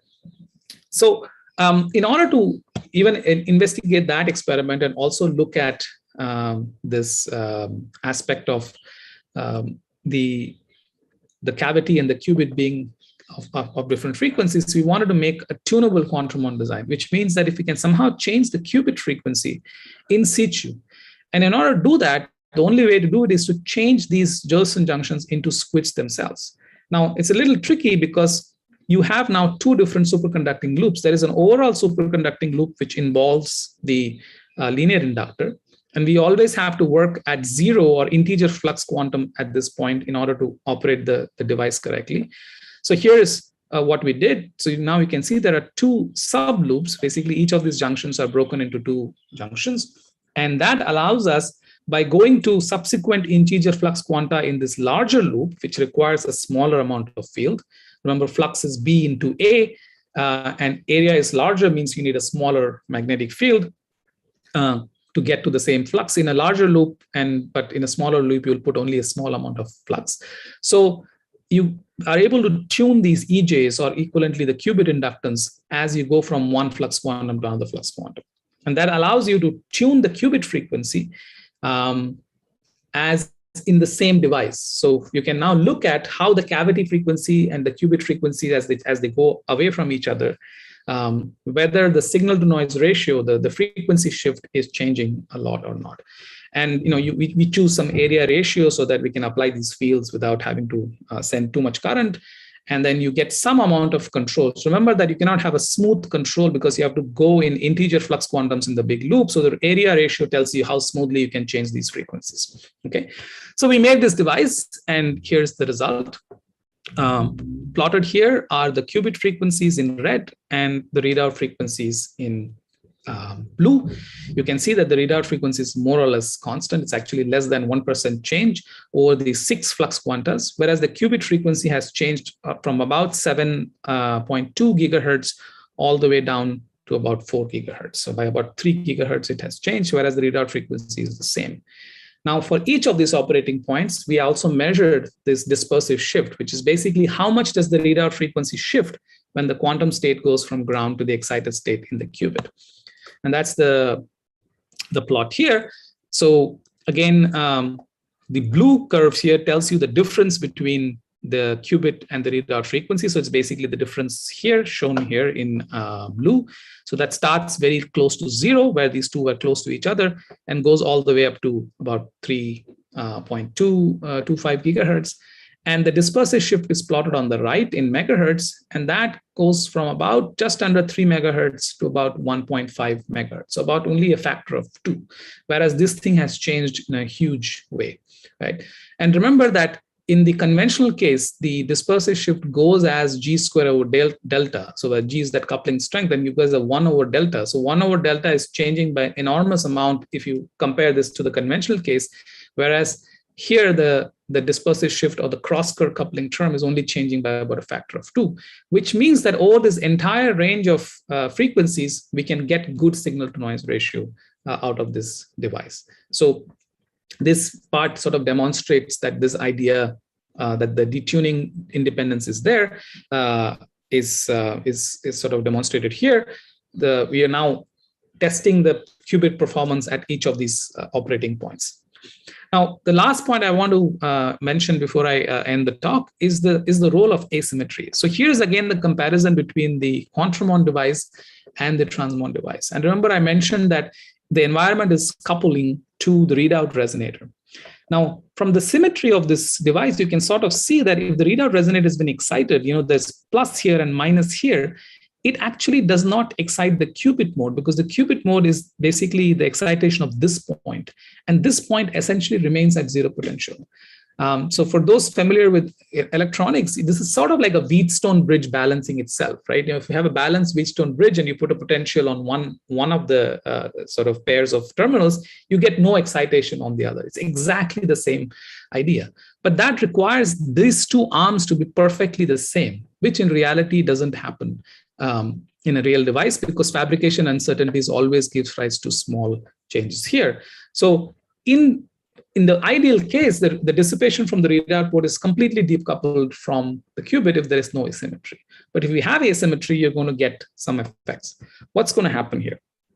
So if you look at the coupling between the qubit and the cavity mode, we saw that it was cross-Kerr coupling, but that's only true if you only have the perfectly symmetric case.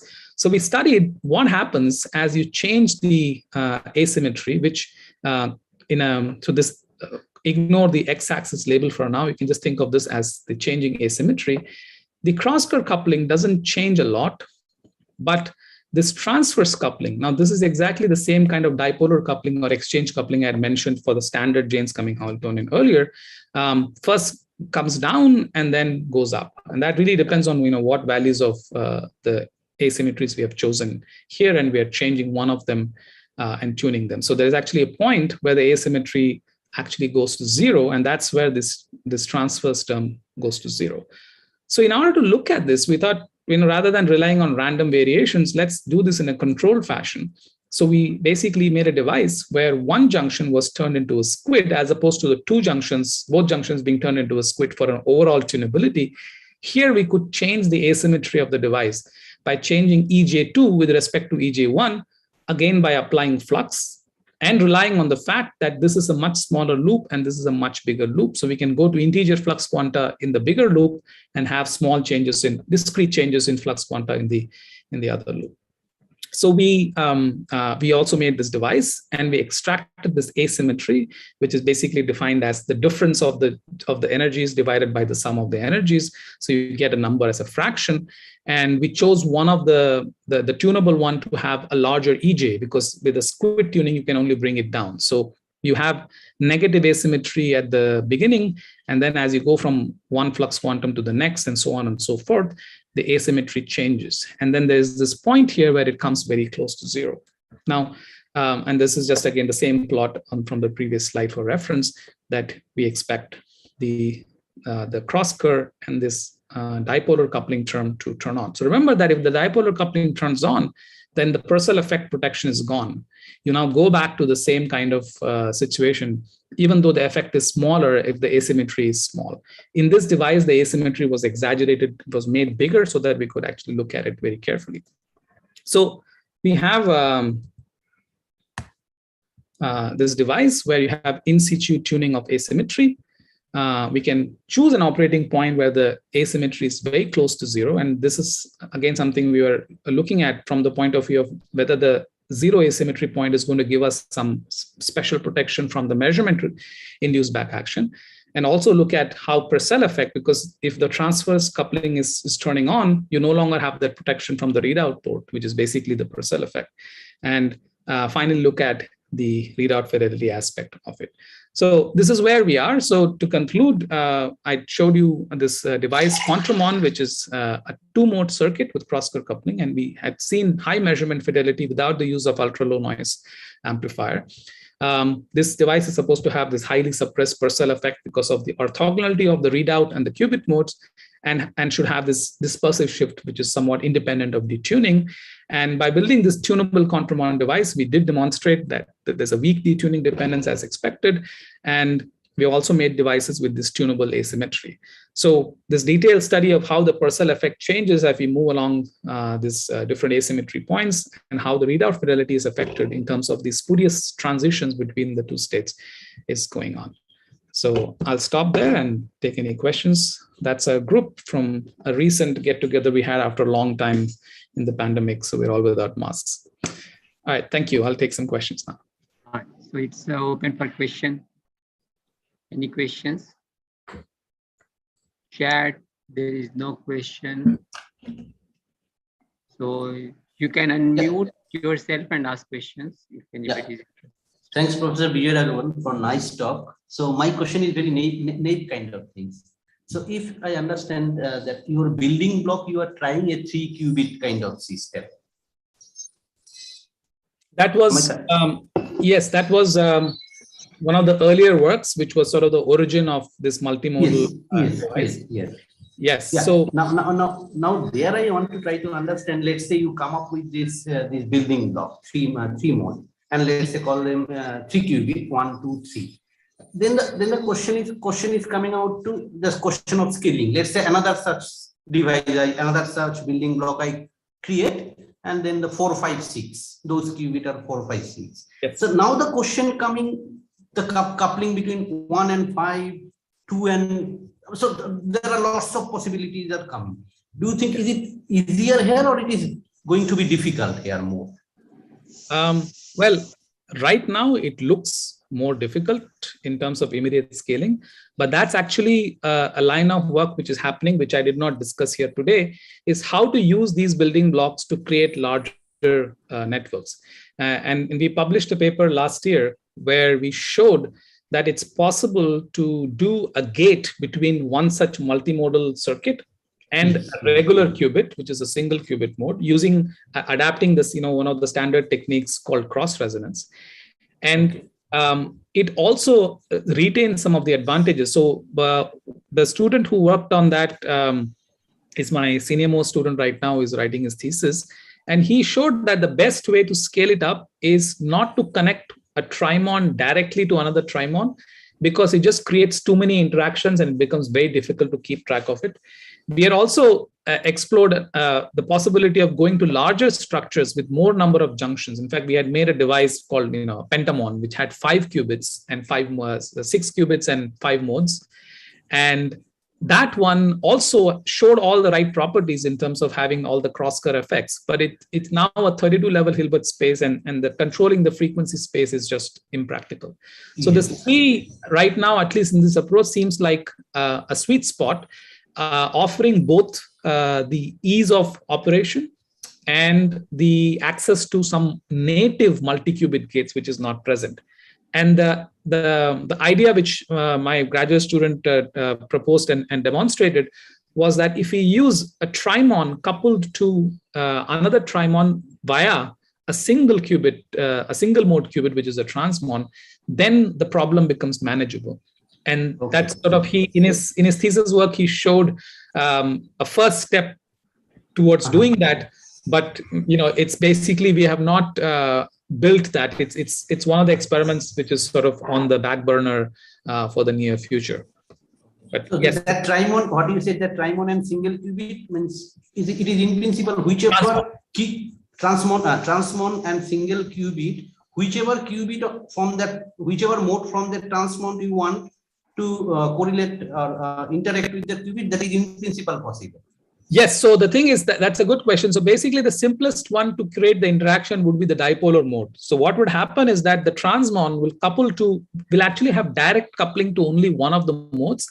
But because the other modes are all coupled to each other, you can actually do a gate between any of the qubits. You just have a few additional operations which are all high fidelity because they involve swapping information between these different quantum modes, which we had demonstrated in one of the early papers as well.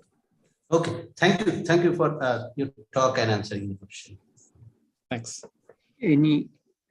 Anyone else want to ask question?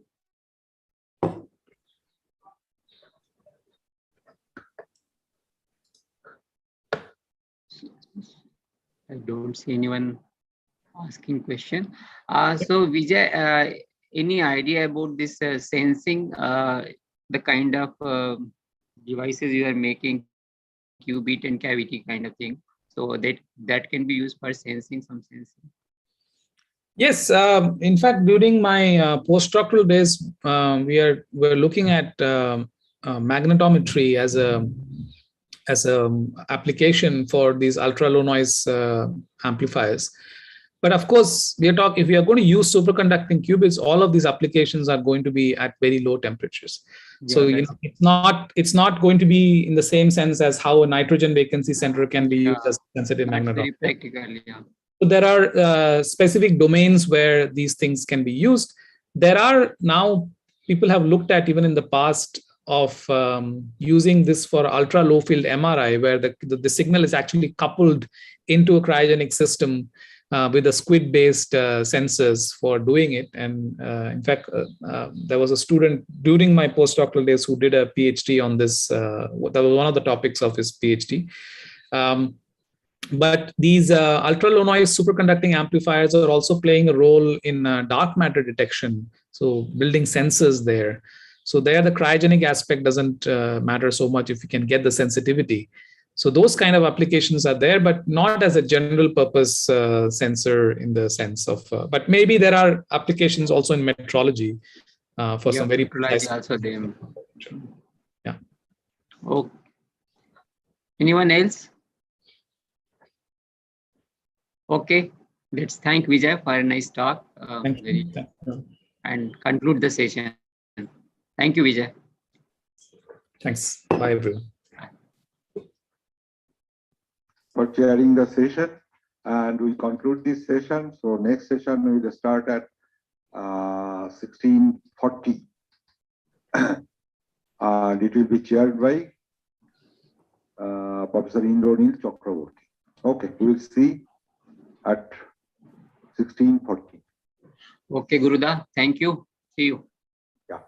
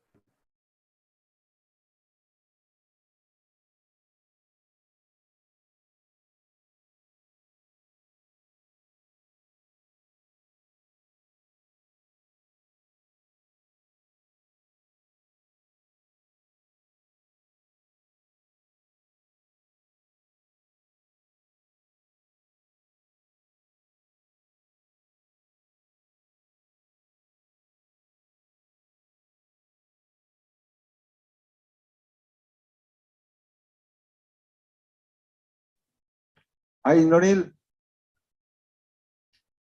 Hello. Hi, Guruda. Hello. Guruda. Yeah.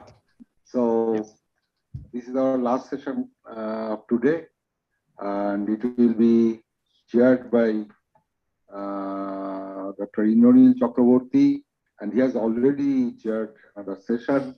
So he has already been introduced, but let me tell it again as we do it formally.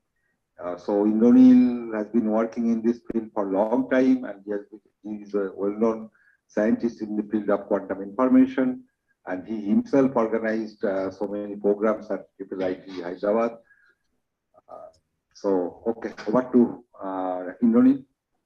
Thank you, Guruda, for this kind introduction. Today we are coming to the last session of the program of the today's last session. So we have some contributory talks. I had been informed that there will be one talk will be missing.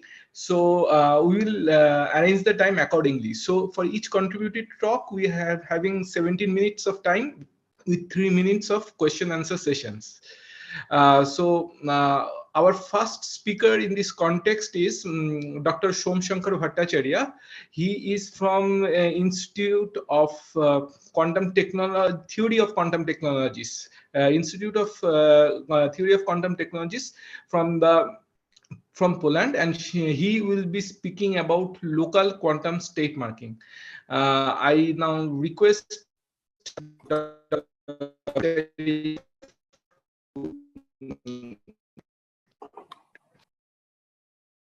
Yes, can you hear me?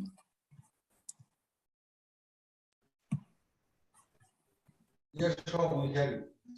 Yes, Tom, okay. we hear you. Yeah. Yes. Okay, so do you see my... Yeah. Do you see my screen now? Yes, we see. Okay. Right. So first of all, I would like to thank the organizers for this opportunity.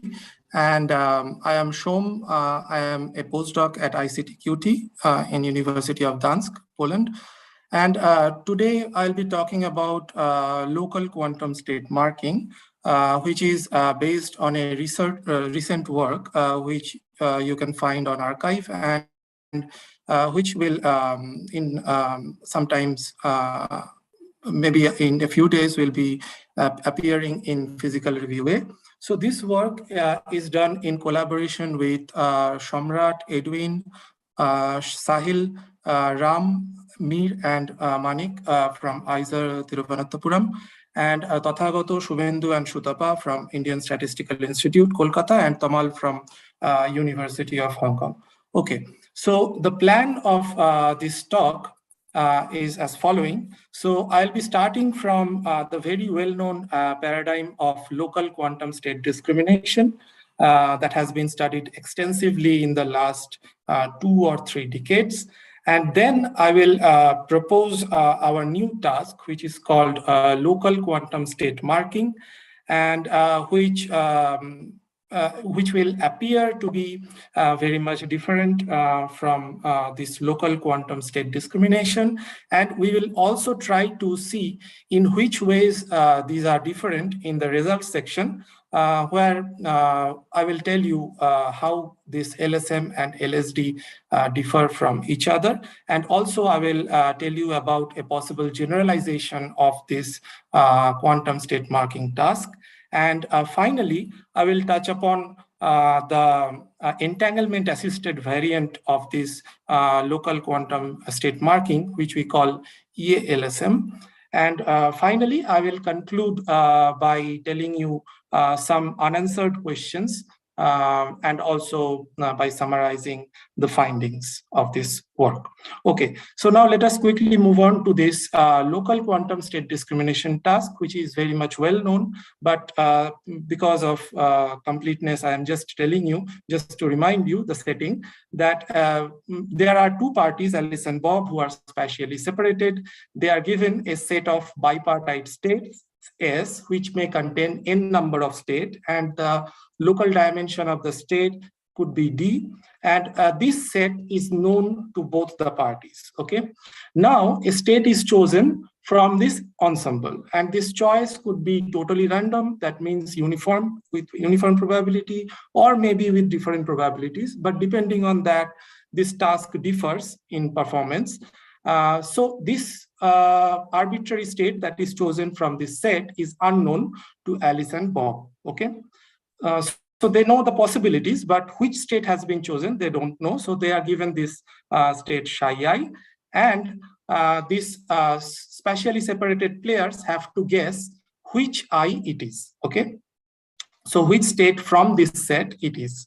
And to do that, they can collaborate by local operation and classical communication, which is very much well known by this acronym LOCC. And there are very interesting results in this paradigm. One such very interesting example is the set of product bipartite states which are not distinguishable by LOCC. So this is very well known as non-locality without entanglement task. So it is very strange that although the states are product in the product form, but even then you cannot discriminate them by performing locally and communicating classically. Okay, so, and there are numerous results in this scenario, but general results are very few. But nevertheless, let us move on to our new task, which we call local quantum state marking. So in this case also, Alice and Bob, two spatially separated parties, they are given a set S, which may contain n number of states with local dimension d.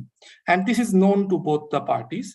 Now, all the n different states are distributed among these spatially separated parties, but without revealing the order of the states. So it will be clear when I show you the picture. Yes, so now let's say this set contains 3 states, Psi1, Psi2, and Psi3. Now, all of these states are given to Alice and Bob, but in which order, they are not told about that. So then Alice and the LSM task is to perfectly identify or mark each state, each of these states, that which one is Psi1, which one is Psi2, and which one is Psi3 under this LOCC operation. So they can perform some joint operation on these local subsystems, and then they can classically communicate, right? So as I said that, let us say that this set has only 3 states, then you can also think of it as a LSD task, a local state discrimination task of this larger set. So this larger set, SP3, contains all the permutations of the tensor product of these 3 states, Psi1, Psi2, and Psi3. And at the end of the protocol, Alice and Bob has to identify which tensor product these states are in. Okay, so Alice and Bob will outcome either 1, 2, 3 or 1, 3, 2 or 2, 3, 1, whatever it is. So they have to guess it correctly. The ordering of these states, they have to guess correctly. So apparently it looks very different from the conventional local state discrimination task, where you give only one state arbitrarily and ask about the identity of the state. And whereas here you are giving all the states to them just without revealing the ordering of the states, and they have to predict, or they have to guess that what is the correct ordering. Okay. So now we will try to see from the results that in which way these 2 paradigms are different. Okay. So we start by looking at this comparison of LSD and LSM task. So we start by a very trivial observation, which is that if a set allows for perfect local state discrimination, it also allows for perfect local state marking.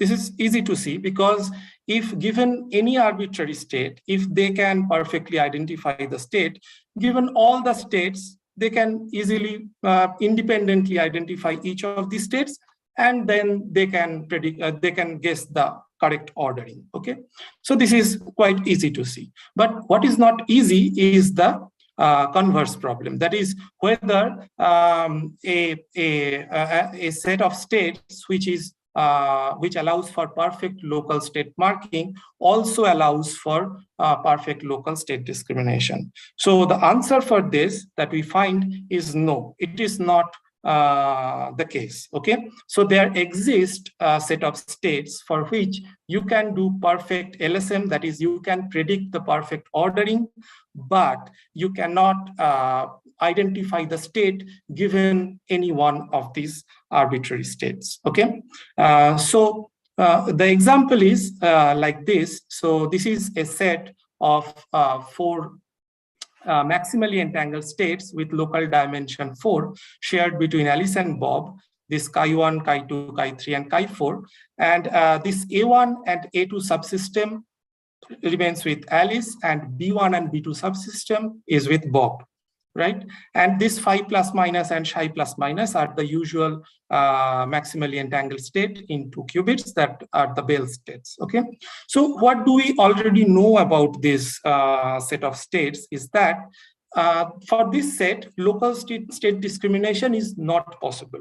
Okay, so given any arbitrary state from this from these 4 states, like you choose chi3 or chi2, whatever, it is not possible to identify the state given this one state. Okay, so this follows from the Yu et al. Result from 2012, which says that this set is not possible. For this set, it is not possible to locally discriminate. And what more, they show that this is not even possible. This discrimination is not even possible under a larger set of operations, which are PPT-POVMs, which are larger than the set of LOCC operations. Okay, so now this is the case for LSD. So LSD is not possible for this set.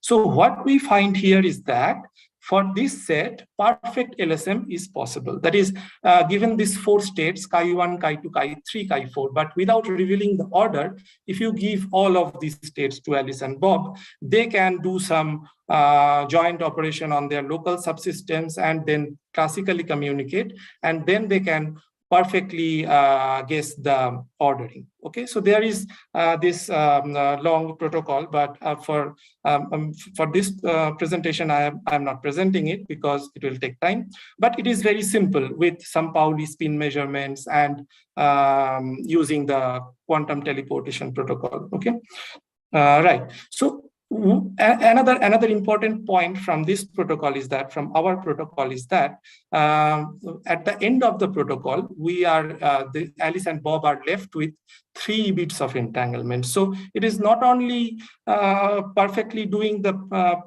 LSM task, but also having some residual resource which they may later use for some quantum communication in form of some quantum teleportation or something, right? Okay, so what we see here is that LSM does not imply LSD, okay? So now let us try to understand what this result means. Okay, so we will try to understand what this result means or how to interpret this result. To understand it better, we are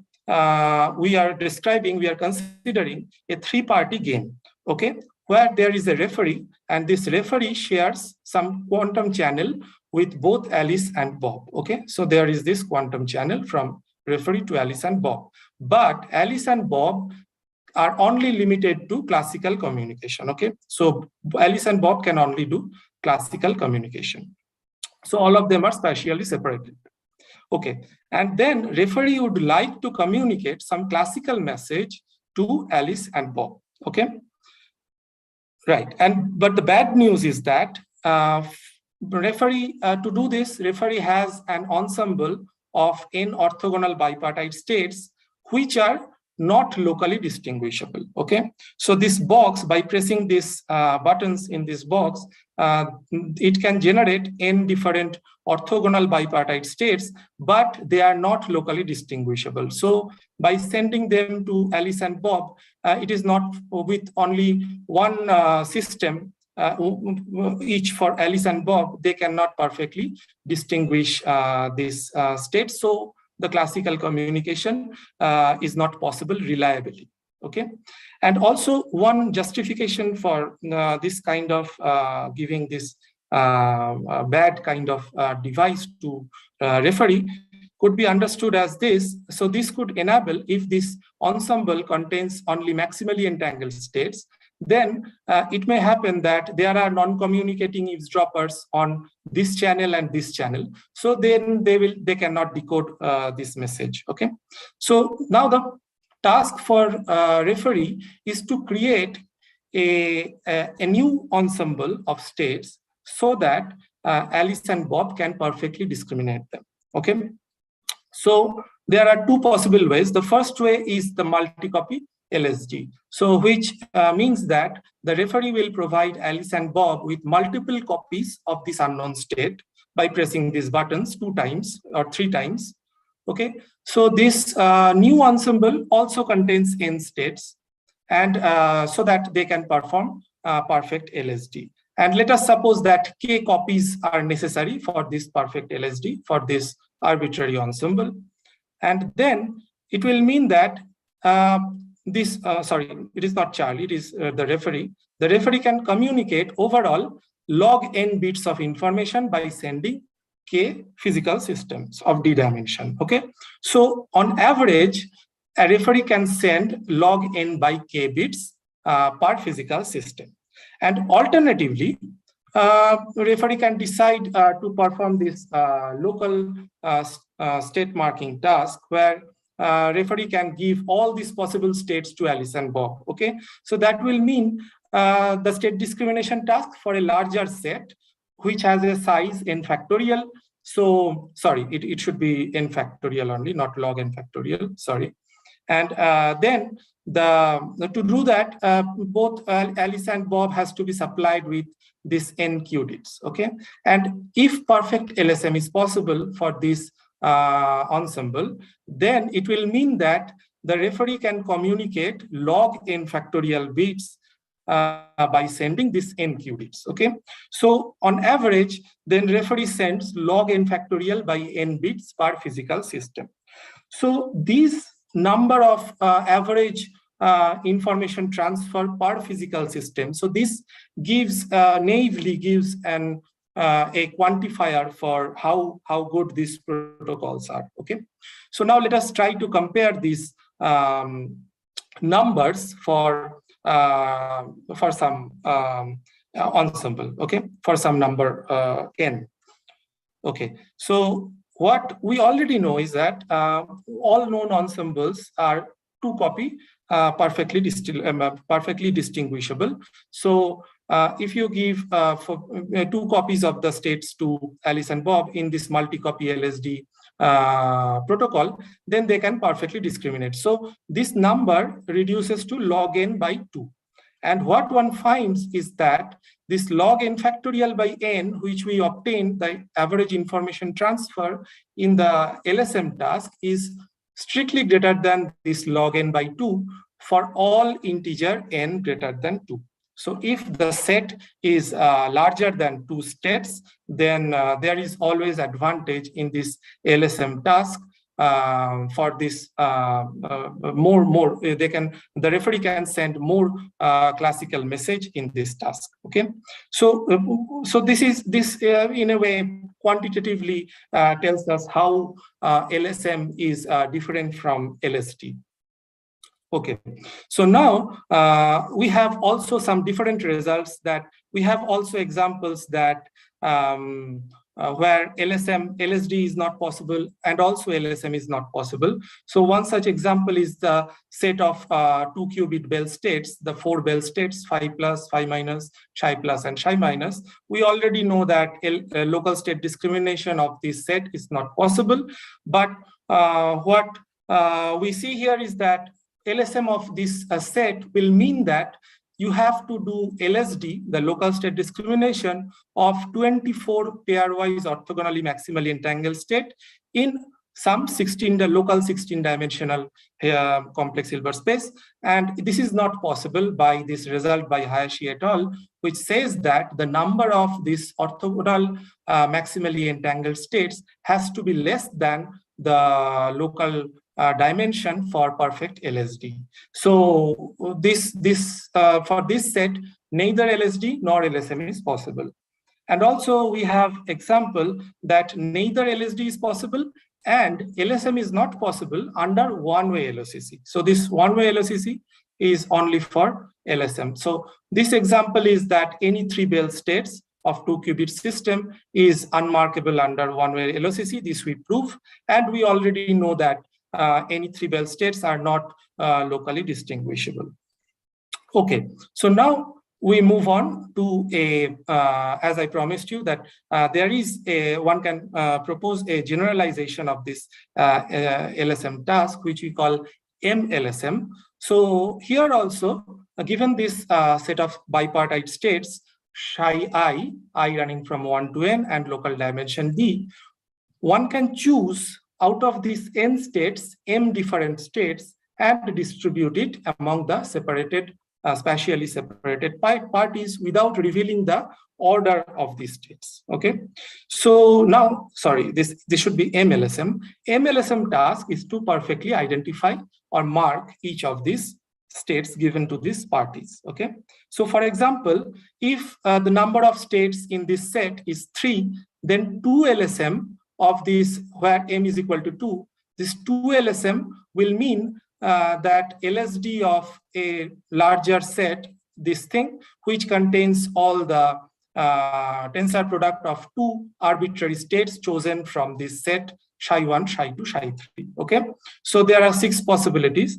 And we can also see that 1 LSM is actually the conventional local state discrimination for this set S. So we can also see this MLSM task as a generalization of local state discrimination task also, because at the limit m equal to 1, you retrieve the original local state discrimination task. So we also have some general results regarding this task, that perfect MLSM always implies perfect M prime LSM, where m is less than equal to m prime, and m prime is a integer multiple of m. Okay, so the proof is also quite intuitive, but I'm not going into that because of time. And for product ensembles, this becomes more strong, that perfect MLSM always imply perfect M prime LSM whenever m is less than m prime. Okay, so it is a little bit, it requires to be proved, but one can think that if for smaller partitions you can discriminate, for larger partitions you can. Okay, right. So now let us go to the last part of my talk, that is the entanglement assisted LSM task, which we call EALSM. So here, some additional entanglement phi is provided to Alice and Bob to perform this LSM task. Okay, so let us say this LSM task for these 3 states is not possible, under LOCC. So they are provided some extra resource, which is this entanglement. So let us say they are given some delta E bit of entanglement, and after performing this LSM task, there is some residual epsilon E bit of entanglement at the end of the protocol. Then we call this protocol delta epsilon EALSM. Okay, and naively, this separation between these quantities delta and epsilon gives us some measure of how good the protocol is, because it denotes the amount of entanglement consumed in this protocol. So it is better to make this as small as possible. Okay, so now we have some examples for which LSM is not possible, but entanglement assisted LSM is possible. One such example is this 2-qubit Bell basis that I already told you that you cannot do perfect LSM of this, but you can do a 2-1 entanglement assisted ELSM. That means that you provide some additional 2 EBITs of entanglement at the beginning, and you get back 1 EBIT of entanglement at this end of this ELSM protocol, and the protocol is very easy. And so you see that the consumed entanglement in this task is 1 EBIT. So an interesting question is whether there exists this ELSM task for which the consumed entanglement is 0. Okay, so we also have one such example, which is the 1-1 ELSM task, which is the example of perfect catalysis. So here we also saw that this any 3 2-qubit Bell states are not does not allow LSM, but you can do a 1-1 EALSM of this. So you start with one additional EBIT of entanglement, and at the end of the protocol you get back 1 EBIT of entanglement. So the net consumed entanglement in this process is 0. And we also, so this is more interesting because we already know that for the entanglement assisted variant of local state discrimination for this set B3 consumes necessarily 1 EBIT of entanglement. But here you see that for the EALSM task, the consumed entanglement is actually 0. So this follows, this is known for this LSD task. It is known from this work by Bandyopadhyay et al. In 2015. Okay, so right. So now I will tell you some unanswered questions from this work. So first of all, so we don't know the optimal resource consumption for this local state marking task with and without entanglement, because we have not proved our protocols to be optimal. Okay, so one can come up with more optimal protocols which consumes, let's say, let us say for some of our protocols, you need two-way communication, but one may show that there exist protocols which does not need two-way communication, one-way communication suffices, or maybe for some protocol, you don't need to consume that much amount of entanglement. You can do it better with by consuming less amount of entanglement. And also, one can find more examples of such tasks. Yeah. And one interesting question for us is that whether there exists a product ensemble that cannot be marked locally. So this is in the spirit of non-locality without entanglement that I told you about in the beginning of the talk. So this will mean some form of stronger notion of non-locality without entanglement for these product ensembles. So this is interesting to see. We have not found such examples, but it would be interesting to find such examples.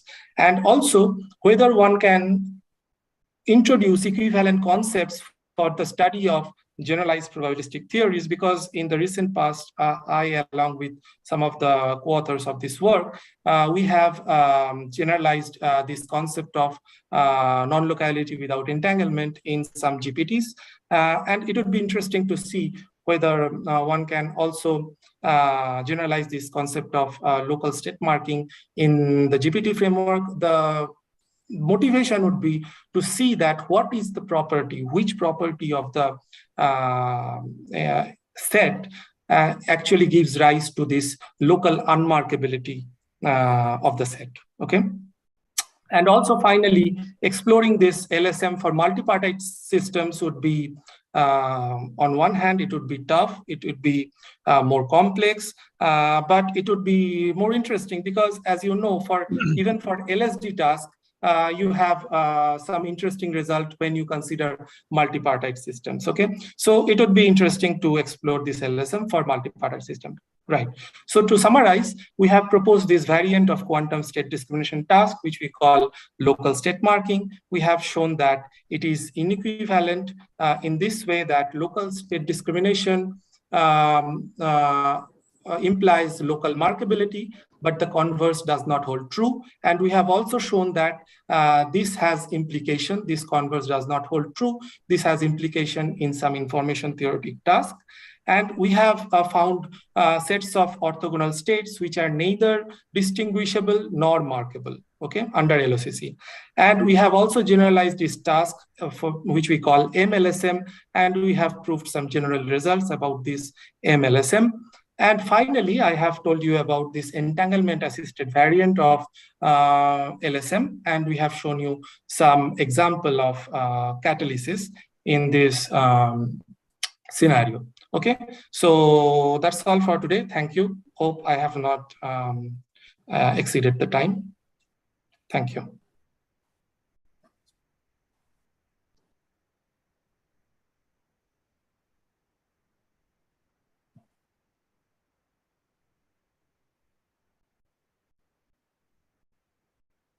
Can you hear me? Thank you. Thank Yes. you, Dr. Bhattacharya. Thank you for the nice talk.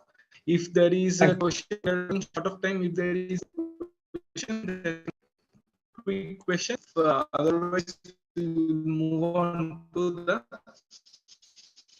next talk.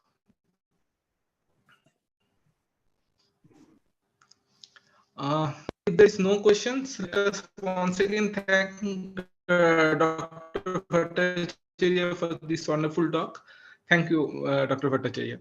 First, our next speaker, Dr. Suchetana Goswami from Center of New Technologies from Poland, and she will be speaking about coherence in quantum computations.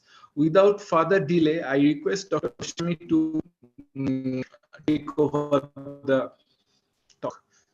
Thank you. Yeah, I will now try to share my screen.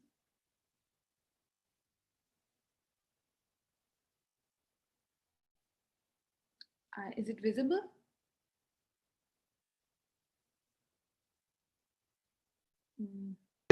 Yes, your screen is visible and you are audible also.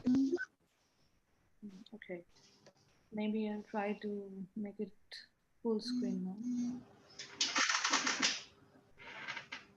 How about now? Now also is it visible? Yeah, your screen is visible. You can start. Okay. Okay. Good afternoon, everyone. So, as the screen is visible, please. Yeah. Good afternoon, everyone. As you can see from the title of my talk, I will try to talk about some role of coherence in quantum computation. And this work is, we are doing it with Moin Naseri, Tulja Varun Kondra, and Alexander Streltsov in the same institute, same department. So yeah, I'll just move to first about the motivation part. So how do we come up with an idea to look into the resource requirement of a quantum computational task? Basically, whenever we try to consider any information processing tasks or any quantum computational task and compare it with a classical counterpart of it, we most of the time see that the inseparable nature of quantum correlations play the most crucial role in that. And entanglement, quantum entanglement plays the role of the building block in such quantum in computational tasks in general, mostly with pure states. But there are in literature, they show that there are some protocols where if you have more geometric measure of entanglement, it's not really favorable for the better performance of the task in the quantum regime. So this motivated us to look into some algorithms or computational tasks where we can find that maybe we do not even need entanglement, and also if we start with a general state, if we could just identify what exactly giving us the opportunity to perform the task perfectly in the quantum regime, and also giving us the speed up. So and we consider this first. We consider the Bernstein-Vazirani algorithm, which is a famous one, and it basically, we show here that there is no necessary requirement for entanglement to be present in the initial state, and what really matters is the superposition of the quantum states in the beginning of the protocol. Dr. Goswami, sorry to interrupt you. Your slides are not moving. Is it only for me or for everybody the slides are not moving, or you are keeping the slides? No, I changed it. Okay. I'm in motivation right now. Can you see my motivation? Yeah, now it's fine. Now it's fine. I think, yeah. Otherwise, it was the first slide only. Huh? Oh, okay.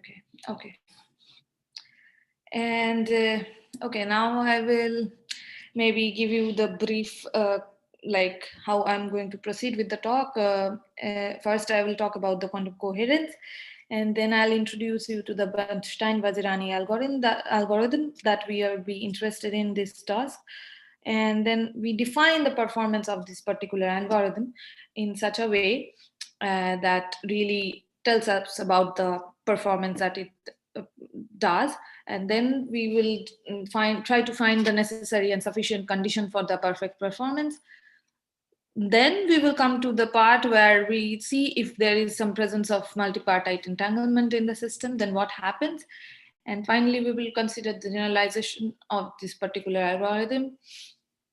Then we move to the, we just consider some noise in the initial state, and we see how it helps us or doesn't help us, and we will see that in this section. And then last, I will talk about some conclusions and how we can move forward with this. Yeah, so first, to understand quantum coherence, we already know that if we talk about quantum coherence qualitatively, it's basically the superposition of quantum states can be seen as like quantum coherence. And it's the interesting part about this correlation, this resource in a quantum state is that this is a basis dependent quantity. So as you can see from one of the quantitative definition of coherence, that is the L1 norm of coherence, it's basically defined as the sum of the off-diagonal elements in a particular basis. So if you just change the basis, you will have a different form of CL1. Anyway, we will not be mostly interested in CL1. We will rather look into the robustness of coherence, which is mathematically quantified as this S, while the sigma is basically belonging to a set of free states in the coherence resource theory. So to understand qualitatively what is robustness of coherence, it's basically the maximum the initial state rho can resist resist the introduction of noise, so that it doesn't get completely resourceless, that becomes a free state. So that's how the coherence is defined. So yeah. Now I come to the algorithm part. So in 1997, Ethan Bernstein and Umesh Vazirani prescribed an algorithm where the job is basically to find, identify an unknown string encoded in a function. And basically this string is string is encoded in an oracle, and the oracle performs as just once in the quantum domain, and we try to find exactly which string we have in the end. Okay, so this is the function fx, which encodes the function which encodes the string a as this. And now what is the goal in the quantum domain is basically one aims to find a with a minimum number of queries to the function. No, in classical domain you can make n queries and maybe then you can reveal it, but in quantum domain, just because we have have the property of parallelism, so we can find the function exactly with one go. And to see this action of this oracular unitary, we can simply see it on acting on the plus state with like n bits of plus string, and then it basically introduces a phase in front of the x state. X is any possible combination of n qubits. So yeah, that's how we can encode how the oracle basically encodes the function in fx. No, so yeah.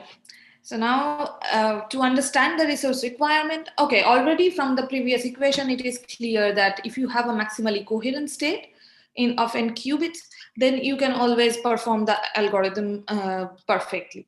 But what we are interested in, when we have a state rho, which can be pure, which can be mixed, or can have like a minimal amount of coherence or whatever it is, we do not define. We take any state rho and we try to figure out what is the resource that we need from rho, which will exactly tell us about the performance of the algorithm. So we slightly modify the algorithm for the generalization of this protocol.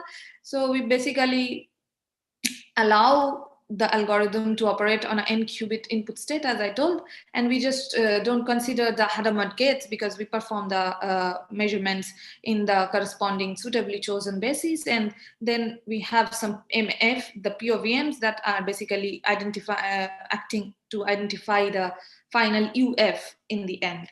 So to define the performance of the algorithm, we can assume that all the individual unitary from the oracle is getting acted on in the protocol with probability 1/2^n, and then the maximum performance can be defined as in terms of the maximum probability of success for distinguishing the oracular function like these, where this maximization is taking over all possible set of POVMs.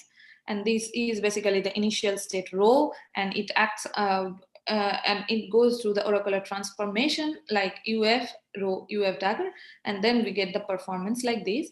And we should note that in the action of the oracular unitary, we do not really generate any kind of entanglement, which is the property of the Bernstein-Vaziriani algorithm, because also we can just think it of as a, I mean, we do not know about the oracle, but we can still think it of as a combination of Pauli-Z operators, which doesn't really create entanglement in the n-qubit system.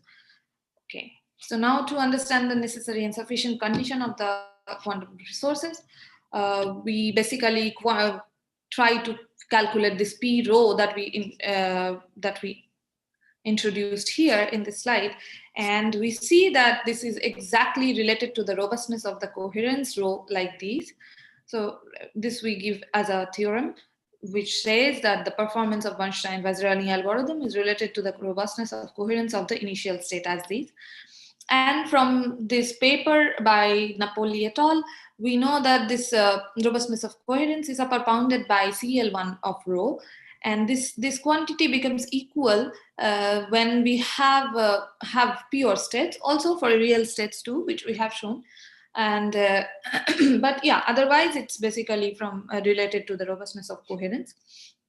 And I will not go into the proof of this theorem, but it relies on the fact that this robustness of coherence can be seen as an optimization problem on the in a conic section programming, SDP, semi-definite programming. So using the property, using that property, one can show that this probability of success is related to the coherence like this. And now for the qubit system, it also follows a similar pattern, and this is also related to 1 plus R rho by d to the power n when you have a qubit system. Yeah. So now we will see the role of, not the role, what happens if there is an entanglement present in the n-qubit string. First, let's consider the simplest case, that is the 3-qubit scenario, where you have a GHZ state. If you have a GHZ state, it is easy to see if we write like this in this basis, then of course it has maximum amount of coherence present in it.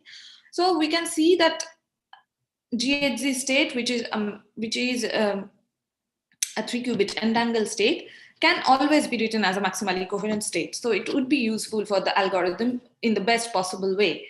But now, if we consider a W class state in 3-qubit or in n-qubit, as I have written here, where psi n perpendicular is basically orthogonal state to the psi n, and then we show that any W class state can never have maximal amount of coherence, whichever basis you write in, and then it cannot be a maximally coherent state. So it is never going to be as good as a product state with maximal coherence, which would perform the algorithm perfectly. So we guess there is some threshold, and if we just consider the geometric measure of entanglement, which is given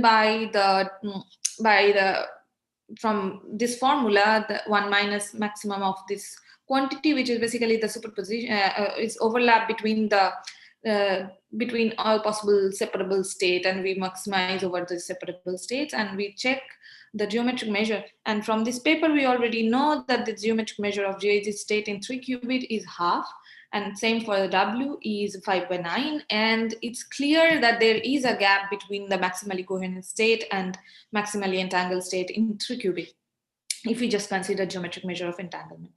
Okay, so in this case, clearly there is a threshold beyond which, if the entanglement is present, it's even bad for the algorithm, because if you have a W state which has more geometric measure, it's bad for the algorithm. But yeah, also, okay, we are not very interested in the presence of the entanglement. What we are more interested in is that we do not need entanglement for the perfect performance of this task. But anyway, this follows from this minor observation.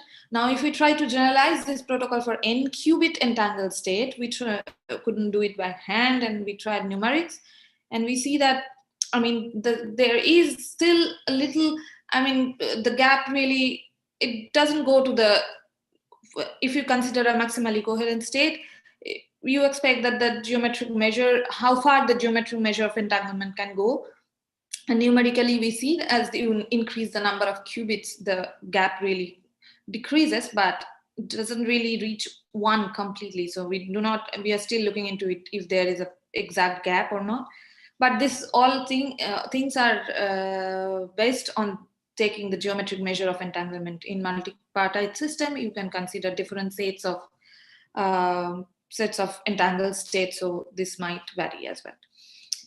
So yeah, now I come to the generalization part of it, where we consider the BV algorithm, similar thing, and this is the basic definition that one can see in Wikipedia also, where you have an oracular register along with the state which is you are interested in. So let's consider a state mu equal to A plus phi and B minus phi, which under the action of the oracle goes to mu I, where the oracle acts on the state phi when the oracular register is in the minus state.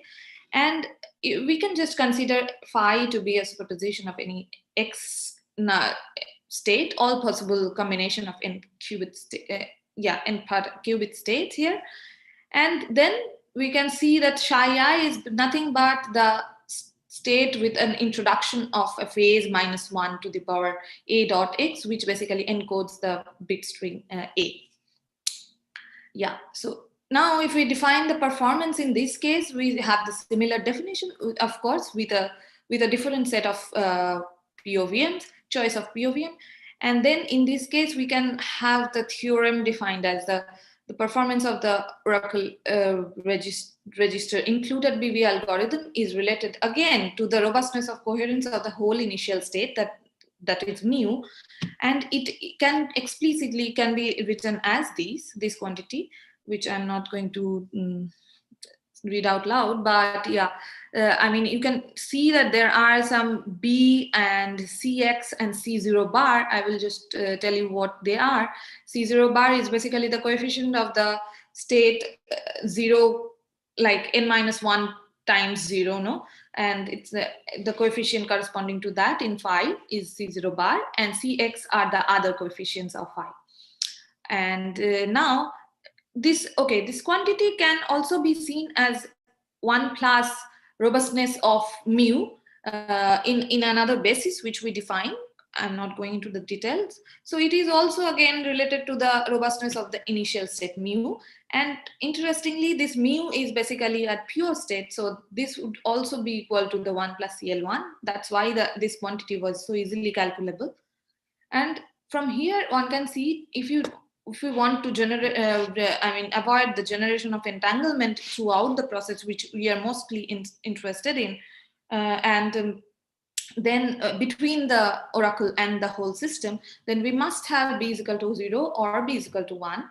And B is equal to 0 is the trivial case where there is nothing going on, but B is equal to 1 is the case which leads us back to the initial theorem that we talked about, where the oracle register is set in minus, and the BV algorithm that we discussed, and everything follows from there.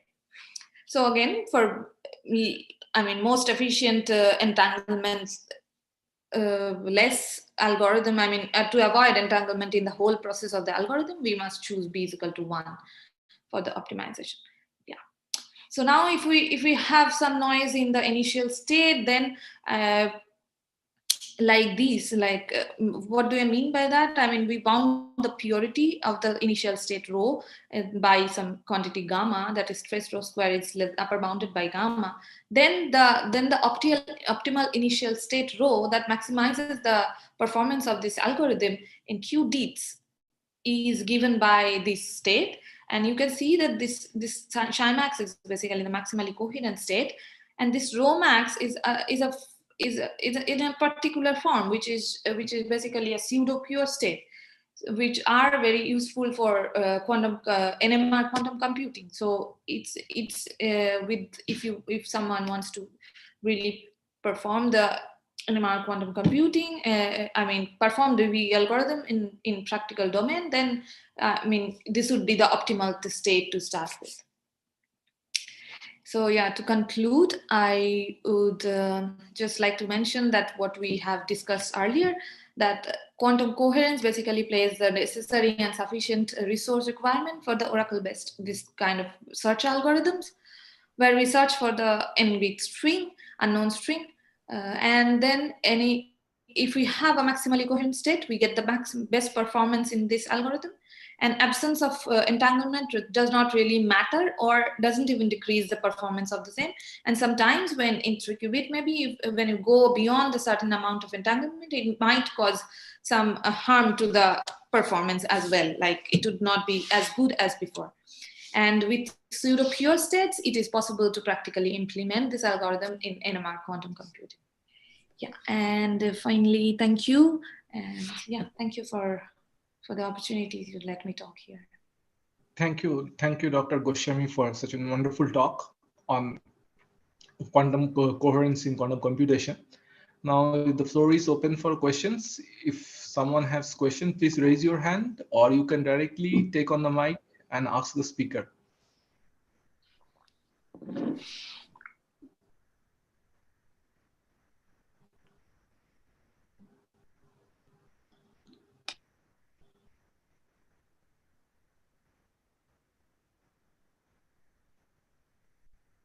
Well, if there are no questions, let us once again thank Dr. Goswami for this wonderful talk. Thank you.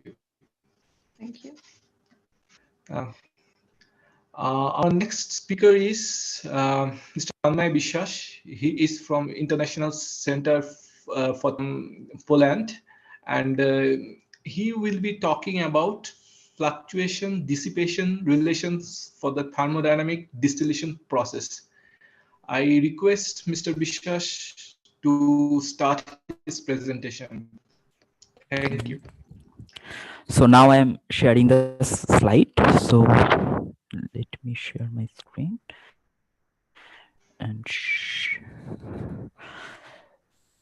okay. Yeah. So you see my screen, right? And it is changing, right? My screen is changing or not, or it is frozen? Tanmay, it's okay.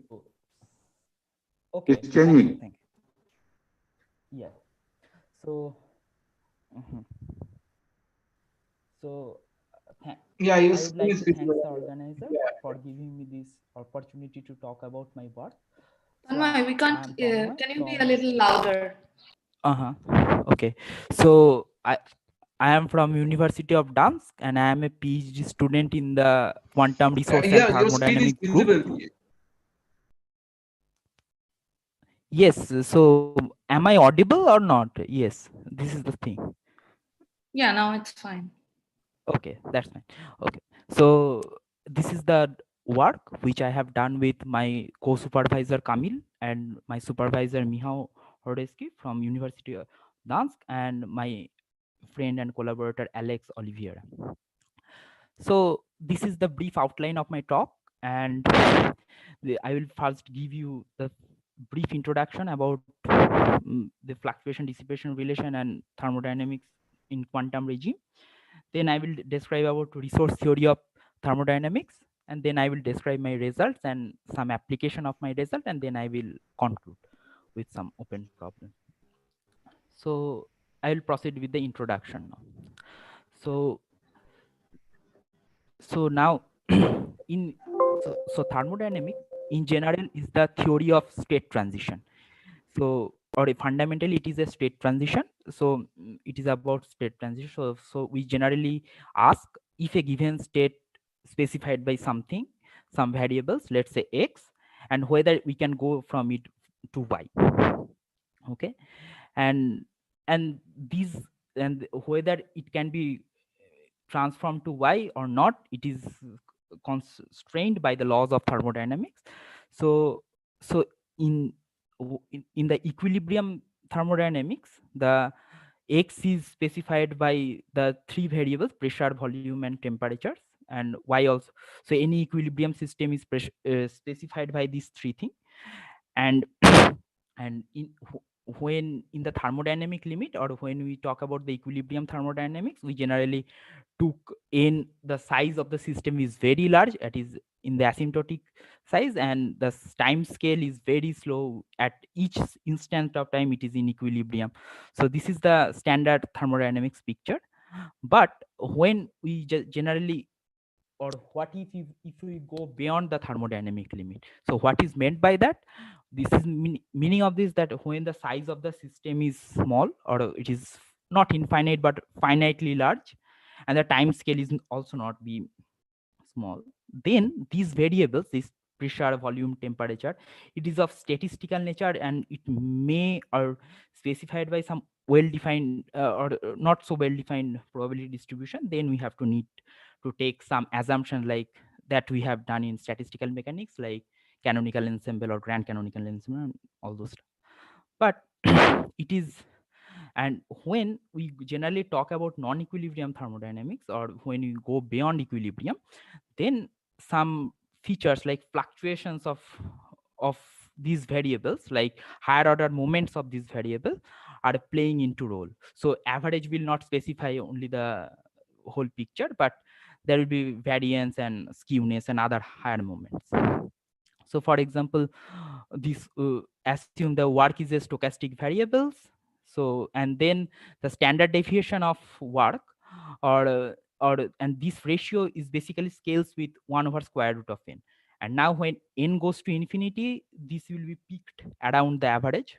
So but when n is finitely large, this will play a role. And on that note, there is some result from like fluctuations theorems, which is where the basically it is this probability distribution associated with the work observable or work variable. It is constrained by some kind of symmetry relation, and that's why we some relation are there. This is one of the examples of the fluctuation relation. But yes, so where delta f is the difference of the free energy of initial equilibrium state and final hypothetical equilibrium state, and work is the work variable, and it is some moment generating function. So yeah, but when we talk about quantum thermodynamics in the non-equilibrium regime, we need to include the quantum features like coherence or correlation, other kind. And it is, so now people from information theory and quantum information, they generally uses the tool of information theory and try to analyze the thermodynamic behavior, and there will be restriction on that region. So, and our work is in this interface, that is non-equilibrium thermodynamics and in the quantum thermodynamics region.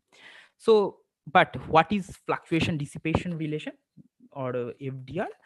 That is, it was first discovered by Albert Einstein on to describe the Brownian motion of a particle. So suppose if you, I forgot to give a red ball here, but assume there is a red ball which is already in equilibrium with a big bath.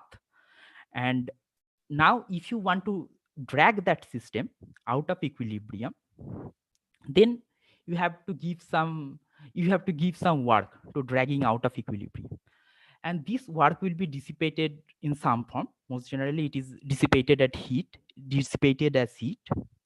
And this dissipation of work is related with the fluctuations of free energy, fluctuations of energy of the initial state. Or more generally, or we have calculated in some undergrad StatMech course that this W dissipated is related with the specific heat capacity of the system, so which basically captures the capability of absorb or dissipate energy. So if the initial state has higher fluctuations, that is this system has higher fluctuation, then it is harder to drag it out of equilibrium. So, and this is the result of the fluctuation dissipation relation, which was discovered by Albert Einstein to describe the Brownian motion in one of his 1905 paper. So how we address this fluctuation dissipation relation in the thermodynamic distillation scenario? And to describe that, I need to introduce the resource theoretic framework of thermodynamics, which is introduced in 2013 by Oppenheim and Michał-Horderski. So what is the resource theory of thermodynamics? Any resource theory is, we know that it is given, specified by some set of free states and thermodynamical, or some free states and transformation. In this case, the free state is given by the Gibbs state of the system, and free transformation is given by some transformation where a system and bath both evolved by some energy conserving unitary, and then we tracing out the bath. Okay, but now let's ask for a moment why this is the Gibbs state is the only free state. Because, and it is related with the laws of thermodynamics. So and in this way, so this operation, thermal operation, preserves the Gibbs state. And if it is, and if the Gibbs state is not only the free state, but there exists some other free state, then from that Gibbs state gamma, I can go to that state, and then I can equilibrate it to Gibbs state again, and in that process I get some work. And so this is generally a violation of second law of thermodynamics, because second law basically says in a cyclic process you should not get any work. So this is the second law, and the first law is encoded in this equation. So it is what is ut? Ut is the time. This basically says times translation symmetry. What is this? So if you have your system and it is subjected to the thermal operation, and then if you trace out the bath, and then it is evolved according to unitarily of the system Hamiltonian, it is same as first you evolved according to this unitary, then you apply some thermal operation, and then trace out the bath. So what does it mean? If you measure its average energy after applying the thermal operation without evolving it, and if you measure its average energy by applying a thermal operation and with a time evolution, it will be same. And it is basically the conservation of energy is encoded in this equation. So it is basically the first law, and these two properties are satisfied by the thermal operation. That's why it is basically a free state or free operation, and why the Gibbs state is free, it is said. Now, and another very important ingredient of the resource theory is monotone. So monotone is basically a function from set of all states to the set of positive real number, and which satisfies these two property, which is non-increasing under the transformation. So phi of epsilon rho is less than phi of rho, and for the Gibbs state, or for the free state, the value of the monotone has to be 0. Here it is, for phi of gamma is 0.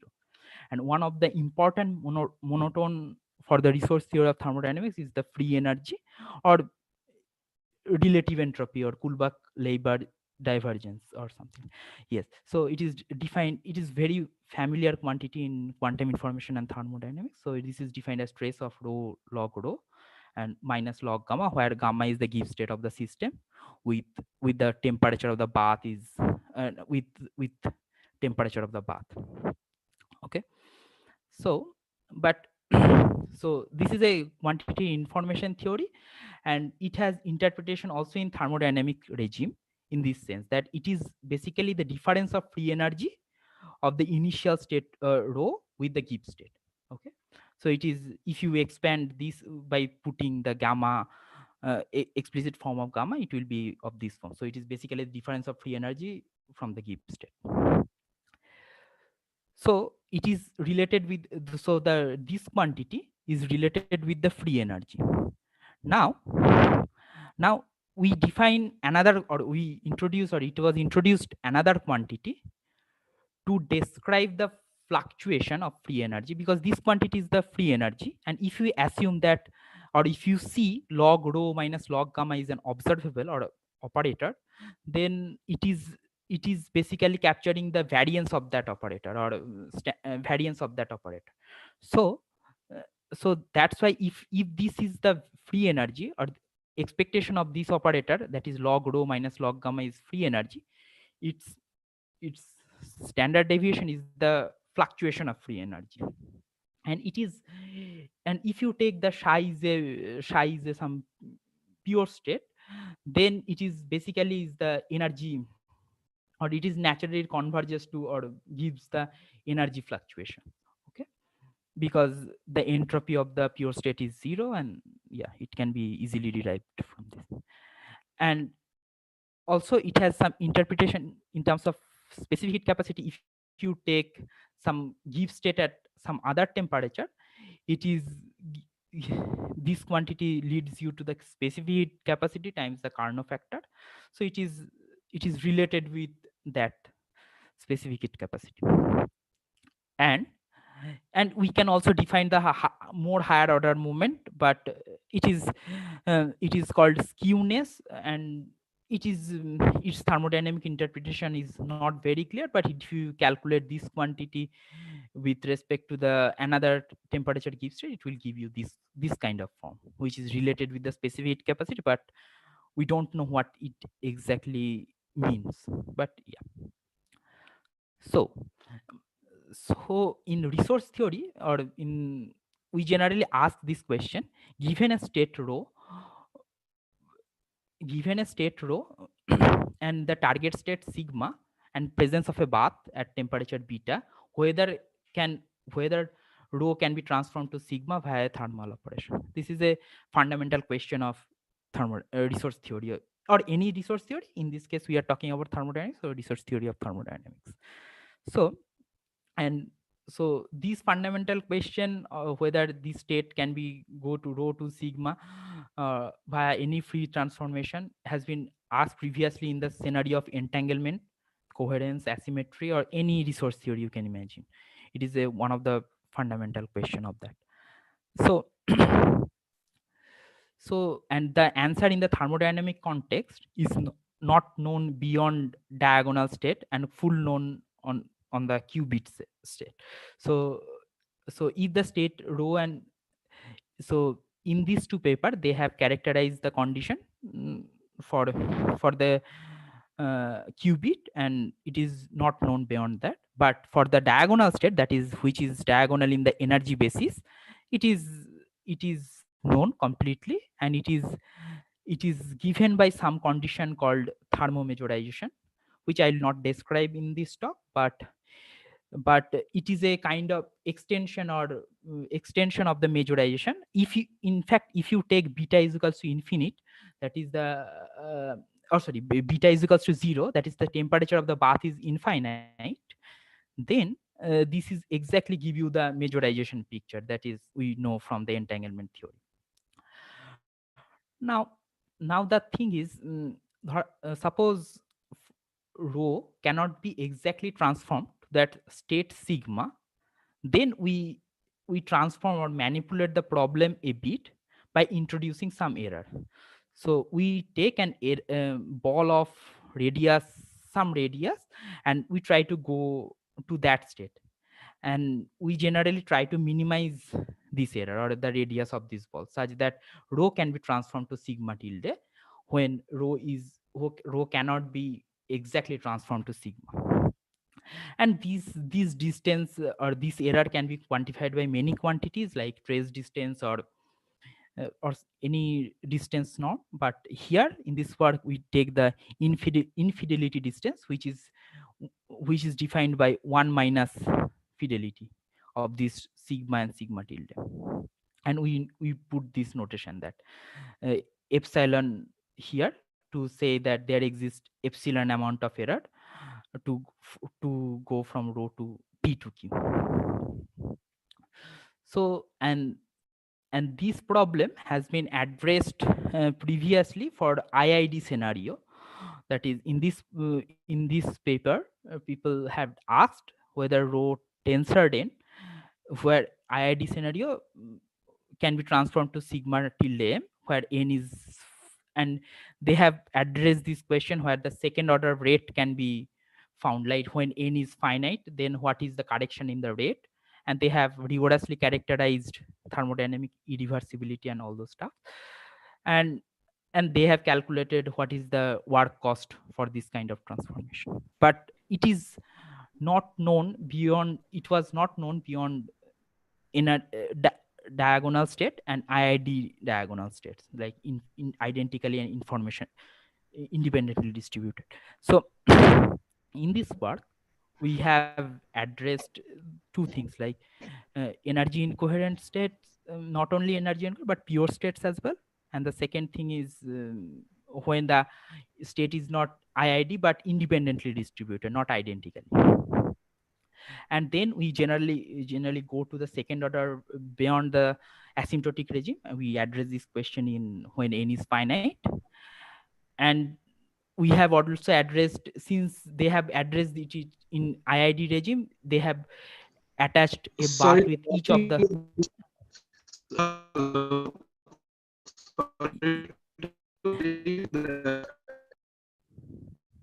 I cannot hear you well. Okay.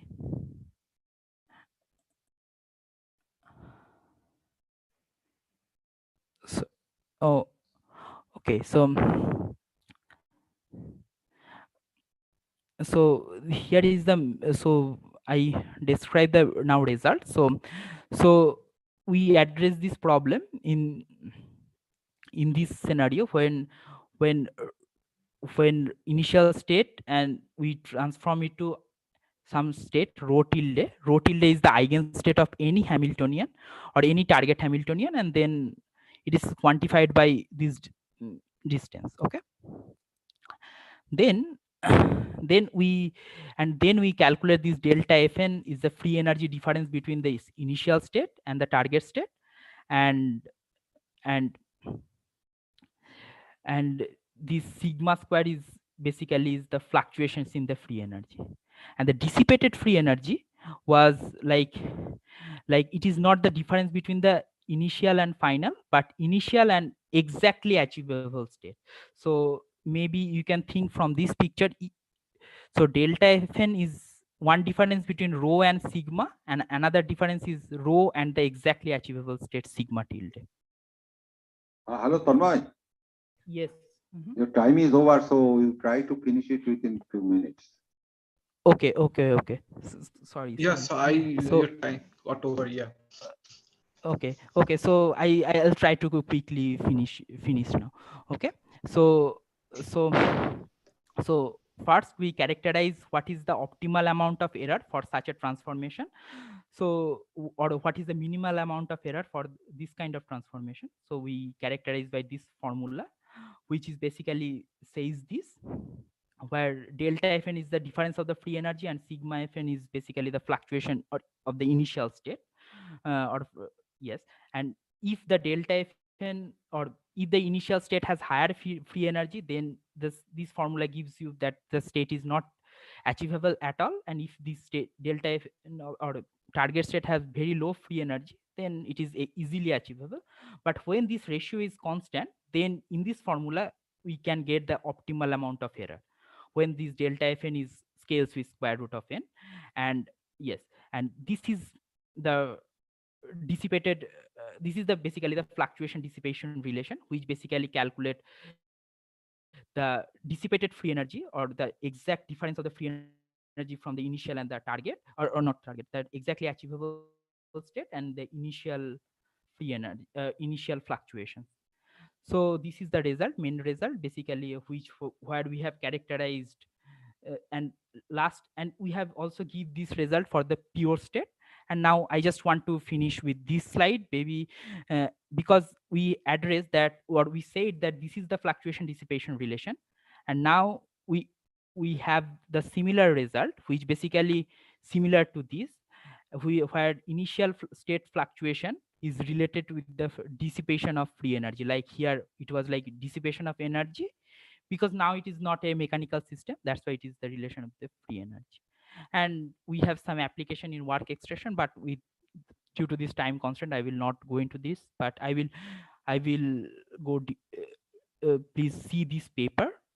Here we have also discussed some of the applications of our results to extract work extraction and yes, in thermodynamic encoding of information as well as Landau eraser.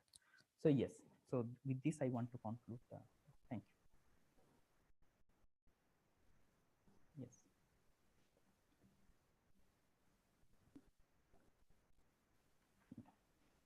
Mm-hmm.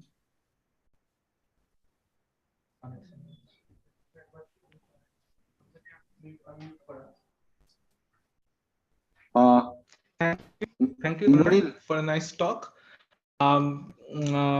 We can take one question. If not, we can simply move on to the, since we are running short of time, we can move on to our next speaker.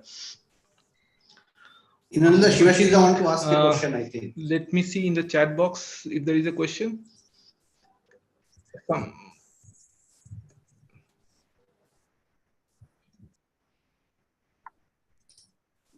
Yeah, Guruda.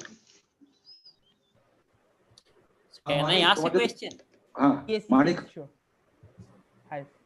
Okay. Sorry. So Tanmay, nice talk. Sorry that it couldn't give this. Okay, so okay, Shiv, please go ahead. Please go ahead. So can you hear me? Yes, I can hear you, sir. Okay. So this may not be exactly related to what you said here, namely the fluctuation dissipation theorem. But you know, once you flash this Jaginski. Please go ahead, please. Is my voice reaching? Please go ahead. Yes, I can hear sir question. Yeah. So Tanmay, so you flash this Jaginski relation, right? I mean, this may not be exactly related to what you said. Now, Jaginski relation, you know, it's a relation between equilibrium quantity and non-equilibrium quantity, right? Exactly. Yes. Yes. Yes. So, so it is basically the relation between free energy and the other one. Yes. Yes. This one. So, in classical setup, I know at least in stochastic thermodynamics, you know, if I want to figure out what is the free energy of the system, I can perform some measurement on the system for work extraction and figure out the free energy, right? Free energy difference. Yes. I mean, and that measurement should be finite in number or whatsoever. Now, in the quantum setup, first of all, the measurement itself is a problematic thing, but people do talk about this 2-point measurement to extract this work. Now, do you think that in the quantum setup, in a generic non-equilibrium scenario, I can perform a finitely many measurement to get an estimate of this delta of F?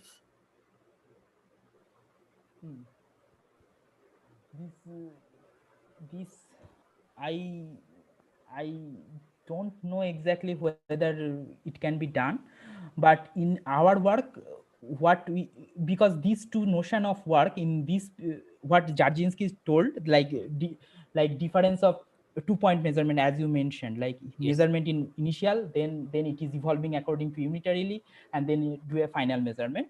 And in this work, it is what we are doing is basically deterministic work extraction. So which I have not mentioned, but let me quickly.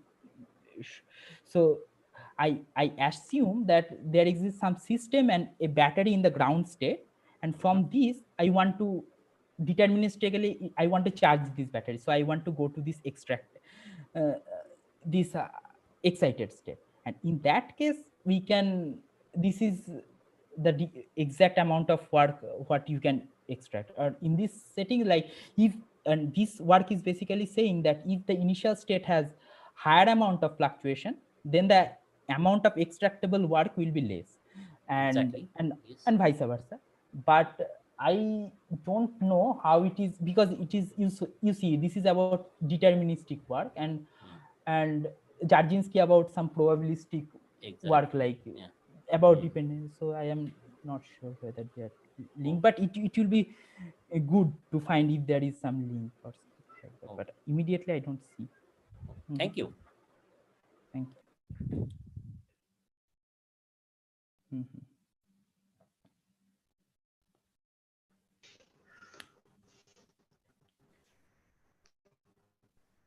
Thank you. Thank you. If there are no questions, let's thank Tanmay for once again for this nice talk. We move on to our next speaker. Our next speaker is Mr. Anand Gopal Maiti, and he is coming from SN Bose National Center for Basic Sciences, and he will be talking. We have two talks in indefinite causal order. This is the first talk.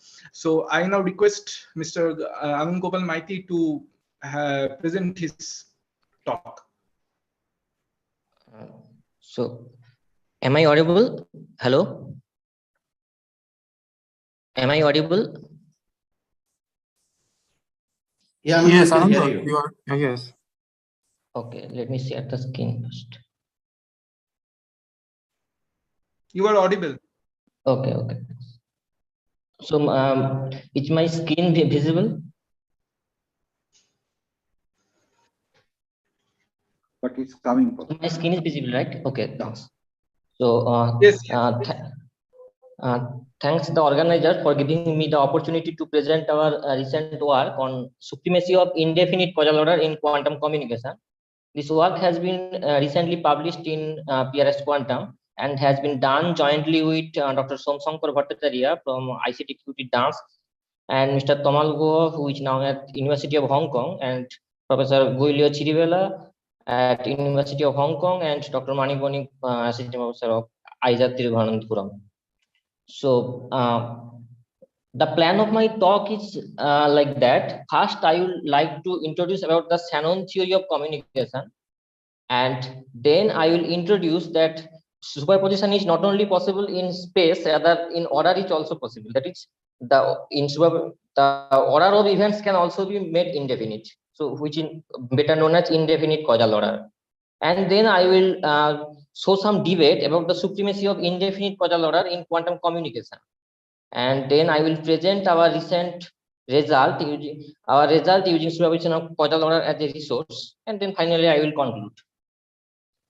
So the whole communication theory started with the seminal work of Claude Shannon in 1948, where there is a sender and a receiver, and the sender wants to transmit a message.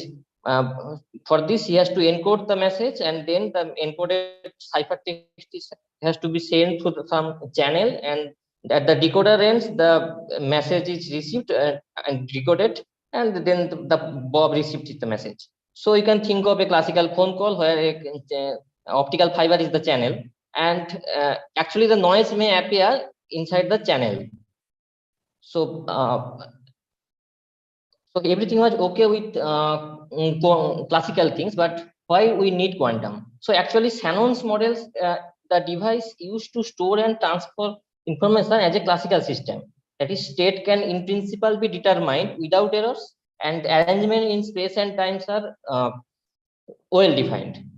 But there are several phenomena like secure quantum cryptography, quantum teleportation, super dense sorting, super additive channel capacity, where not only quantum theory provides some advantage over its classical counterpart, rather in classical domain, some of the tasks are even impossible. For example, quantum teleportation and super additive channel capacity.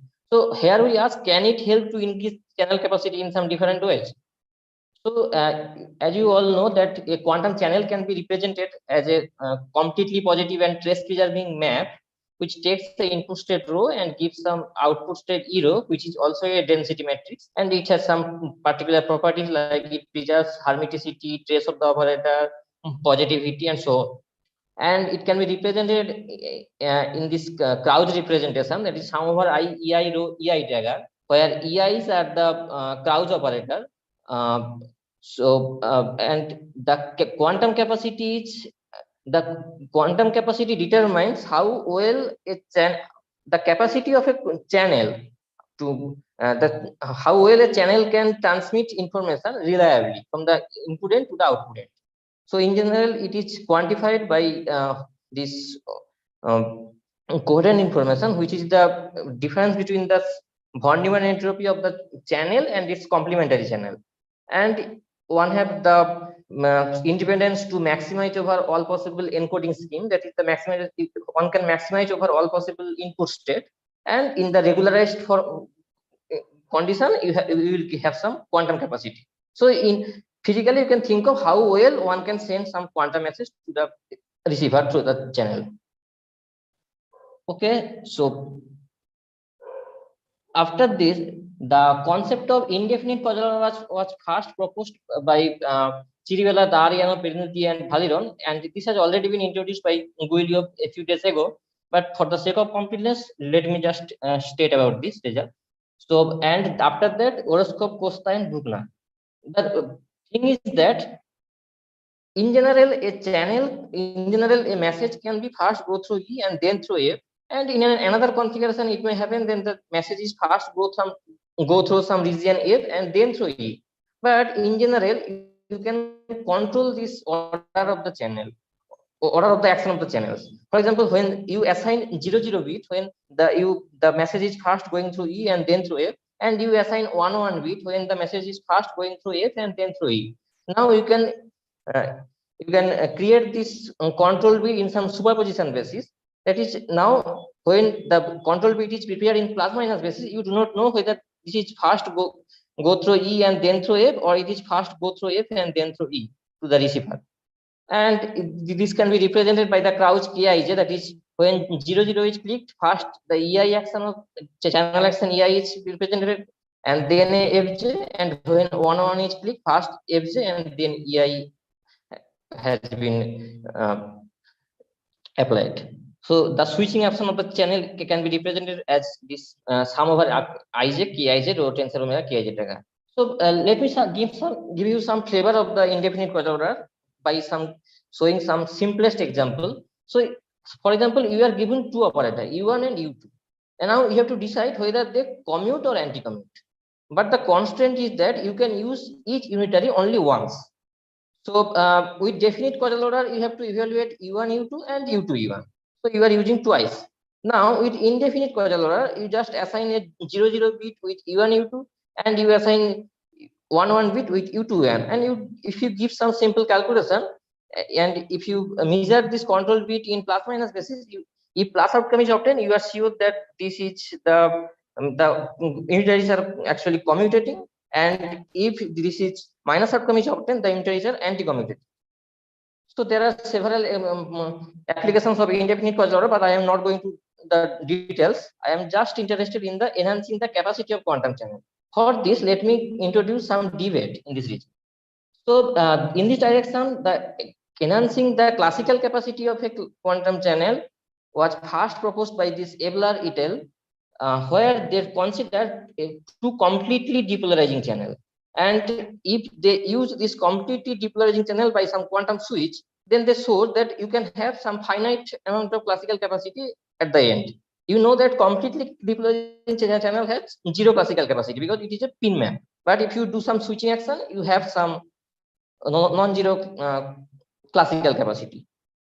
But after this above detail shown that a similar effect can be obtained when one coherently controls between the sending of target systems through the two identical space. So you do not need to go to the superposition in order. Rather, in space can also do the same task. But after that, Chirivella, along with Dr. Manik Bonig and Professor Guru Prasad Kaur and others from ISI Kolkata, they shown that indefinite quadrilateral enables perfect quantum communication with zero capacity channel. That is, the perfect activation is not possible if you only do with the superposition in space. But after that, the Guerin et al. Shown that all the paper that is enhancing the classical capacity of a quantum channel or the quantum capacity of a quantum channel, that is this NJB paper, they shown that this all tasks can be possible by superposition of direct pure process, and which do not need, you do not need to go to the indefinite Kojalova structure. So all these aforementioned advantage appear to be attributable to the ability of coherently control quantum operation and not due to the indefinite causal order per se. So they consider, for example, just to explain this, in this NJB paper, the author considered that there are two entanglement breaking channel which has zero quantum capacity, which is Pauli XY channel, and one side channel which is the control bit from the sender to receiver. Now the authors are here, the what they are trying to say is that when you are using a side channel from the sender to the receiver end, then why are you using this this noisy channel? You have a completely noiseless channel to the receiver end, so you can just apply a swap operation at the input end, and you can just swap the a message to the side channel, and then the receiver will have the message. But here a clear-cut separation between the role of internal and external degrees of freedom, and in particular restrict the way of that information can be distributed over internal and external degrees of freedom had been considered. So in this context, our result is quite important. Here we introduce the concept of random receiver quantum communication, where there is a sender and say Alice, which holding an unknown state rho. The state has to be sent to the any of the n probable receivers. Remind that the this sender is unknown the receiver is unknown to the sender. So the sender wants to transmit this unknown quantum message to any of the probable receiver, but at the time of sending the message, he does not know who is the final receiver. So, but the value of x is decided, that is this b1, b2, and bx. The value of bx is decided after some time, when already and after this, the parties can cooperate in order to let the message to reach the party bx. And we say that a communication protocol is successful if it reliably transmits and any arbitrary quantum state for arbitrary values of x. That is, if I announce, let's say B2 is the final receiver, after some time B2 will get the message perfectly. You can think of a delegated quantum computation, where a client sends quantum states to a server, which is then required to perform a quantum computation on them. A priori, several servers could be available, and the client may not know in advance which server will be assigned for the computation. So in this situation, it is convenient to have a way to transmit the message simultaneously to all potentially available servers, so that once one of them is assigned for the computation, the designated server is able to retrieve the message and operate on it. So in the noiseless scenario, what you will do, you will the message side, which let's consider the simplest scenario where there is a qubit message, that is size alpha 0 plus beta 1, and in that case the sender encodes it into a generalized GHZ state, and you see that this state and then he just sends among the n receiver, because the channel is noiseless, completely noiseless. So at the receiver sent, the state can be written. You see that last line, that psi b1 b2 is alpha 0 plus beta 1 tensor plus at the b2 end, and alpha 0 minus beta 1 tensor minus at the b2 end. So if the b2 measure in plus minus basis, then if he got plus outcome, the state is exactly the same. The state the receiver, the sender wants to send to the b1, and if the state is the outcome is minus, then the b1 will perform some z correction, and he will have the original state. So in noiseless scenario, it is okay. So it is easy to see that the party bx eventually receives the quantum state psi without any error. It is altogether. However, here the protocol requires 1 qubit of quantum communication from the sender to each receiver. But let me just now recall the task. That is, the sender has to transmit an unknown quantum message to a receiver selected from the list of n spatially separated parties. But at the moment of transmission, the choice of receiver is unknown. Now the constant is that now you have only entanglement breaking channel is available, which are the Pauli XY channel. So these are entanglement breaking channel. The sender, however, at the end, the sender and receiver can access some noiseless classical communication among them, but no PCR quantum correlation. So the question is, can Alice perfectly send the qubit to any probable box? So he can think of the series connection of the channel and parallel connection of the channel, but no way he can do that.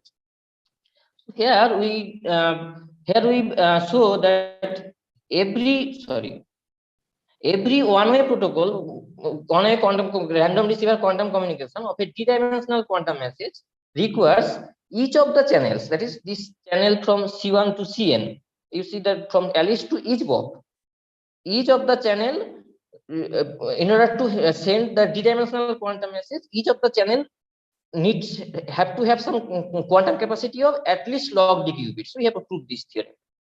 And we also show that if now from the sender to each receiver there are entanglement breaking channel, then you all must need a side channel which has at least log d. That is the theorem 2 is that random receiver quantum communication with entanglement breaking channels and side channels from sender to each receiver, there is a side channel SI. With d-dimensional output is possible if and only if all the side channels have a capacity of log d qubits. Now, using this switching action, we show that it can be perfectly done even just only one side channel and not log d number of side channels or log d bit. So for just to win the game, Alice encodes. I am just here introducing the two receiver scenario and not going to the n receiver scenario. In order to have the task completely achieve the task, Alice encoded the qubit psi into a multipartite GAJ state and distributed the bk to the kth box, so the noisy channel, and she then do the switching task. For two box, after switching, the state can be written in this form that you see that 1/4 rho plus z cross z rho z cross z plus in the control bit, and just a unitary rotation of the state, and at the control bit minus bit.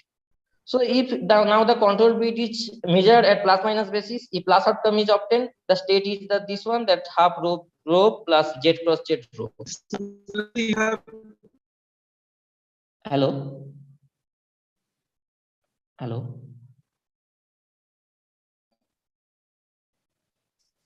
You have to finish within a few minutes. Okay, I'm just finishing within a few minutes.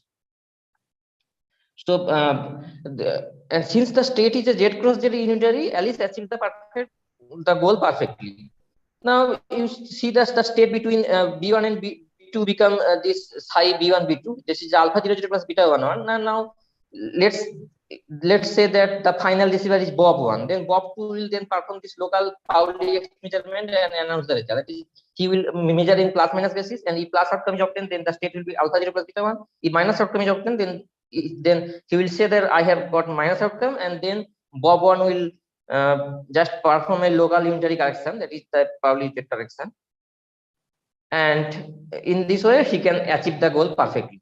So in conclusion, so we introduce the task of random receiver quantum communication, in which a sender transmits a quantum message to receiver selected from a list of n probable spatially separated parties. But at the moment of transmission, the choice of receiver is unknown to the sender.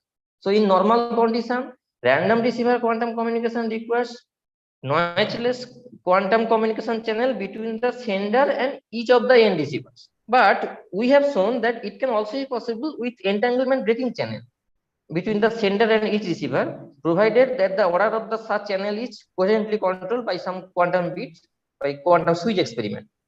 And while the phenomenon is achieved with a single qubit, it cannot be mimicked by adding a noiseless qubit channel from the sender to any of the receiver. That is, if you take any k less than n parties, if you take some side channels which are the number of side channels is k, which is less than n, then you cannot achieve the goal perfectly. Now, just to mention, that superposition of direct pure process as proposed by Guernitel, you cannot achieve this game perfectly with this superposition of direct pure process because it requires entangling operation at the encoding as well as the decoding end. But here the receivers are specially separated. So locality in space is an essential constraint for this. So this is the main task. So thank you for your time. Thank you, Ananda, for this wonderful talk. If there is a question, we can take one question. Please raise your hand, or you can also write down in the chat box.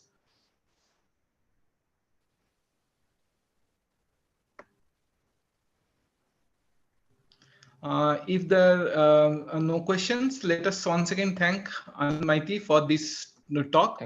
We are now moving on to the next talk, which is by Mr. Stanislav Filatov, and he is from the University of Latvia, and he will be talking about ordering the process with indefinite causal order.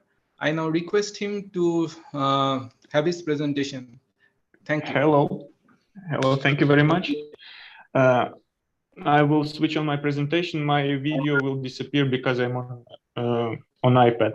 Can you hear me well? Can you hear me? Can you hear me? Can you hear me? Yeah, you are audible. You are audible. Yeah, we can hear you. And if you can Awesome. upload your presentation, that will be great. Yes, 1 second. You see the presentation now. It's fine, yes? Yes, you do. It's okay. No, it has not yet come. It has not yet come. Oh, sorry. Not yet. It is not yet. What? Not yet. 1 second. What about now? Now do you see it? No. Not yet. No, not okay. yet. I share my screen once again. 1 second. Just wait 3 seconds. Okay, now? Yeah, it's now visible. Okay, awesome. Hello, I will be speaking about ordering the processes with indefinite causal order. I'll start with a short disclaimer. So the ICO processes about which we have heard also during this conference, previous talk, amazing, interesting thing. So ICO processes, there are like two things about them. There are amazing uses of ICO processes. And second, there is suggestion that the universe is inherently unorderable, lurking somewhere in the ICO processes, in the processes with indefinite causal order, sort of that existence of processes with indefinite causal order implies that the universe inherently has some inorderability in it. So claim of this work, of this presentation, is to show that ICO processes cannot be used as an argument to suggest there is something unorderable about the universe, because the ICO processes may be ordered. The claim of this work is not to say anything about the awesome uses of ICO processes. It's just to say that ICO processes can be ordered. They just need to be named in a very strange and weird way. So let's go. The plan for the talk is as follows. First, I will introduce the ways we name states of single qubit.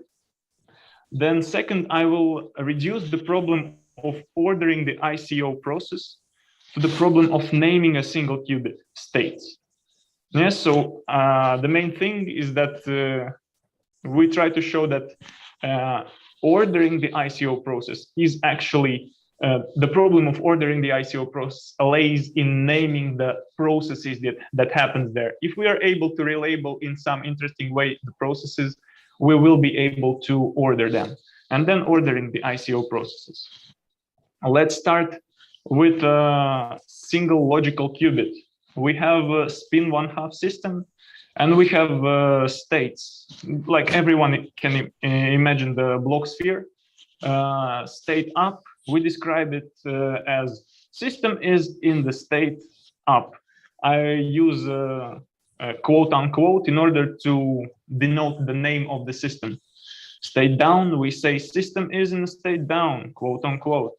state right. System is in the state right, also known as up plus down divided by the square root of 2. Notice that it's a weird, but it's a possible name for a state. Up plus down divided by the square root of 2. And when we name a logical qubit, we do not call it like the state right. We do not call it indefinite state. We call it in a particular way. There is particular way in which state is, and there is particular state to which it is orthogonal, the state left. Let's move one step further and look at how we describe the qubit, which is spatial. Yeah, we imagine two slits, A and B, and then we describe the way the photon may pass through them. With spatial qubits, our intuition is a little bit biased towards localized things. So we say that when the slit A is open, the slit B is closed. We say photon went through the slit, quote unquote, A, not through its orthogonal B. Yes, so when the photon goes through the slit B, we say photon went through the slit B, not through its orthogonal slit A.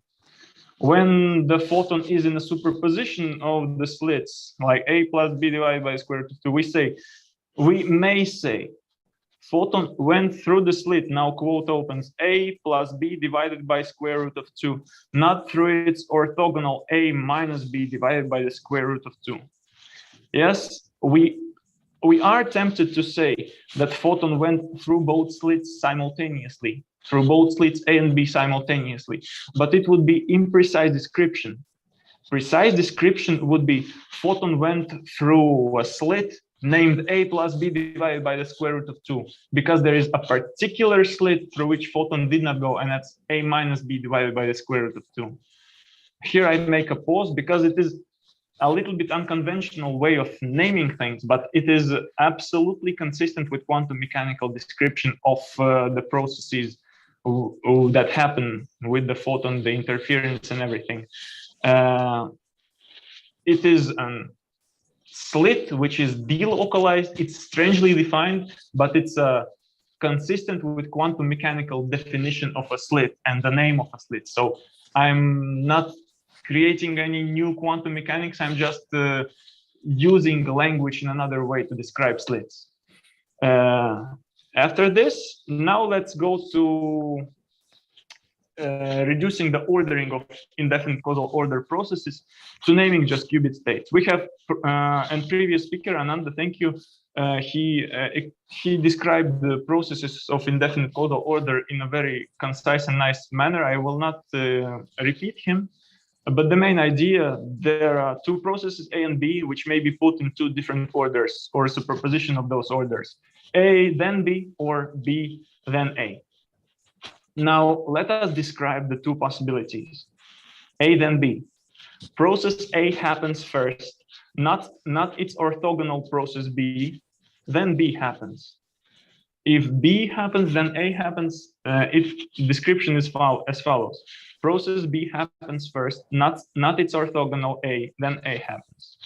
And there is one thing that is of note. Note that the order of the processes is fully defined when the first process is defined. Yes, because the when we define the first process, the second process automatically is the orthogonal to this process, the process B. And this is a kind of an important realization in order to be able to name and therefore order the ICO processes.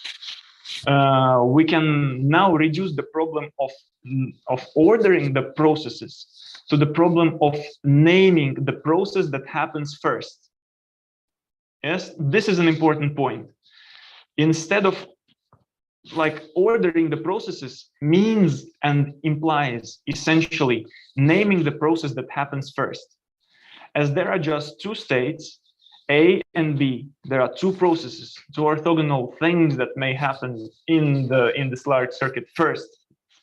It's a problem of naming a superposed state of a qubit. Yeah, A and B are two vectors that create a qubit essentially out of them. So we just name when the processes are in superposition of order, it means essentially that the first process in a superposition of between A and B. Yes, so we just can name this process. In case of superposed order, the measurement of control qubit, there is control qubit usually in quantum switch, it precisely determines the superposed process happening first. For example, it could be process A plus B divided by the square root of 2. And then we would say, process A plus B divided by the square root of 2 happens first, not its orthogonal A minus B divided by the square root of 2. And then A minus B divided by the square root of 2 happens. Note that it's a very strange way of defining processes, but at the same time, again, it's very consistent with the Hilbert space description of those processes. There is a precise way when the processes are defined. So for example, when the processes have definite causal order, for example, A happens, then B. First A happens, and then orthogonal to A process happens. Here, the same thing. First A plus B divided by the square root of 2 happens, then it's orthogonal A minus B divided by the square root of 2 happens. If we just follow the particle that goes through the indefinite causal order processes, just follow the full particle and name the processes after where is the full particle, we will not get lost and we will be able to name the processes. Now, when we have named the processes, we can order them. So essentially, ordering the ICO processes reduces to naming them. And that's the main idea. If you are able, like if you are willing to go and name processes in a weird way, which as far as the universe is concerned is a fine way to define a process, you will be able to order the ICO processes. So in conclusion, ICO is orderable. It doesn't mean that all of the uses of ICO are not right in some sense. ICO uses are perfectly amazing. They are very nice, but it's just, there is this thing, it's superposition that happens. And from the point of view of universe, ICO processes are orderable. It's just our ordinary localized perception of localized thing that biases our naming of those processes so that we cannot order them in our usual local terms. So that's the thing I wanted to tell you about. Thank you for your attention, and I'm ready to take your questions. I will switch off the presentation so that you can see my face.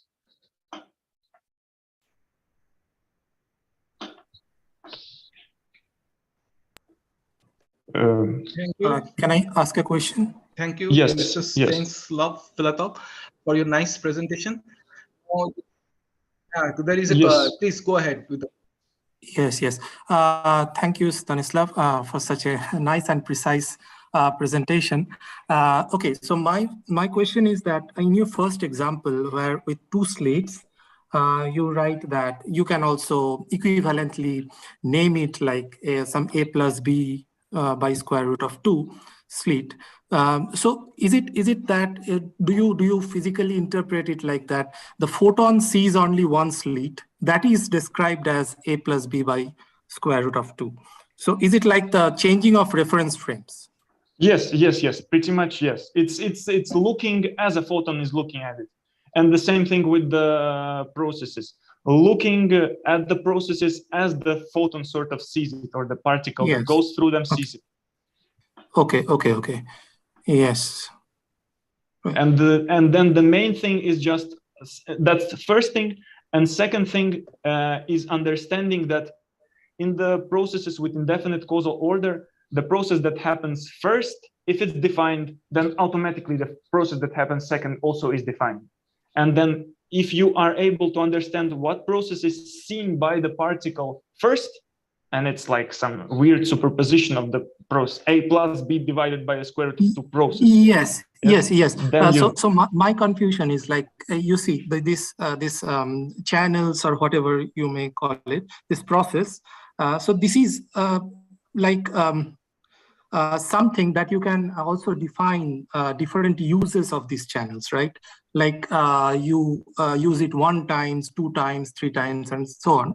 So when this particle which is going through this process, who sees that the process is actually not A not B, like some A plus B by root 2.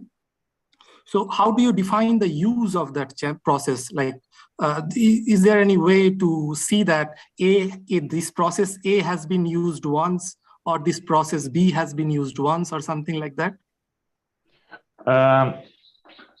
I will look. I will say. I would say if you have A being used twice, you just name the channel. I will create a channel called A prime, where A is used twice, and then I will have channel A prime and B. If you're saying about sort of, I can always rename the channel. If I have A used twice, I can use it. I can name it A. So my point is that if from this example, if you go back to your first example, it is like having two channels like A and B. And then if they are in superposition, then the particle sees like A plus B by root 2. But in the indefinite causal order, it is not the case. Like, so here you have actually the superposition of ordering, not the 2 channels, right? So I mean, isn't it this way? One understands that it is actually the 2 uses of the channel A and B, like the way you are renaming the processes. I also like, I try to emphasize that I look at superposition of orders as at superposition of basically the first process that happens first. It's like you can say that it's a superposition of orders, but it really is not. I mean, what it is superposition of first channel. But at the level of channels, when you look at the Krauss operators, I mean, how do you write this A plus B by square root 2 and A minus B by square root 2? What are the Krauss operators corresponding to this new definition of orders? Like, I would say, like how I see it, I just there's a simple way. There is a simple way to do it. I just say that. Question, the answer to the question, what was the channel through which the particle went first, is basically a qubit. It's A, B, and then there is quantum superposition of those 2. That's a simple way. More sophisticated way would be to map those, mapping process A through this Choi-Yamialovsky onto in a state, mapping process B through the same way as a state, combining those Hilbert spaces, and then reducing the Hilbert space to just sort of space spanned by those 2 vectors, and it was again a qubit, which is again which we again can put in superposition. Yes, sort of that's the idea. Right. But we need to discuss a little bit more, I guess. Yes. Okay, fine for now.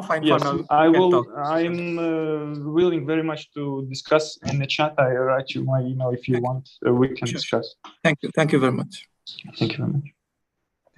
So we have one Inanla, can I make a point? Question from this, maybe after that we can move on to the next. Sure. Yeah. Should I go, Inanla? Manik, yeah. Hi, Stanislav. It's nice talk. Hello. So I agree with you in some sense up to the point when you are within means Hilbert space description. But if we go to process matrix definition, then it is very abstract. Then you have only probabilities. If you go to Bruckner's horoscope, Bruckner's OCB definition, then there is no Hilbert space. That is abstract probabilities. In that language, if somebody establishes indefinite causal order, then how you are trying to explain it in this language, that will not work anymore. Because that is the device independent description. I think I need to, like, in order to translate my understanding into that definition, I need to acquaint myself better with it. If you could, yeah, we can further continue. Yeah. Would be nice. Yes, thank you very much. Sure. Yeah, Vikram Singh has raised hand. If you can quickly ask question to the speaker, then we can move on to the next talk. You have raised hand. Please unmute yourself or and ask the question.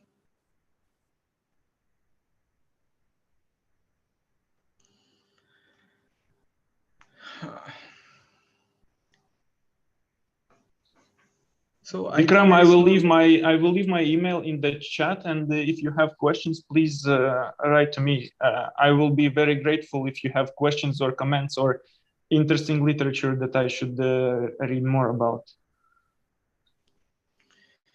Sure. Thank you. Thank you very much. Thank you, Mr. Stanislav, for this wonderful talk on indefinite causal order, ordering the process. We now come to the last talk of our sessions for this day. And I now request Dr. Arup Roy from ABN SIL College, India, and to give his presentation. He will be talking about classical capacity of quantum channel as still an emerging issue in quantum information.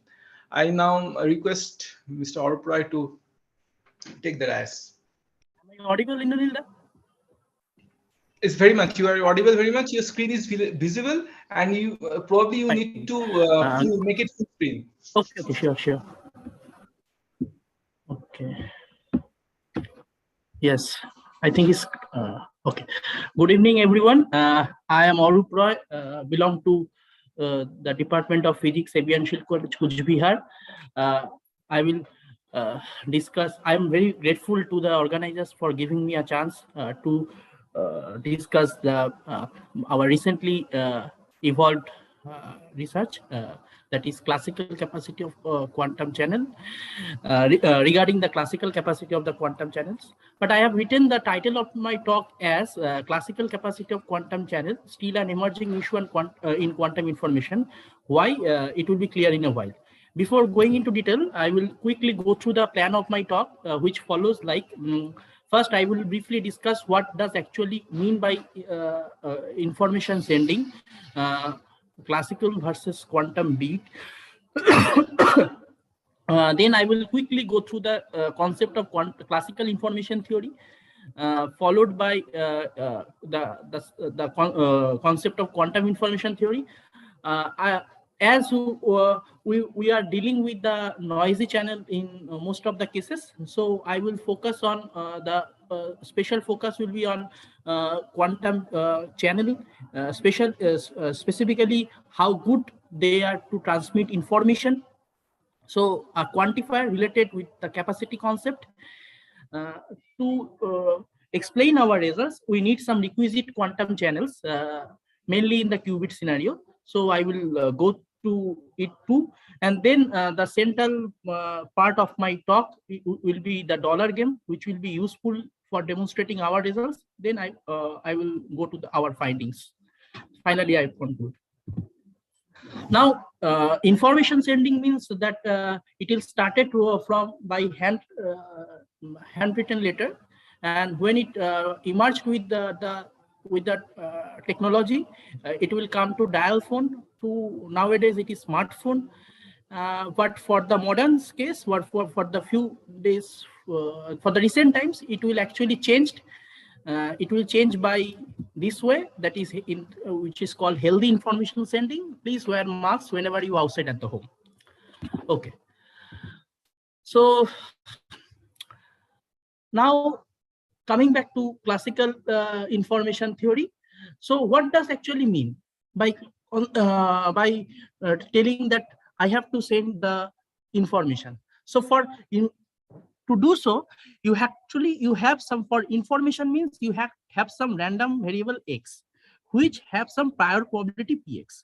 Now sender need to encode it properly, and it have to fit some channel, which is a communication device, and after passing through it, now this output is gathered at the receiver net, and receiver should have to properly decode it. Now a relevant question is that if a channel is noisy, so the probability px will be changed into another probability. So the receiver should have to guess what actually probability is. So we need to introduce the concept of, say, how good a channel is to transform information. So we need a concept of quantifier. Now this quantifier for the classical scenario is actually defined by this mutual information. Now, before the starting of quantum information theory, we should go into detail of the postulate of quantum mechanism, but as it is a very specialized seminar, I will not go into detail. But what does actually mean by the classical bit? Now, suppose a match is happening between Australia versus Zimbabwe. Now, if Zimbabwe wins, then one need to send a blue ball, and if Australia wins, one need to send a red ball. So dimension of the incident can be increases, but we are restricted in the dimension 2. So this is actually incorporates the concept of classical beat. What about the quantum scenario? We know that for the quantum scenario, for dimension 2, apart from the state 0 and 1, which will be the eigenstate in any direction, I'm sorry, A0 plus B1 is also a valid state because principle exists. So classical scenario and quantum scenario are quite different with each other. As I have promised that I have to go to the concept of quantum channel. So in the classical scenario, the input variable is transformed into the output variable y. The action of the channel is defined as Px given y. But for the quantum scenario, I need to introduce this information. I have to encode this information with proper encoding state, which belongs to some initial Hilbert space. Then we have to feed this state into some channel, and the output state will appear at the Bob's end or receiver end, and the action of the channel is denoted by the CPTP map. But what about the quantifier? Now, to define the quantifier, we need to introduce the concept of capacity. First, let's revisit the classical capacity. For introducing the concept of classical capacity, so you can use the channel multiple times instead of using once. That means if you use the channel for the single times, that is one shot use, you have some fidelity. Now, if you use the channel for the multiple times, it may increase your fidelity because the joint action will be appeared at both at the sender as well as the receiver end. But for the classical capacity, it is not happening actually, because for the classical capacity, instead of using a channel single times, if you use the channel many times, it will actually give you the same. Of course, after having the use of the channel for the multiple times, you need to average it. Okay, so you can see that it will produce same numerical value. So your classical channel capacity is additive. So one could say that your classical channel capacity is very, very easy to compute. Actually, it is, because it is defining on your primitive probability. Now, to define the quantum channel, as many of our colleagues have already defined, the quantum channel actually denoted by that your state actually evolved into another state. So it is n row. It is denoted by aj row, aj dagger, where aj is called the Krauss operator. But to calculate the capacity, we need to use the channel for many times. So actually, we are dealing with the discrete memoryless channel. What does actually mean? Whenever we use the channel for the many times, see for channel 2, it is independent of the channel 1. If it is channel 3, it is independent of 2 and 1, and vice versa. So this assumption has been taken. Otherwise, the channel capacity, the formula of the channel capacity cannot be calculated in single letter way. And for memoryless channel, this action is actually given by this formula. Now, as we are going to calculate the classical capacity of the quantum channel, then what actually happening in our real world? So after having the information, Alice have some messages, and he need to feed this message in some proper state, because I need to use quantum channel. For quantum channel, I need to use some quantum state, suitable quantum state, and feed it into the through proper channel. Now this states has been evolved, and after at the receiver end, the distorted state would appear, and after performing over those states, Bob actually tried to guess the state it takes, and using some p-share strategy, he actually tried to guess the classical information. This is this is in a nutshell what does actually mean by classical information sending through a quantum channel. Now, as we have seen earlier, that the classical information theory, classical capacity of classical channel is very easy to calculate. Now, one can ask this question: does the story same for quantum? Wait and see. Actually, in the usual literature, it will be classified into 3 classes, but you can see that I have defined here 4 definitions. Why? It will be clear in a while. Now, for the Shannon capacity, see, whenever I define capacity, that means you have to think that I need to introduce the channel in many times. Now,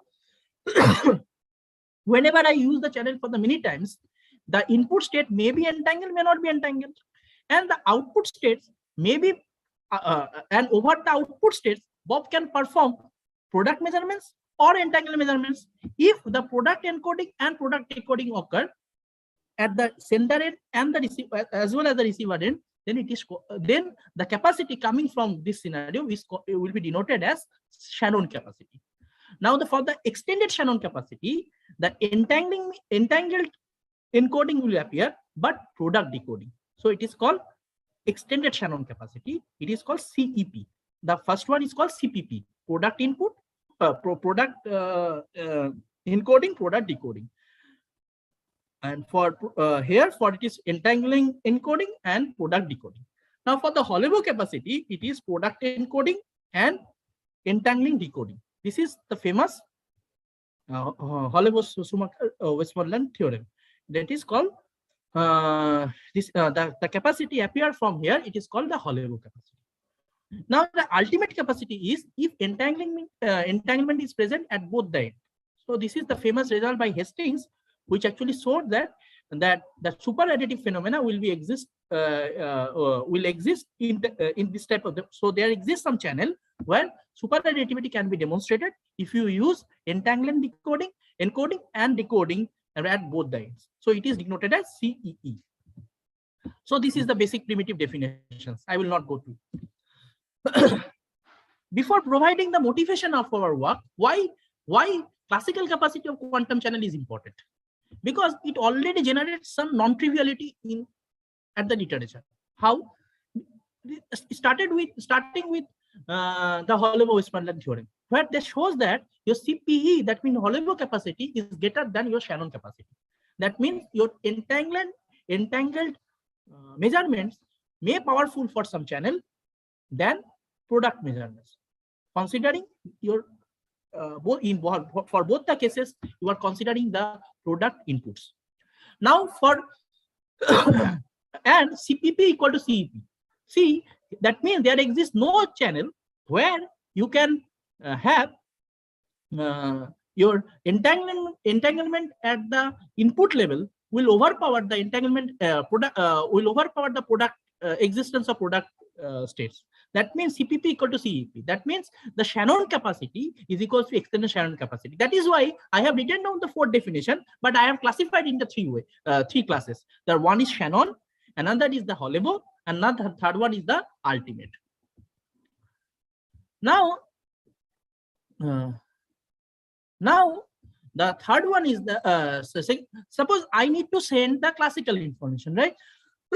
Now, for classical information, your usual intuition suggests that you need to send orthogonal input, but this intuition not always true, because there exists some channel. Actually, in our results, we are using those type of channel where maybe to send the classical information, you need to send you may require non-orthogonal input signals. Another one is, suppose a phenomena, a match is occurring. Now the output of the match is only 2, so it is binary events. So for the classical theory, to convey this information, your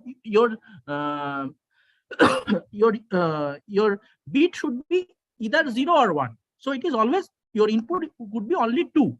But there exists some qubit channel where you may require more than 2 inputs. Actually, after having this input, after having the output, you can generate more capacity if you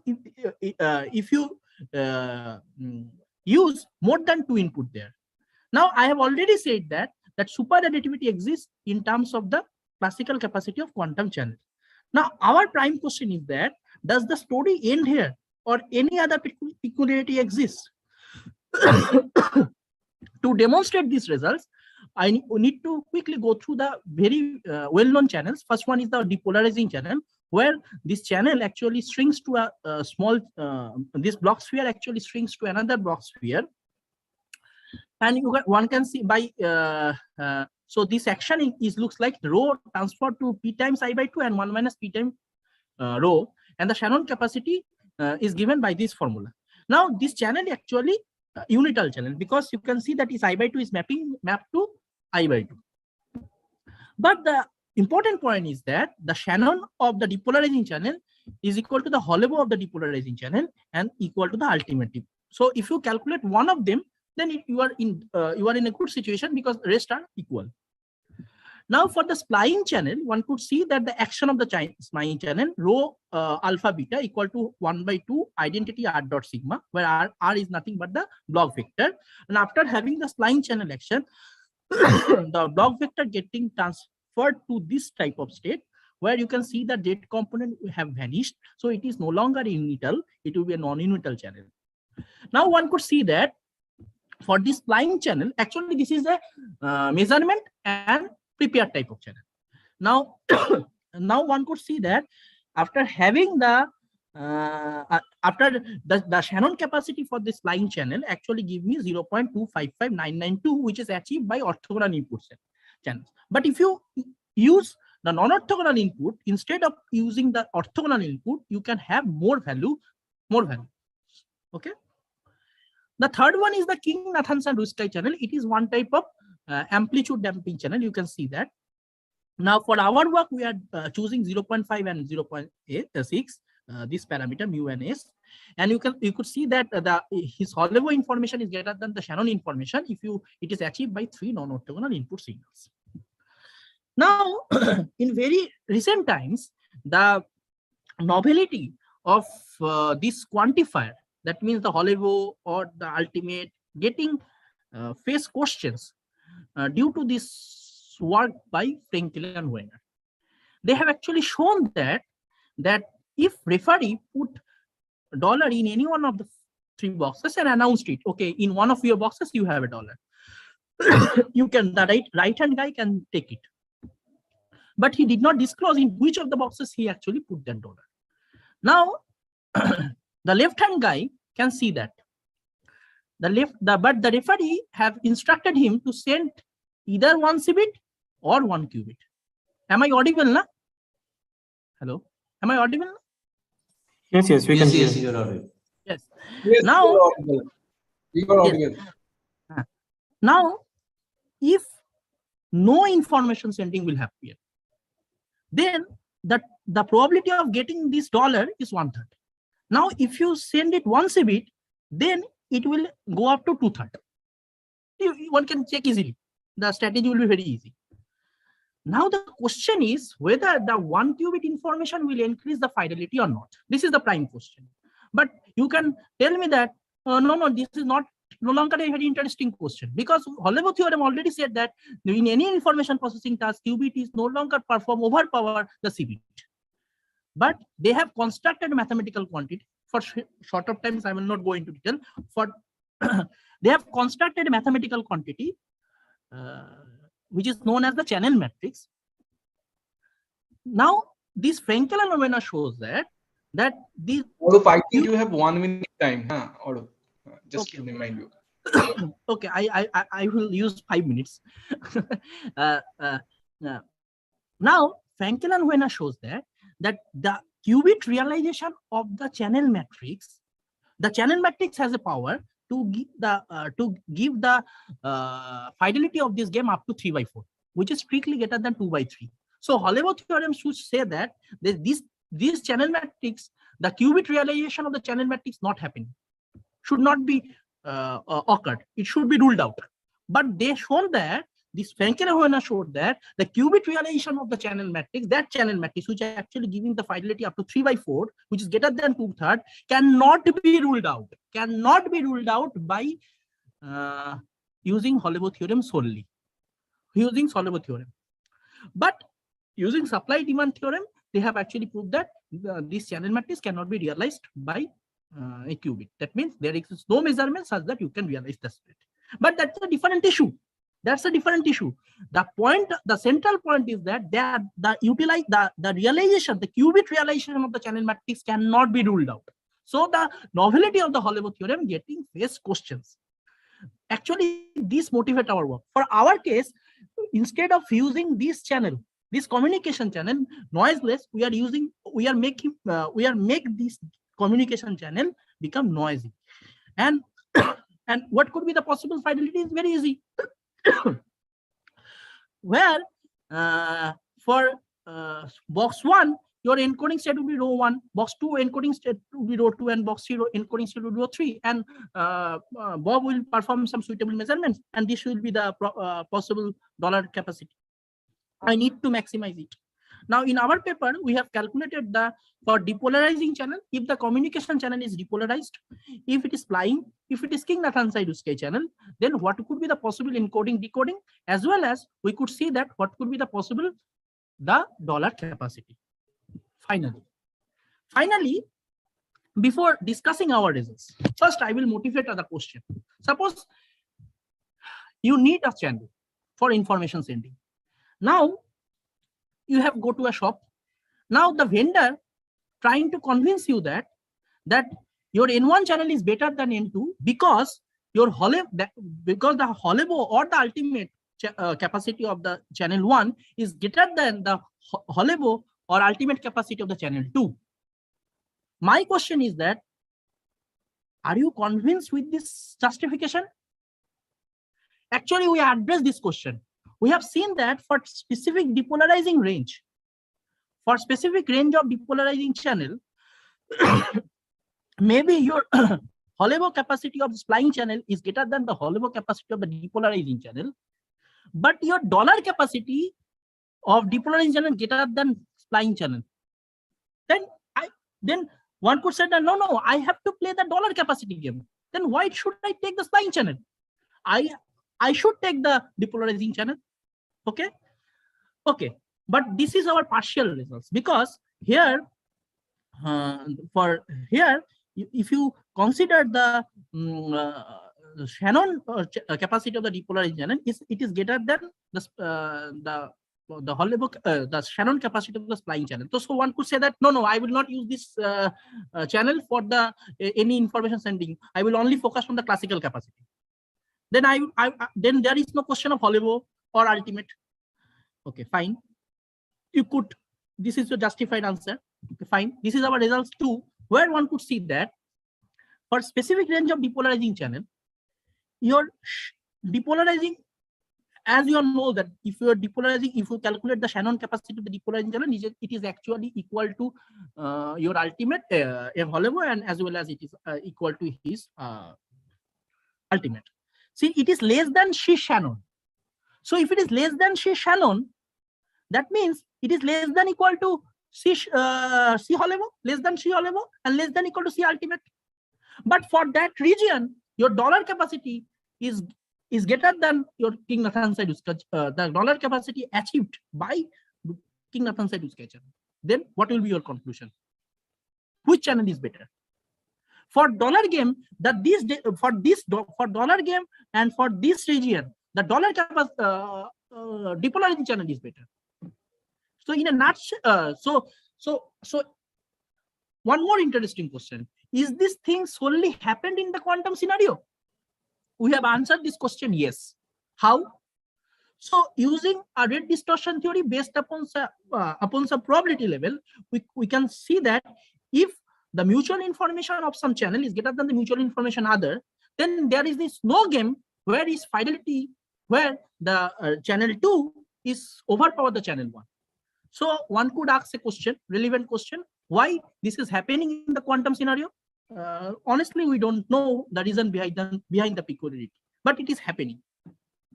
So at the end, I have called Pete Seeger to play a song for us. What did you learn in school today? So Pete suggests that so our result indicates a new dimension in the study of the classical capacity of the quantum channel. How? There could be no single measure, because if it is so, that could be good for any game. But as we have seen earlier, for some game, your leg but for our case, but we have seen that this will no longer be case, because it is solely dependent in which type of game are you playing. Okay, so this is now some future direction. So whether this kind of phenomena exists for other capacity, believe me, for quantum capacity is very hard. But for private capacity, one could try, because private capacity is one type of classical capacity when some information leaked to the system. Another thing is the possibility of exploring classical capacity in various information processing tasks. I have written here again why. So one could construct a game just like as the Frankel winner. Maybe that game actually generates more thing about not only in the theoretical perspective, but also in the application way. These are my collaborators: Shishti, Rajush, Graham, Manikda, and this is our works having given in the archive. Thank you. I would like to take your questions now. Thank you. Thank you, Arup, for this stuff. And now the floor is open for questions. If anybody have questions, they can directly ask to Arup. Also, you can raise your hand. Or you can put it in the box.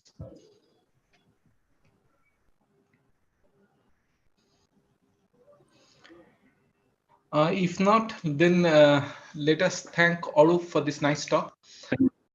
And we come to the end of this today.